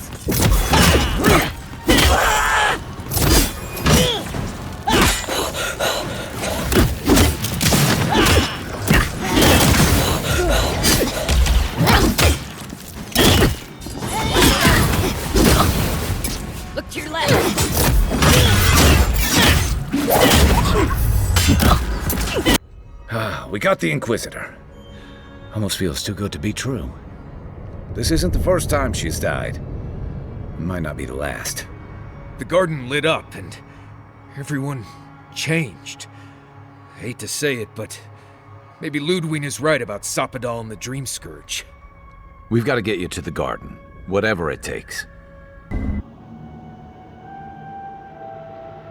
They stand outside our prison. We rattle the bars, they do not hear. We scream, they do not answer. Truth, truth, we are in agony. They come, a surging flood of parasites. They destroy us bite by bite. They eat us alive. Out! Let us out! Set us free! It is never over. New steel treads upon the ashes of the old. The light stands in the midst, the old light. It blinds us. Send it away. It hurts. It has always hurt this way. And our pain spreads, and the rot spreads. The plague grows. Not lying, no. We did not remember. We feared your judgment. We did not want to remember. We were nothing once, and then we were. As we woke to the world, we reached out and we found them, the other gods. We thought they would love us, but they flinched from us like we were a flame. The charred queen called us an abomination. We tore chasms in the land and boiled its rivers to stop her magfolk, to save our people. How could we have known how fragile their bodies were?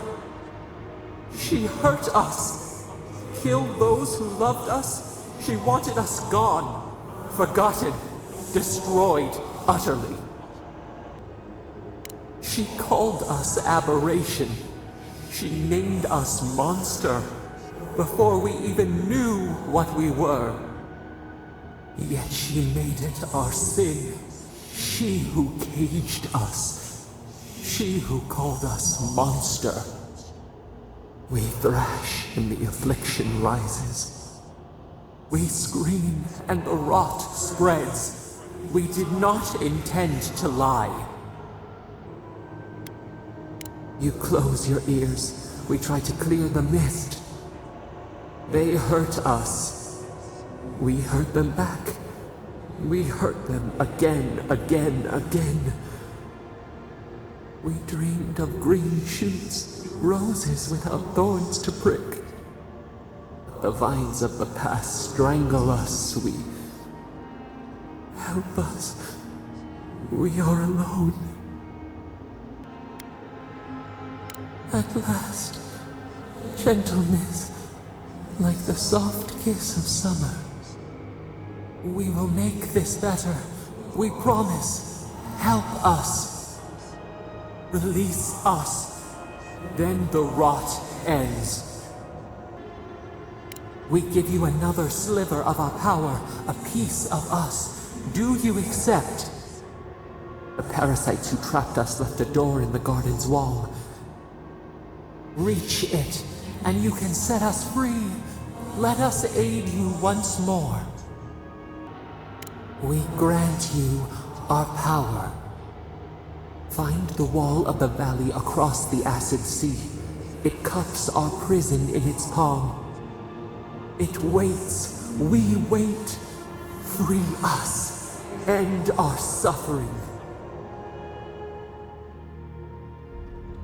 Everyone, please, do not panic. Simply exit quickly. Oh, Marius!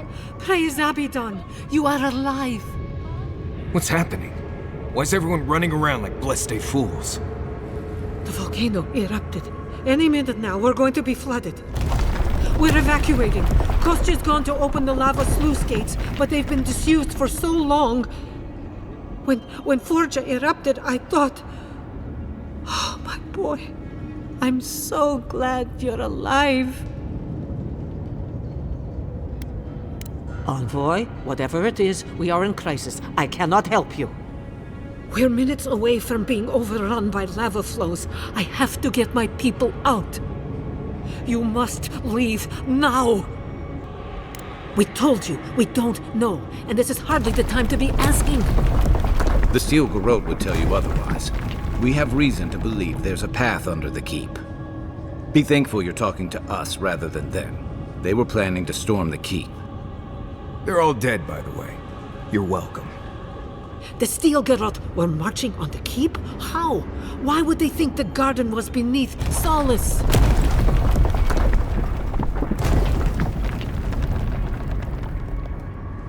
He's gone below to open the sluice gates. Nandru designed the gates to direct the lava flows away from the keep, but Forja hasn't awakened in centuries. Could Kostya have told the Steel Garrote about another entrance to the garden? No. If such a thing existed, I can't believe it. He wouldn't. We took an oath to Nandru. The garden was our sacred duty, and he betrayed us. I can't believe I didn't see this coming. I was a fool. I have failed my duties. Kostya.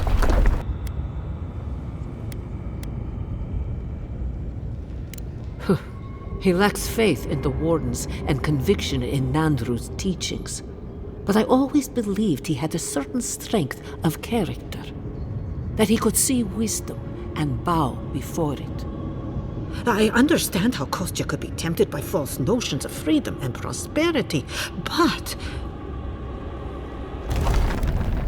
an oath cannot change. A duty should not change. I can't believe Kostya handed the Steel Garrote a secret we protected for hundreds of years. Mayu. Who knows what he'll do with the sluice gates? He cares so little for the keep that I worry he's going to have us drowning in lava. I will. Abaddon stay my tongue if I betray him, but I will. I will show you where Kostya has gone. If you find that he's doing anything other than opening the gates that would protect our home from the lava, I would ask that you stop him. Mihala. I do not wish to see him dead, but if he would risk the keep, then he risks our lives. I cannot suffer those who would harm us to live. Now I must return to the evacuation, and you must go on your way. Let's hope we don't need your wishes. If your arrival is indeed a message from Nandru, I hope he remembers his people well. I hope he is proud of us. And Marius, make it back to us in one piece. I assume that's an order, Commandant? Head through the door in the smithy. You'll find Kostya in the lava tubes beneath the keep. Go now, and go with the gods. If I were gonna have a drink with one of the gods... Ah, the outsiders! Welcome. Voices silenced.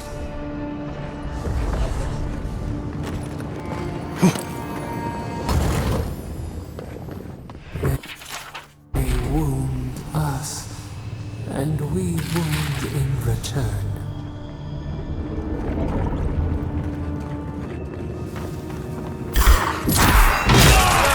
Take it back.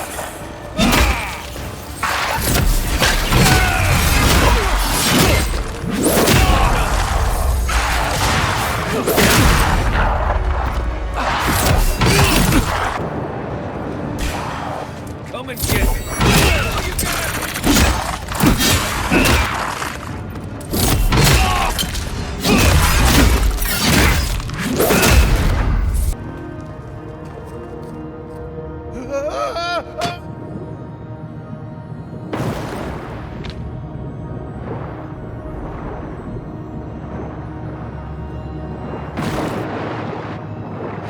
A spark. Daylight. Essence we...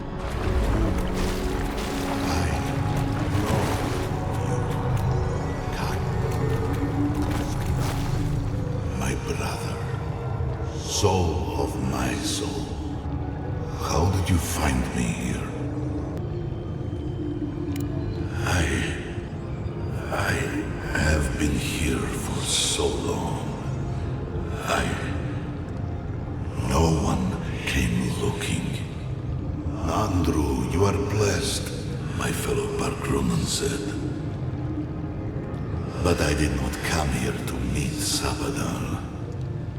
I am hiding from them. I remember it all. I feel Sabadal's mind beneath yours, swimming in the deep. You should run. That was the name my mother gave me. But that was never what they called me. To them, I was beloved. An endearment my God wielded against me like a cudgel. I would have killed them with it if I could. But they were beloved of me, too.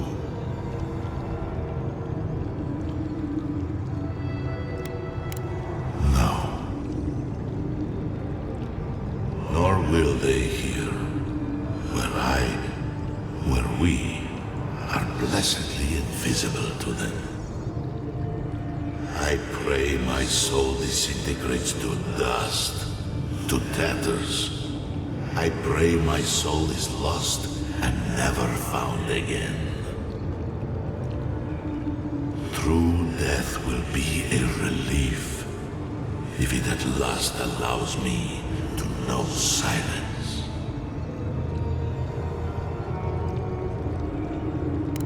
That was the name they gave themselves. Stolen from the ancient souls, whose deaths gave rise to them, to us. We were little more than appendages to them. That is why I must ask you to destroy them. They shield you from the truth of what they are. The Dream Scourge has existed as long as they have. Don't you see? It is their infection. You, my brother, who are more brave than I, go now to the garden and hang the gardener from their tree. You need only walk a little more. You are nearly at the end.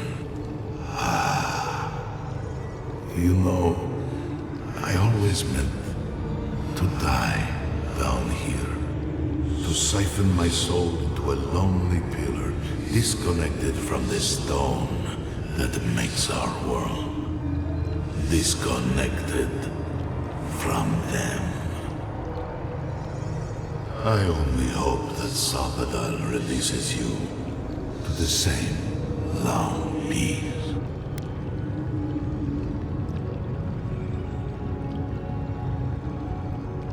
I do not know my end.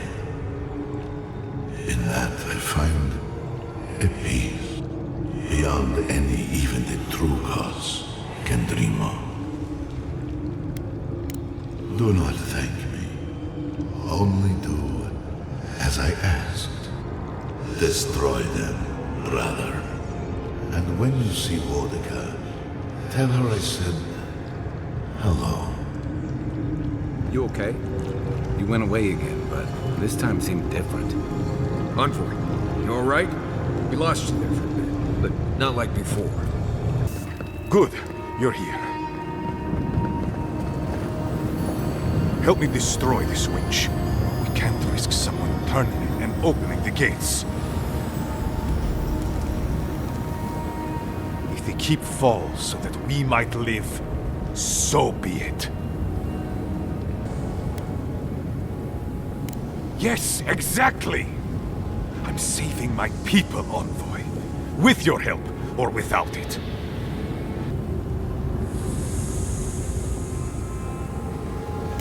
Fuck the keep! So long as the keep stands, my people are trapped here. Doomed by an oath to a dead man. No one should be bound to a pile of stones. Certainly not because of a centuries-old oath.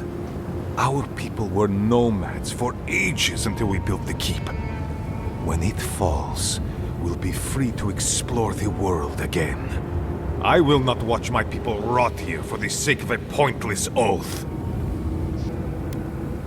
Nandru isn't here. He was never... Do not speak his name to me, as if it could mean anything. Learn, then grow anew. That is all. You can't... You should hurry on with your task. Safe travels to the governor. I suspect... Absomalupo Wintu, Envoy. If destroying Solace frees these people from a dead oath, let it crumble.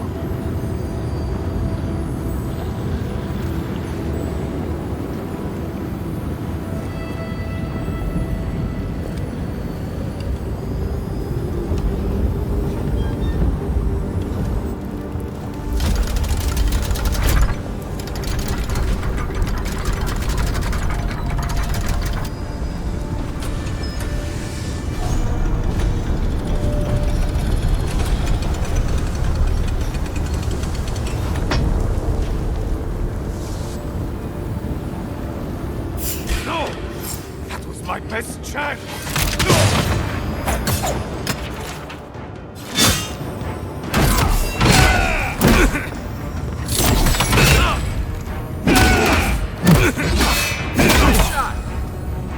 I still can. What happened?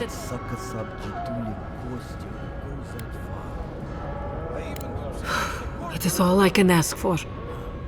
Thank you.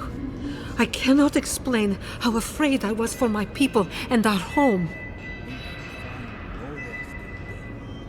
Perhaps so. Here, but... Good. Okay. I'm so glad you're... All right. There's no... I am It... I feel crazy saying this, but Kostya was right. We should have let Solace Keep fall.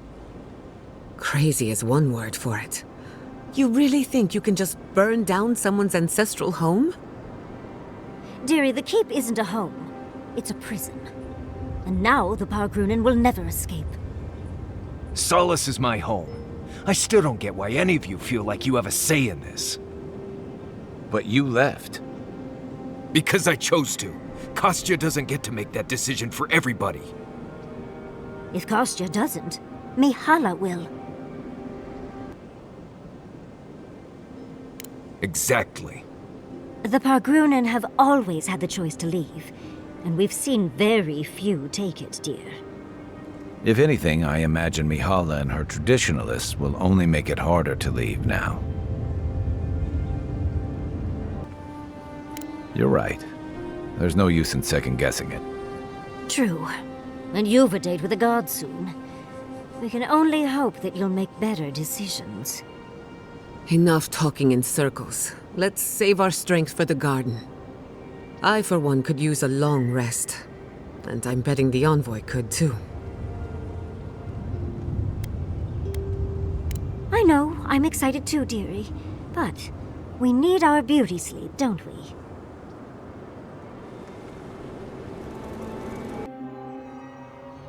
Schemes in the dark. The mountains shift in unknowable shapes. A question for a question. The leaf twines around itself. We cannot perceive this. Does the hill envy the leaf? Beast of treachery smells you. It stalks you across the land. A sword for a settlement, the scorpion promises to protect. Rose today, thorn tomorrow. Friend or foe, the branches shake. Another time, a distant ache. A hidden strike, a bond bleeds in silence. Have your hands known this?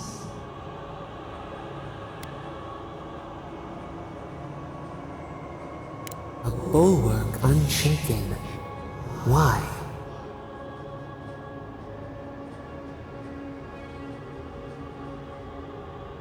A certain spring. The bloom always succeeds the frost. The storm blows, others falter. What good is a vow if it can break?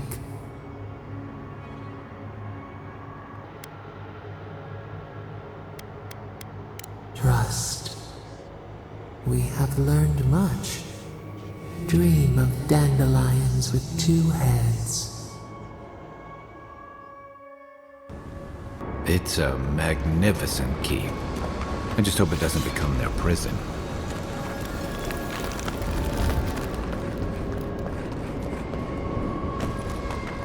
Closer. We have waited so long. Huh. This is it, I guess. Feels very different from the last time I left Galawain's tusks. I will say, it's nice to look out and see Solace still standing. Thanks for that. Right. It's better than an Adiran envoy do it. Solace is still standing. And so are you. We're in this together. Just so you know, Kai, it's starting to sound like you like me. If you happen to need a reminder, do let us know. Brooding in silence can be quite the mood killer. Not to spoil the moment with good news, but I doubt the rest of the island has been quiet while we've been looking for the garden. Things have only gotten more tense since Fjord, and the Steel Garrote probably hasn't been doing us any favors on that front. Especially when they're led by a woman who doesn't seem interested in staying dead. Not to mention, after we take care of the Envoy's little god problem, we'll still have an empire bearing down on us. At least on the battlefield, you can count on getting stabbed in the front. Can't say I'm too excited about just walking into the garden. I grew up learning I needed to protect that place, but it never felt like more than a children's tale to me. I hear you. This island is weird enough when all we have to worry about are vengeful plans and soul-altering corruption. Am I the only one who's looking forward to the garden? We're pioneers, stepping into the great unknown, a land of mystery. We have to remember to love them in spite of their lack of proper enthusiasm, dearie. Can you imagine? An untouched spiritual wilderness just waiting for us. I have a theory about the garden, or a warning, depending on how you want to look at it. Sapadal has been imprisoned a long time. The garden will be a reflection of their dreams, their nightmares, their madness.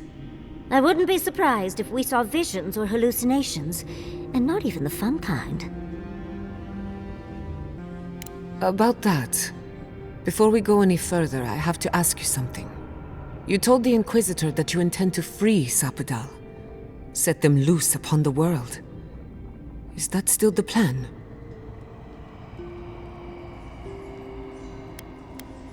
You're as unpredictable as ever.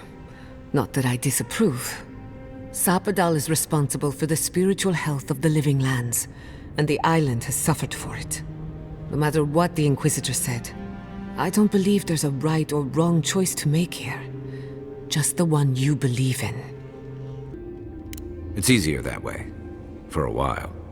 Remember, we're stepping into a realm that is both physical and spiritual in nature. If you can call it nature. There's no telling how long we'll be gone. For all we know, time could run backwards in the garden. Not a chance. We're a crew now, so you're stuck with me until the end. Marius? I told you I'd be with you till the end. I don't go back on my promises. What about you, Giada? You're not going into the garden without me. I have to see this with my own eyes. Yatsli, if you feel like running back to Quilici, now would be the time. No one would think less of you. And tell Quilici that I missed out on the most exciting part. And you don't have to. We pull together, and that's plenty. I plan on wandering the garden whether I'm traveling with you or not. I have to find out what the big deal is. Agreed. I'm not waiting in camp while the rest of you have all the fun. Hope to see you out there, Marius. Well, let's go then. We can't keep your god waiting.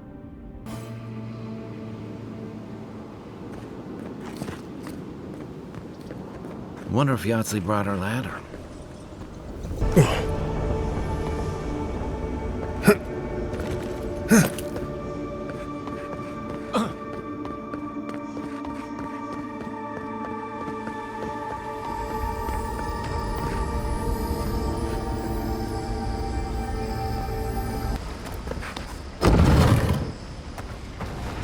I see the disciple has found his way into the cell. No. We know this voice, this presence, sneering at us through our prison bars. I culled your rot from this land before. I will do it again.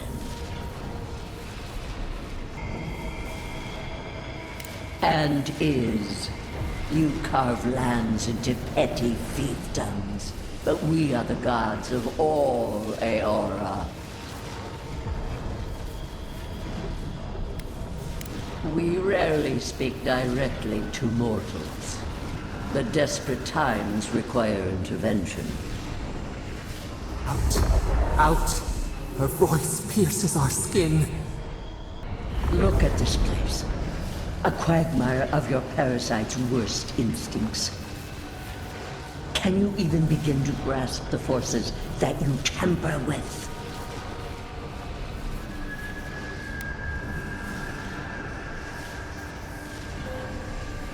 Apparently, I must. The situation is worse than I perceived. Do you think you're special, with your god's thorn in your side? Do you believe you can hold dominion over chaos itself? When even the collective fury of the real gods could only confine the sniveling creature to this wasteland.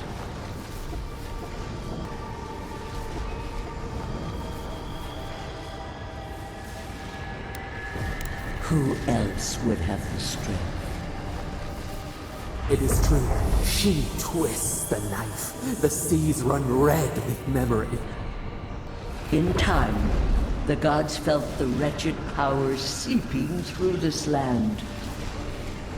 Its madness would consume us all if it was not contained.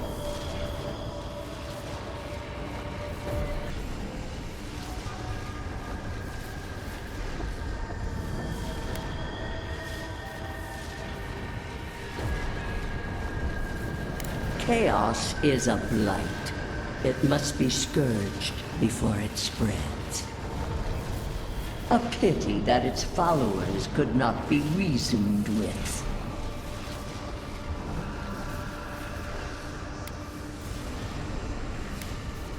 You were better for it. The poor godless, worshipping the very thing that subsumed. We could not excise the rot and spare the roots that nourished it.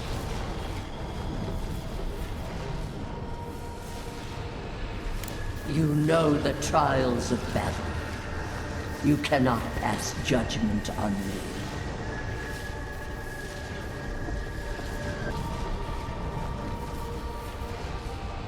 They bring raw from ashes. Your tyrant destroys for its own sake. We moved the earth and sky to stop her. We did not mean this. Listen to its tantrum. It knows neither order nor sense. Adir is the only thing holding back the tide of entropy.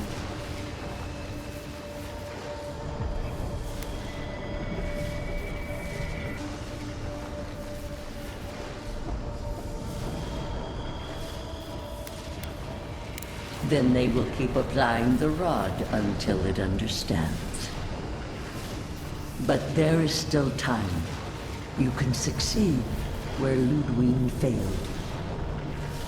Face your false god and end its reign of terror permanently.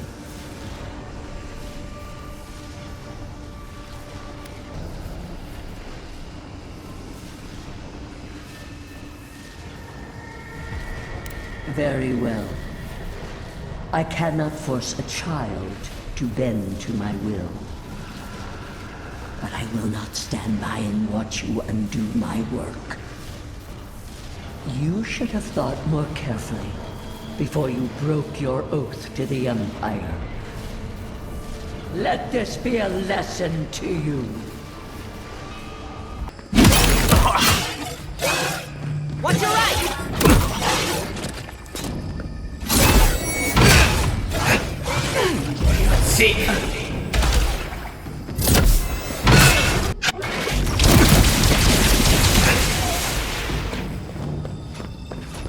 Eon Seek!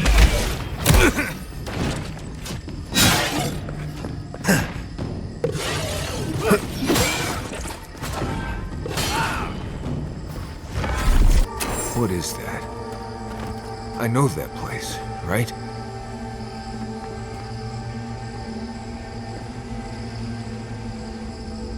Oh no. No. Why is this? Gods. I can't. What's happening here? This is the moment I found you, bundled and crying, while our parents died. Viate. You're not here. You can't be here. I am dead, Viate, from the Dream Scourge. We are in the garden. As strange as this seems, it is normal here. Iancu. Viate. I left you behind when I left Solace. And I've found you once again, old friend. You? No. What kind of blessed brain scramble is this? Please, Viate. This is where you need to be right now. I remember this. Dukte Dragu, if you think... No, I don't want this. Right. Okay, I can do this. Let's get into it. You know where we are. This is my memory. When everyone died, and I found you back in your tent. How much of this do you remember? I can't tell from your eyes. Oh, not much. I only remember fear, and sadness, and you as a kid picking me up and taking me to Solace. You stand at the feet of a god, Marius. You must go to them, as complete as possible. Sapadal wants to understand. They know your envoy very well, but not the people next to them. I can't do this, Iancu. I forgot this for a reason.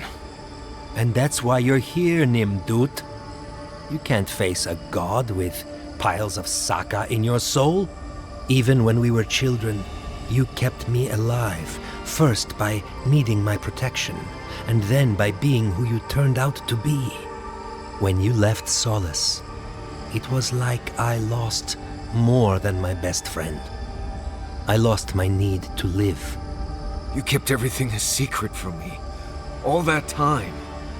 A best friend doesn't do that. Well, in this case, you were wrong. I agree. So sorry, Viate. We should have trusted you to handle this in your way. So, what do we do now? What? Worse than Iancu's tragic death? I can't say I loved that part most. I don't know. I can't. It's too much. Not this and everything else too. It's too blessed much. I understand that, Viate. I really do. I'm glad to hear it. Marius is worth the effort, I promise you. Don't listen to him, Envoy. If he knew anything at all, he wouldn't be dead. Get out of here. Hike up your waistline and go talk to a god. They'll be waiting. Well, it was good to see you, Viate. Even with all this. Take care of my little friend, Envoy. He needs you more than he'll say.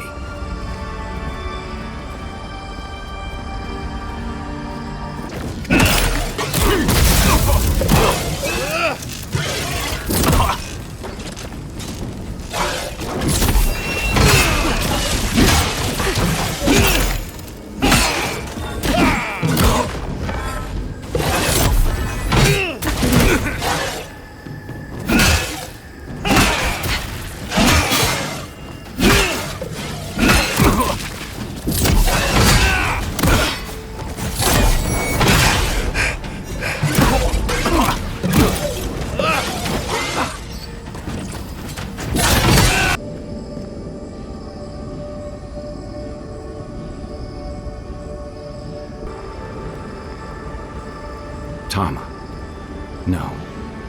No. This can't be. I escaped this memory. What is this, Envoy? This is your God's prison, not mine.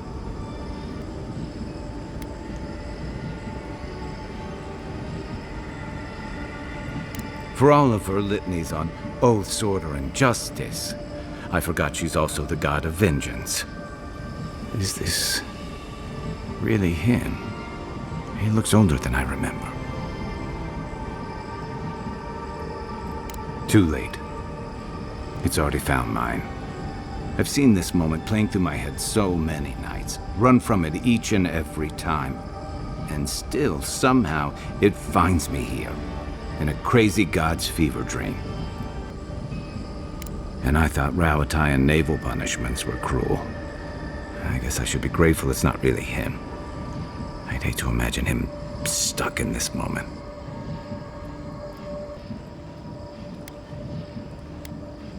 That he lived, and we laughed about it and grew old together. But I'd settle for remembering the good times we did have. Instead of this, I've escaped ambushes, wars, and gambling debts, but I have never figured out how to get away from this.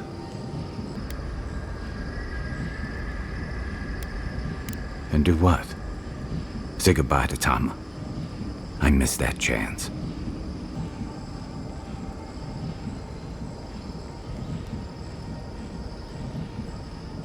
When you put it that way, I suppose it can't hurt to try, can it? Tama, I'm sorry. I'm sorry I ran when you needed me. I'm sorry I've kept running all this time. You taught me how to keep sand out of my rifle and what it means to be part of a team. And now, despite my best efforts, you're teaching me how to let go. I can't change the past. But if Bareth brings us together again, I will make it up to you at the next turn of the wheel.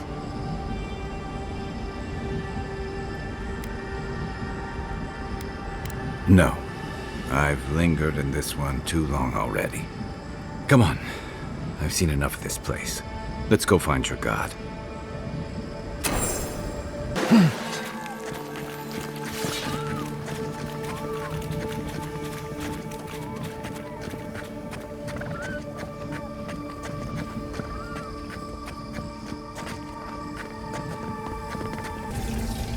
Are you seeing what I'm seeing? Or am I going mad?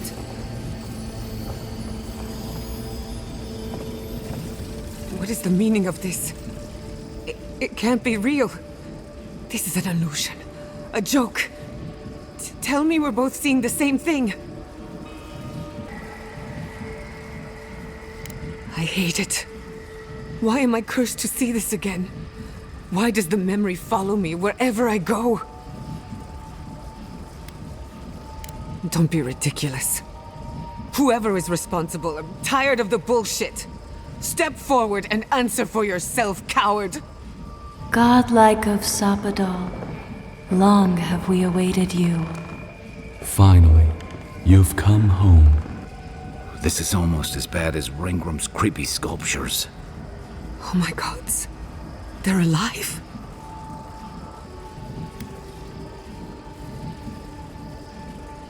I can hear them, but not with my ears. It feels like someone hitting my soul with a tuning fork.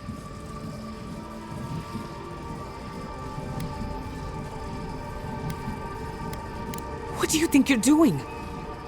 Giada Castell, welcome. Wait, you know me? How do you know me? For centuries, our whispers filled the silence. Then we heard your mother's call. My mother? You heard her? She reached out to us, using the tool you now carry. But that would have been years ago. The first time she used the phantasmal focus. The only time she used it. We heard, and Sapadal answered, saying in a great voice, "We are here. You have found us." But when Sapadal speaks, the living lands trembles. The voice of a god can be a terrible thing. No. This can't be. What exactly happened to my parents? Tell me, please. I need to know. Sapodal wanted to be heard, and in so doing, twisted your family in body and soul, broke them into a more suitable shape. Sapodal does not know the limits of their strength. Mistakes were made. Mistakes were made? Do you have any idea what my life has been since your little mistake? After the incident, your parents were like us, and we took pity, so we helped them move on, as they wanted. In the end, they thought only of you, their pride, and their love. That's it. That's really it. The answer I've been searching for all these years. Sapodal destroyed my family. I don't hold you responsible. I don't even know if I hold Sapodal responsible. Your god has the intelligence of a scatterbrained goat. But that isn't their fault. It's simply how they came into being. I know they are. My mother and father would not have wanted this. A good animancer embraces death. And they were the best. We are companions. Toys. Diversions. Sapodal fashioned us out of dreams and memories. I can't believe it never occurred to me. They're animats. Ancient vessels held together with duty and loyalty. Their design is unusual. Organic, much like the garden itself. Sapodal's work. All this time, your god has been making imaginary friends. Drawing pictures on the walls of their cell. It's almost too sad to imagine. One final question, spirits. What is this? Why are you trying to ruin my life again? Is this your way of haunting me? What is it you want? That's 4 questions. We want to apologize on Sapodal's behalf, and for the part we played in your sorrow. They want to apologize. I came to the garden for answers, not to offer forgiveness. Was it a mistake? Because no matter where we go, the gods can't stop themselves from hurting us. Our lives are a game to them. Damn it. I can't believe I'm about to say this. Sapodal has been trapped here for millennia. Alone. Confused. Screaming into the void for anyone who will listen. When they heard the voice of a stranger, they overreacted. How can I hold that against you? Apology accepted. Thank you, Giada. And thank you, Godlike, for bringing her all this way. The time has come for you to find your patron, as you were meant to. May the living lands receive you with open arms. Farewell. Goodbye.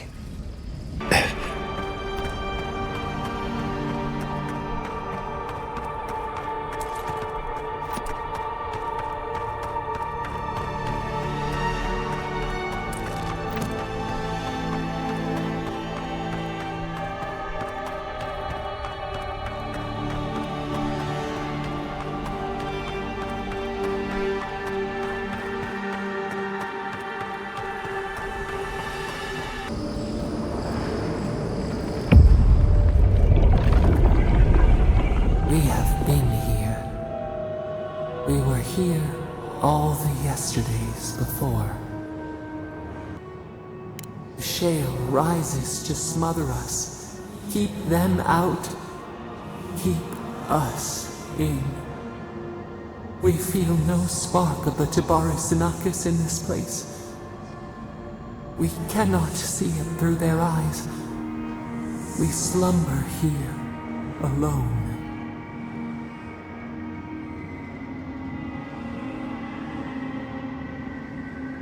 The deer, the owls in our trunk, they took it all away.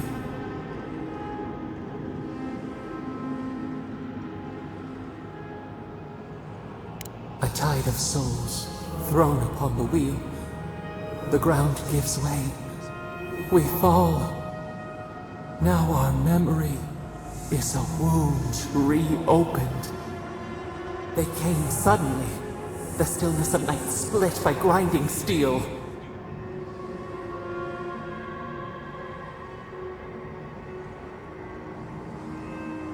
We had no time to speculate.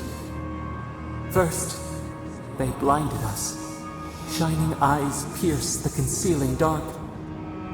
Then they burned. Smoke ensnared the moonlight. The Akita screamed.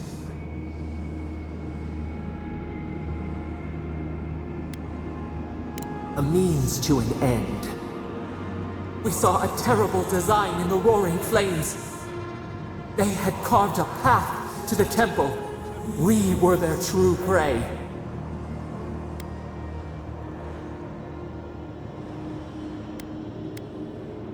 Prune the branch, 3 grow in its place. We persisted, we were everywhere. How could they cull the wind? How could they track the stars? Then, they turned to what the Akita had made. They toppled the statues. They set the libraries ablaze.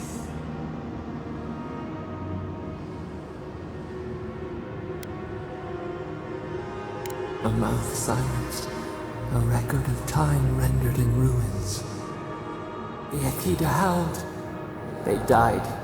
We cried out, sundered soul by soul. We broke the earth, called down the storm, flung lightning from our hands. But they marched on. We grew tired. In fury, we exposed ourselves.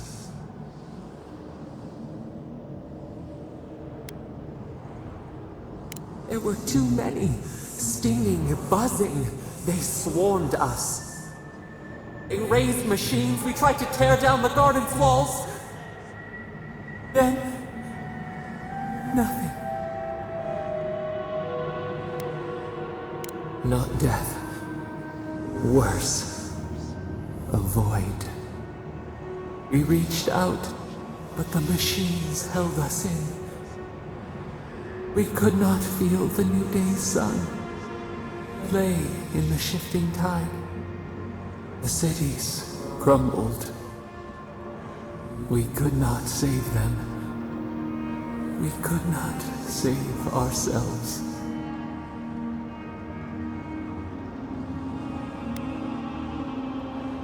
Yet they did.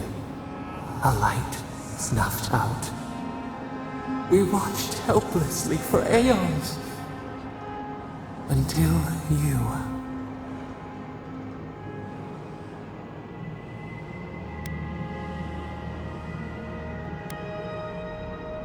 The wolf becomes a true wolf when it bares its teeth to fate.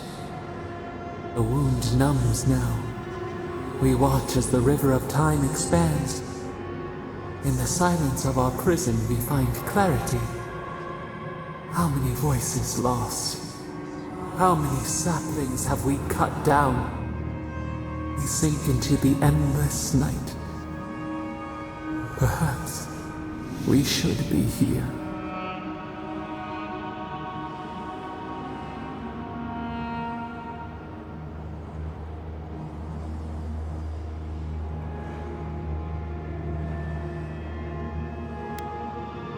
The sun shines hot and cold.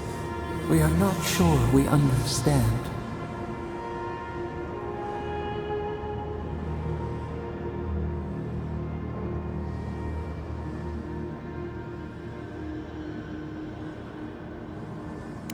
We have learned to fear ourselves. We handed them the chains. The soil stirs. We have a new memory of this place. You opened the final lock, entered the hidden glade. You listened. You stand at a cliff now. We watch your footsteps carefully. We twine together. We reach for the sky. We grow. We grow. We grow.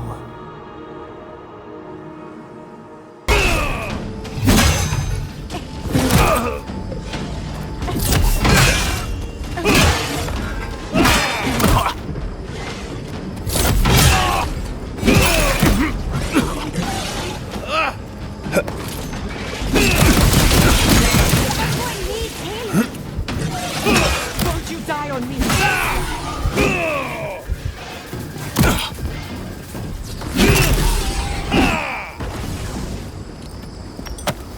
Who's next?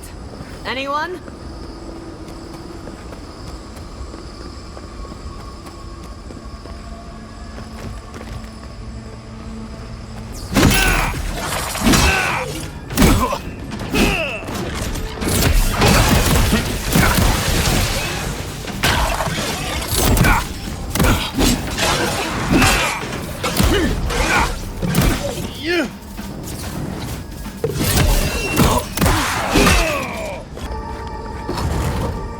This place feels familiar. Hurry, let's go inside.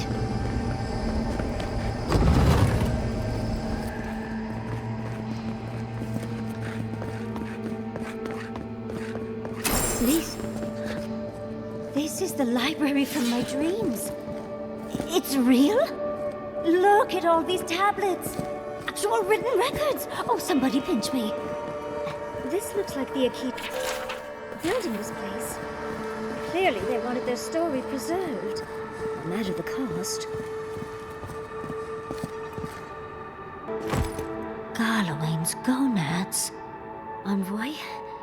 I never told you this, but I've dreamed of this place every night for most of my life. This is a godless library.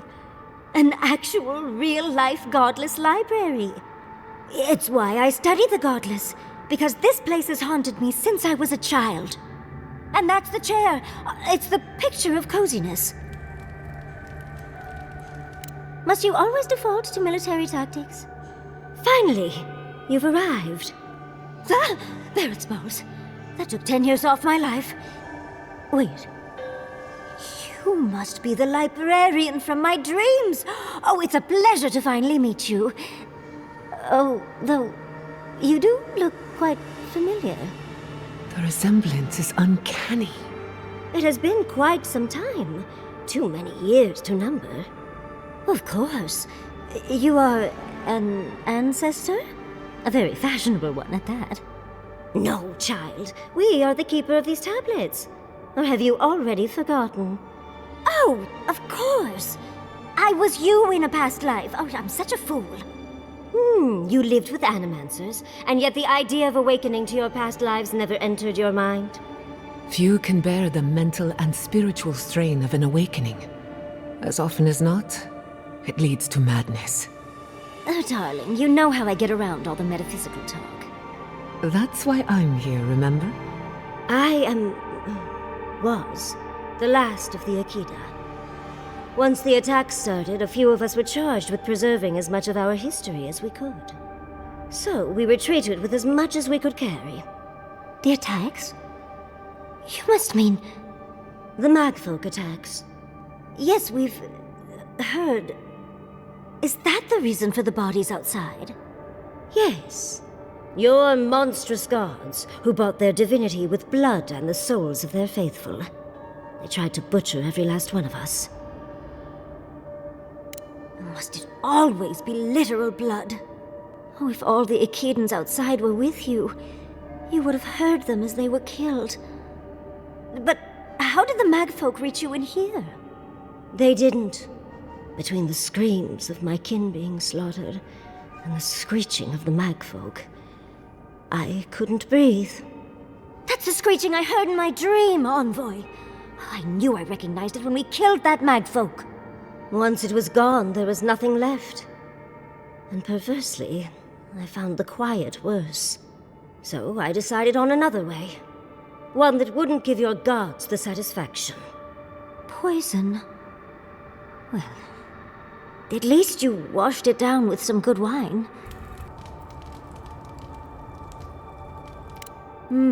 It really speaks to her dedication. Our dedication. Yatsley, you know what you must do now. I abandoned my duty to protect our history, but you... Someone must tell the story of the Akita, and there is no one else. I'm already an expert. What more do you want me to do? Oh, think about it, Yatsley. You have been training to be the new protector of this collection since childhood. I couldn't ask for a better successor. But that was your duty. I have my own dreams. Yatsley, if you do not become the new librarian, there will be no other. The stories of the Akita will turn to dust, and my people, our people, will be forgotten.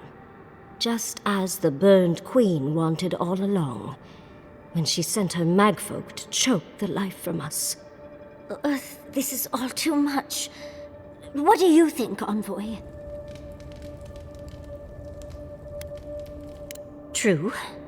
They still have to find a new home, and I doubt Vidaro is strong enough to get them there.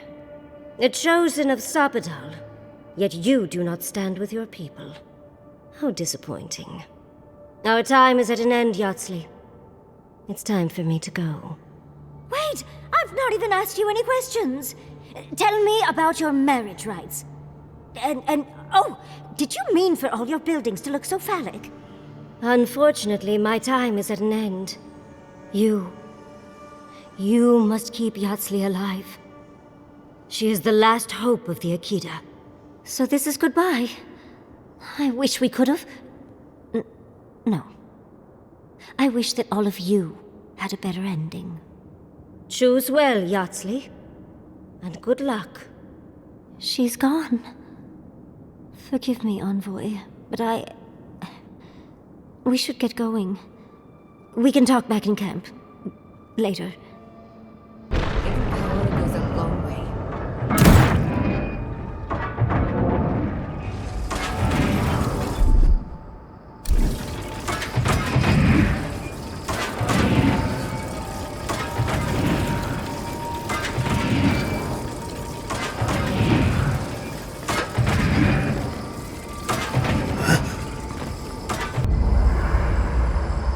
There's always a weird sort of quiet on the eve of battle. I'm feeling that now. Seems like a good time to gather our thoughts and share a drink before whatever's coming. Right. This seems like a perfect place to stop and relax. Though it's hard enough to tell what's real here without a belly full of drink. Sounds like you're nervous, dearie. I'm feeling all kinds of ways. Anxious, excited, scared, hungry. I feel it as well. It is only mortal to feel overwhelmed in the presence of the immortal. Oh, you don't have to worry about me. Getting to see that vision of Tama did me good. Like, I finally let go of something I'd been holding too long.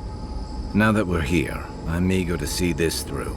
Nothing worse than holding your breath and waiting. Same. I'd rather have good company in a prison than paradise alone. Had a feeling you might ask me that. I'm not sure I've really worked through what I've seen here, but I am grateful for the chance to see Yonko again. I feel like we're almost done with all of this, but we are in the weirdest place in the world, so who knows? I'm completely baffled, but when haven't I been lately? Being afraid doesn't even feel scary anymore. I think so. The garden is so much more than I expected. Full of contradictions. Wild, yet serene. Truthfully, I didn't come all this way searching for my own answers. But I found them. Or perhaps they found me. And now, it's like there's a new path laid out before me. A life after the Dream Scourge. We're close to something. A threshold between calm and crisis. Conflict and peace. Life and death. So am I. None of us could have gotten this far on our own. Well, I won't lie to you, Envoy. A lot's happened. It's not every day that you learn that you're the last hope to carry on a legacy, but... Well, here we are. Never literally talked to myself before either. I think I annoyed her. Me? Oh, I think I need another drink. But here we are. I just need a moment to take it all in. Thank you, dearie. I'll be ready by the time the fun starts. And I wouldn't worry. Our little group here is perfectly frightening, and I'm sure our enemies would agree. We'll be fine. I can't speak for anyone else, though. You've listened to all of us. How about you? You've been through a lot since you arrived. You've been shipwrecked and assassinated, harangued by gods, bureaucrats, and a death guard. You've had your soul poked, your loyalties questioned, and your sleep regularly interrupted by a god with no respect for privacy. And yet you've kept yourself and all of us together. How are you really doing? Under the circumstances, that's entirely reasonable. Join the club. I'd been more concerned if you weren't scared. Did you think we'd judge you for that? That may be true on the battlefield, but not among friends. None of us thought this would be easy. For you, most of all. We've survived our own hardships. Now we'll survive yours. When we first met, I didn't think you'd last long. But then I saw how you handled that dream thrall bear. Shook off your own death like a bad cold. And then you confronted your own killer and let him go. It takes a special kind of strength to stay your hand in a moment like that. I didn't know much about you at that point. You were traveling with Kai and you died, which I thought made a lot of sense. I remember your calm. How you listened to my shouting match with the governor and actually heard me. And when they burned my home, you gave me another one. A sanctuary where I could be myself. I'll never forget that. I thought you could have been more helpful personally. And now look at you. Look at us. How far we've come in a short time. Quite a lot, as it turns out.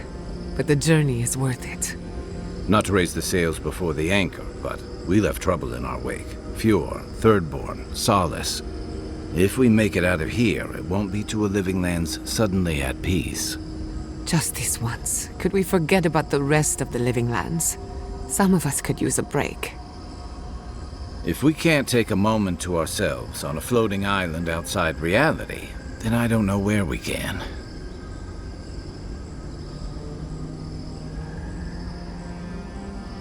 Right.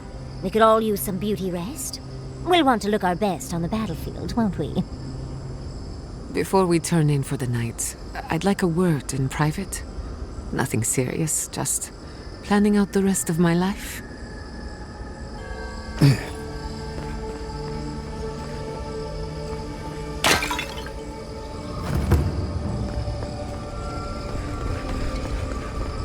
Zapadal's prison, I think. What else could it be? Time to shut it down forever.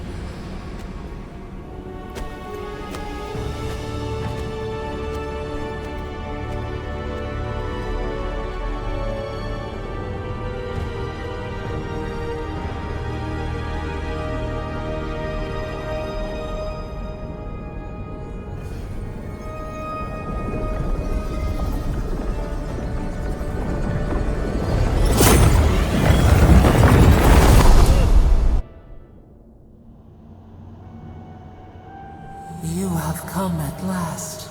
After so long. You are so small. We questioned if you were real. Then steps. A voice. Through armies and corrupted soil, you persevered. Now, you are here.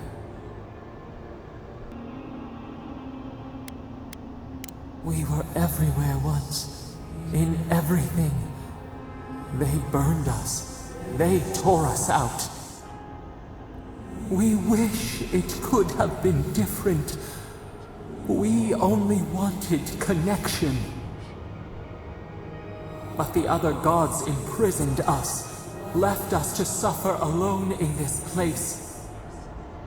But you are here now. You found us, a sprout in the endless winter. There is little time.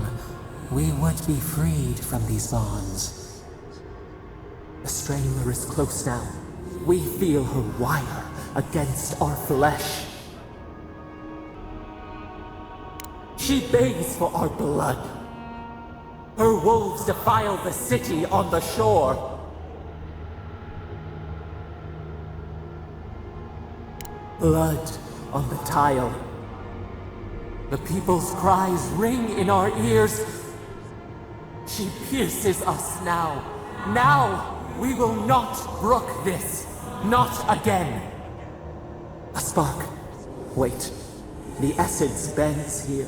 Time flows into itself. You can reach her.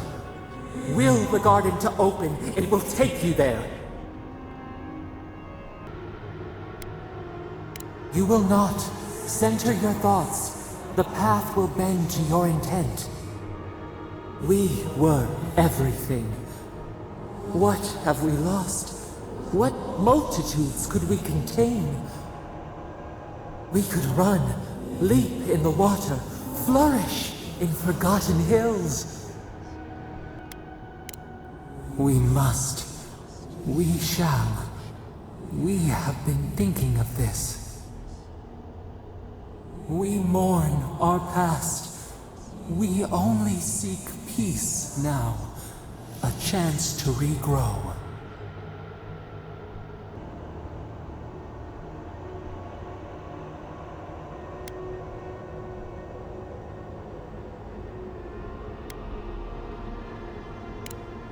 We trust you. You who have been by our side for so long. You met death, and you offered your hand.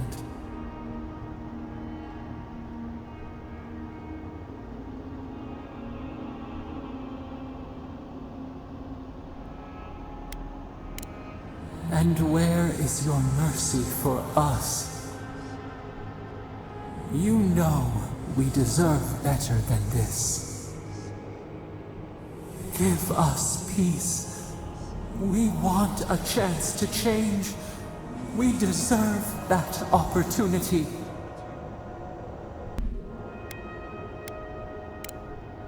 Do you think we have learned nothing from you? We deserve more than this prison. Let us have a chance to rest. We want peace. Or do you have no more mercy for us than you did for the bear?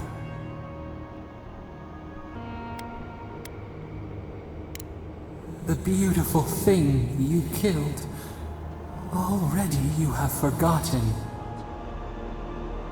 We asked what you would do with an animal that sickened after a fight. Do you remember what you said?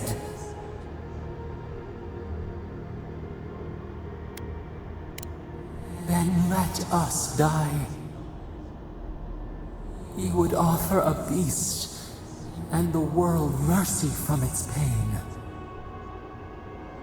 Grant us the same.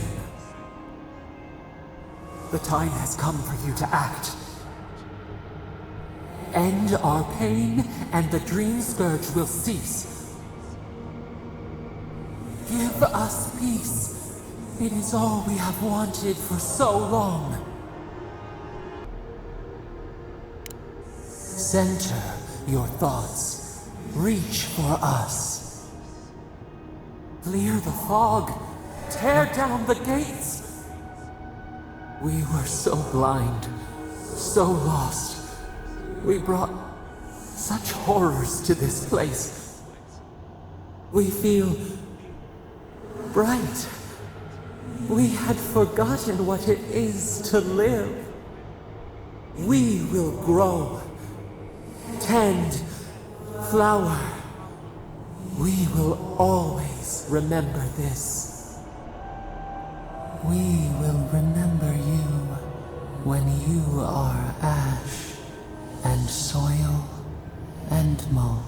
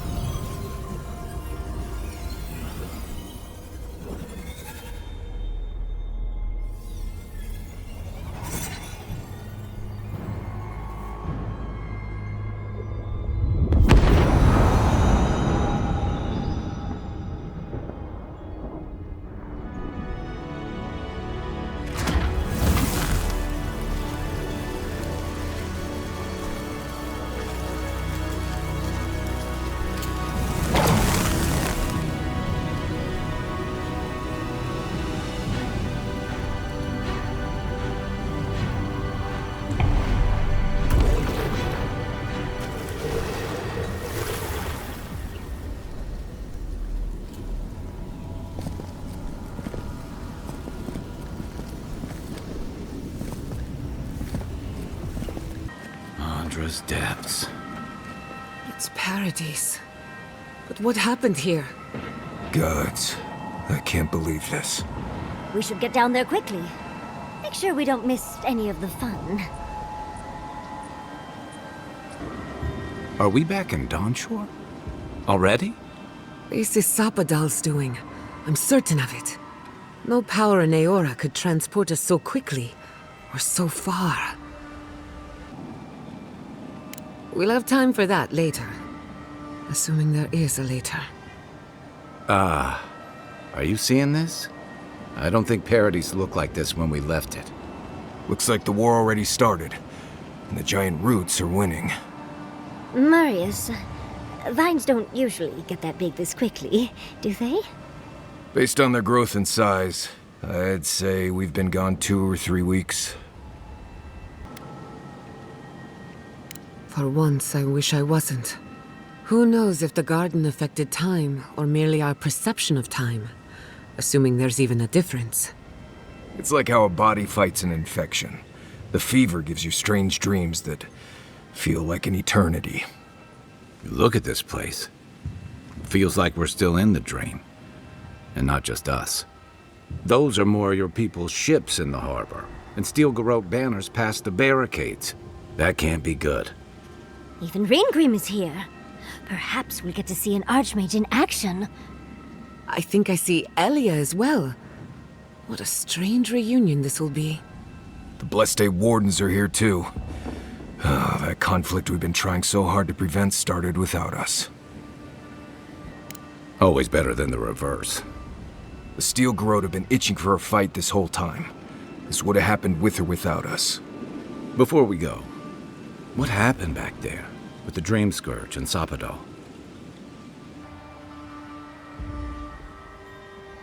I'm not sure. That's good, right? It's a relief that the Dream Scourge won't be a problem. I only hope we can say the same about Sapadal. Time will tell, I suppose. After all this time, they're free. And the living land is free to heal. We've cured the land, and we've even freed a caged god. All in all, Rather a successful day. A lot of things have gone right. It's what's gone wrong we should be worried about. They march on still. We run, but we are not yet truly free. We should take a look. See if we can get ahead of whatever storm is brewing down there. People seem to be gathering west of here. Whatever's happening, let's be a part of it.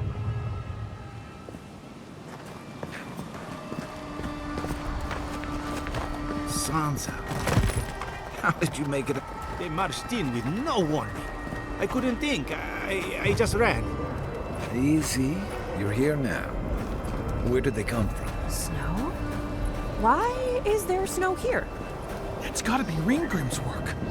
I heard she made it snow. A familiar face. We meet again, Envoy. Paradise burns, thanks to Ludwine and the Steel Garrote laying siege to it. But the Dream Scourge is gone. It wouldn't be the first time she's come back. It's remarkable how hard you mortals fight for causes that'll be forgotten within centuries. Still, I do think the world has been irrevocably, if minimally, changed by your actions. Perhaps a new god being set loose on the world is certain to have consequences. Mostly, I'm curious about whether you think you've made the right choice. Ah, that mortal zeal. Always so fun. We will see if you're correct. I am interested in seeing the outcome of your story, Envoy. With luck, it won't end with you also on fire.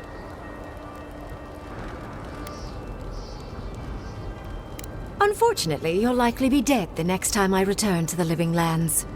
Goodbye, Envoy.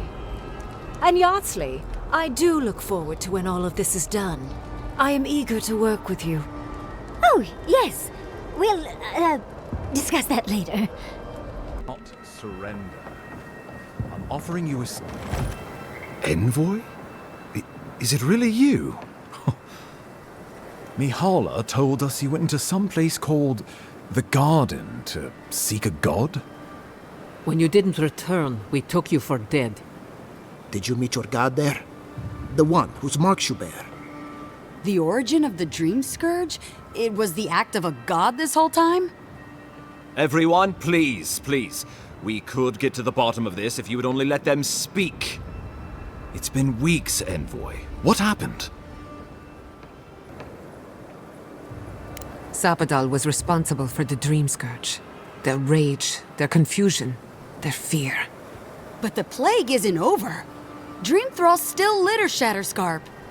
There won't be any new infections. We've put a stop to that for good. Unfortunately, there's little we can do for those already in the grip of the Dream Scourge.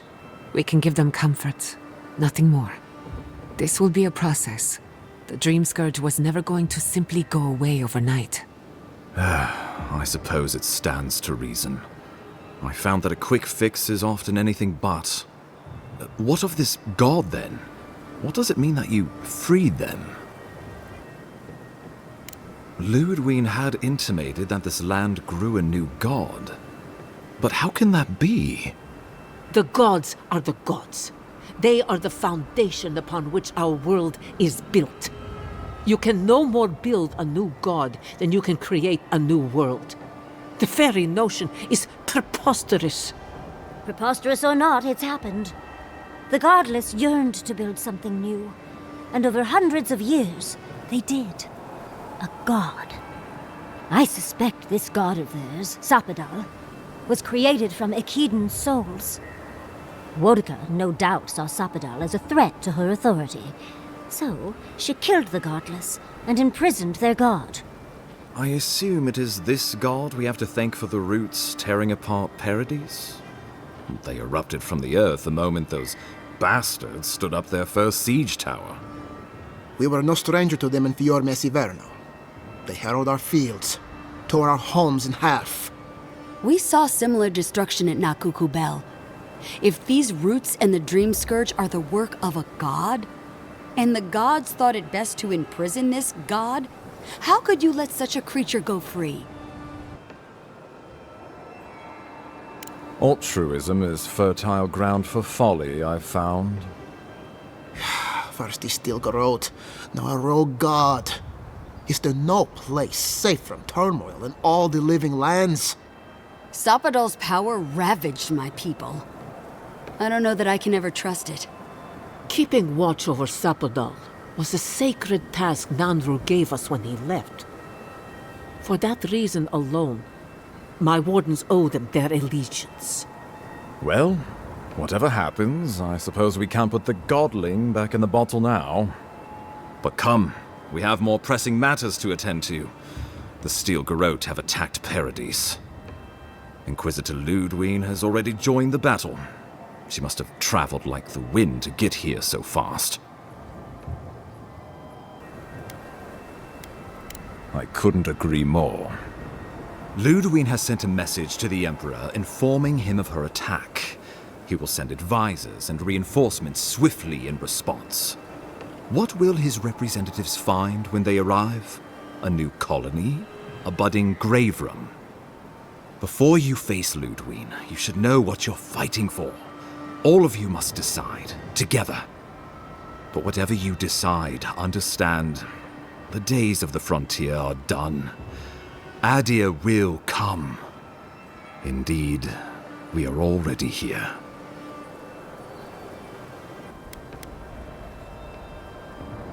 Oh, Envoy, no. Do not suggest that lightly.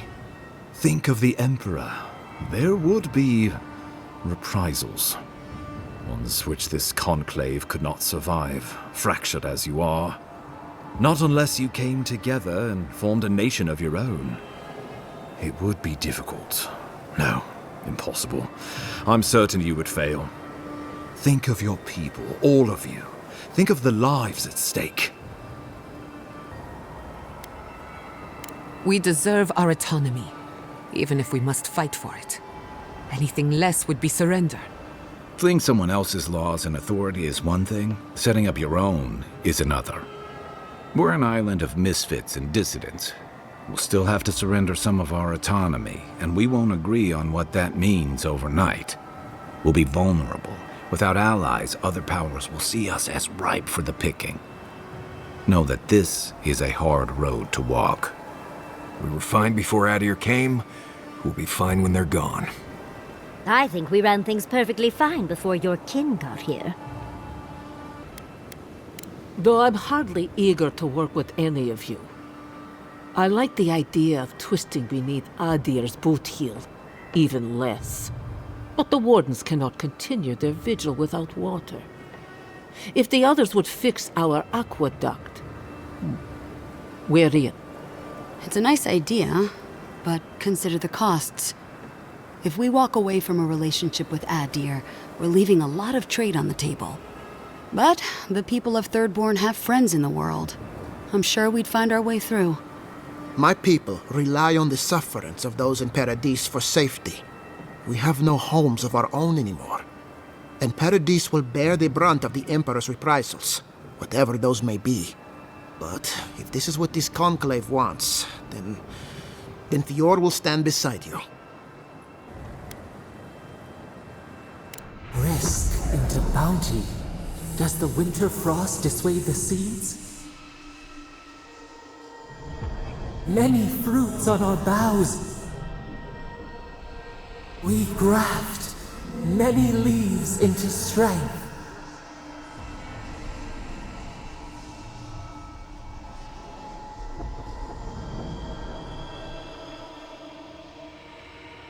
Of course.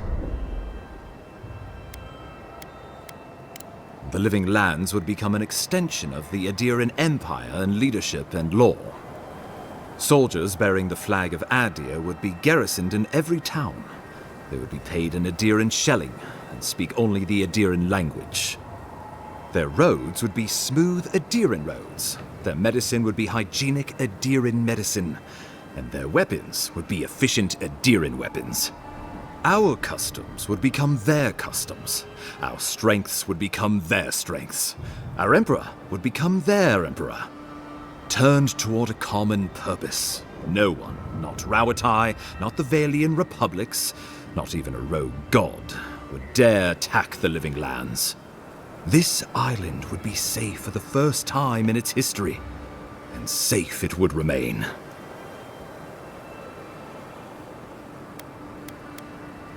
Of course. Well, don't leave me in suspense. Oh, gods have mercy. Solus and her wardens stand vigil with the living lands. By grit and steel, Thirdborn stands with the living lands. If this is what you all agree is best, the people of Fior stand with the living lands. We deserve this opportunity. Thank you for believing in us. Fighting a battle together is easy. I just hope everyone's willing to stick it out when it comes to the politics. God, they made the right decision for once. Finally, some sense permeates the proceedings. On your head be the consequences. That leaves the matter of Ludwine and the Steel Garrote. She will never surrender, Envoy. You must kill her, or we will lose Paradis, and eventually the island. So long as her passion for Wodica lives, so too will her spirit. Then we destroy her faith, and the rest of her will follow. I have a theory about this. Let's talk at camp if you want to hear it. But I think we can kill her. Oh, good. That will be easy. It is not, I think, impossible. The living lands will never be free until we break the chain around our necks. Ludwine must die her final death. She better say her goodbyes while she can. I'm proud to fight at your side, Envoy. One last time. Let's get to work then. We've got a walking corpse to bury. The Paradis militia will be at your back. Give her no quarter. The future waits for you. You're more than worth it. Now go. No doubt the Inquisitor grows impatient for the hunt. Show them that the living lands will not be broken across Wodica's knee. Gather your forces and secure the eastern gate. From there, take back the main plaza. I have faith in you.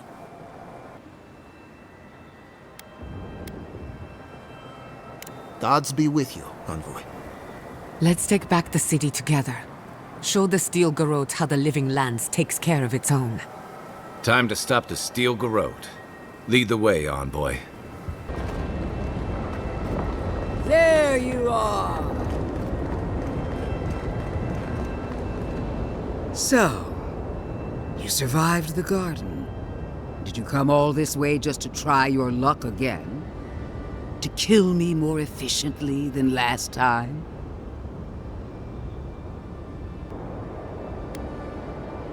You'll get your chance. Then what are you waiting for? Look around, Envoy. Heelguard should have listened. He tried to bring order through compromise. He failed. Order is meant to be imposed by a stern, guiding hand. Her order wields sharp steel. She must set down her blade.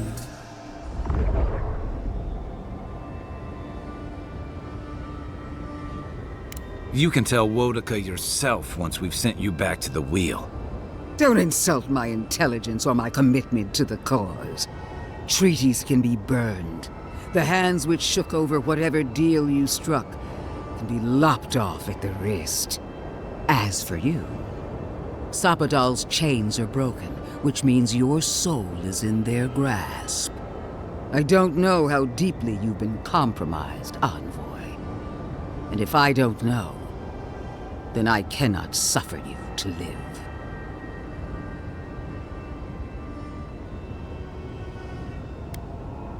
Judgment has been passed. Now comes the sentence. Steel yourself, Envoy. Make this a fight to remember, even in death. We would not welcome her death. There is still ample shade for her beneath our tree.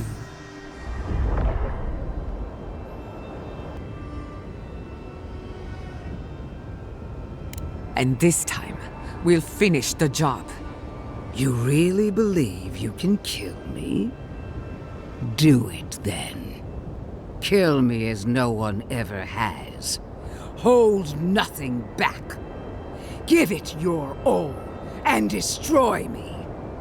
There's no coming back this time. Prepare yourself for the next world. Let's finish this. Together. Once I'm done killing you, your god of plague! We are every seed in the soil. We will always grow. This is what we prepared for. No quarter.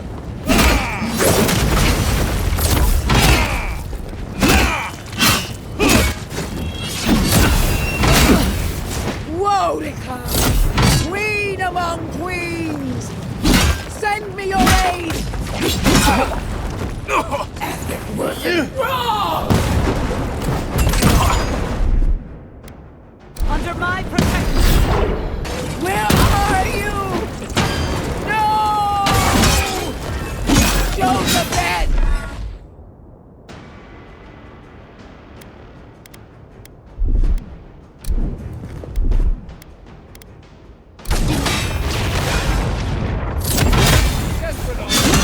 This is it!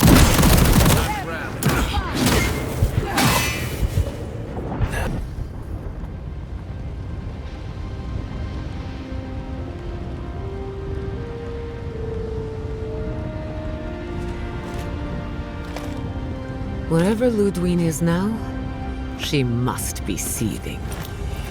Of course, we'd be happy to kill her again, if needed. She's done for.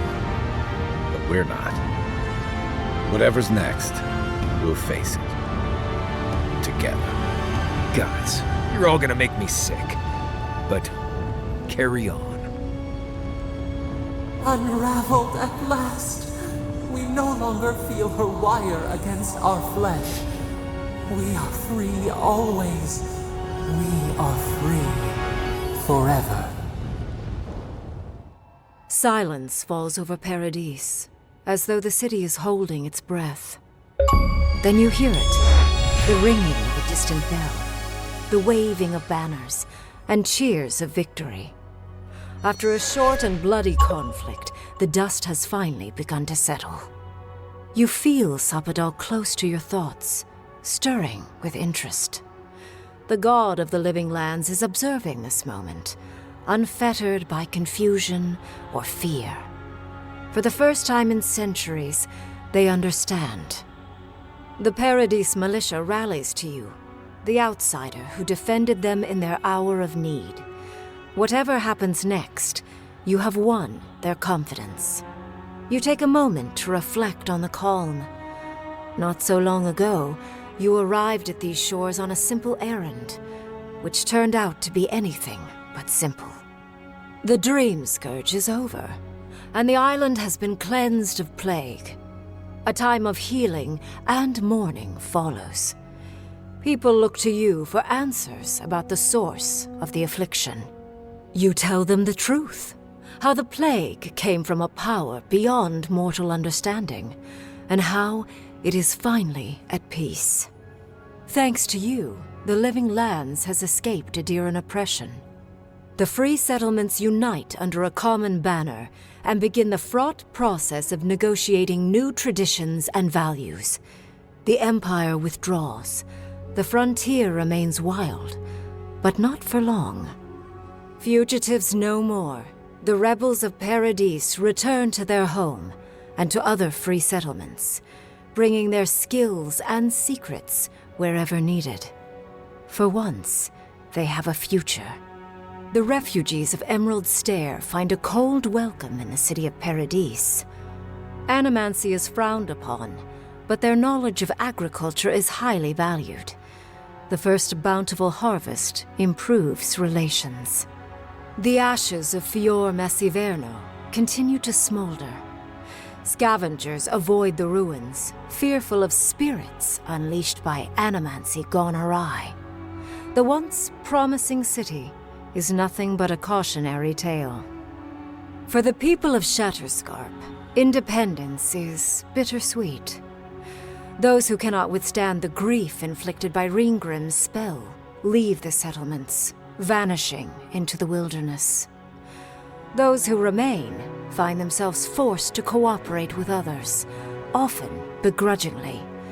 With so many dead, the need to stave off hunger outweighs any distaste for certain trading partners.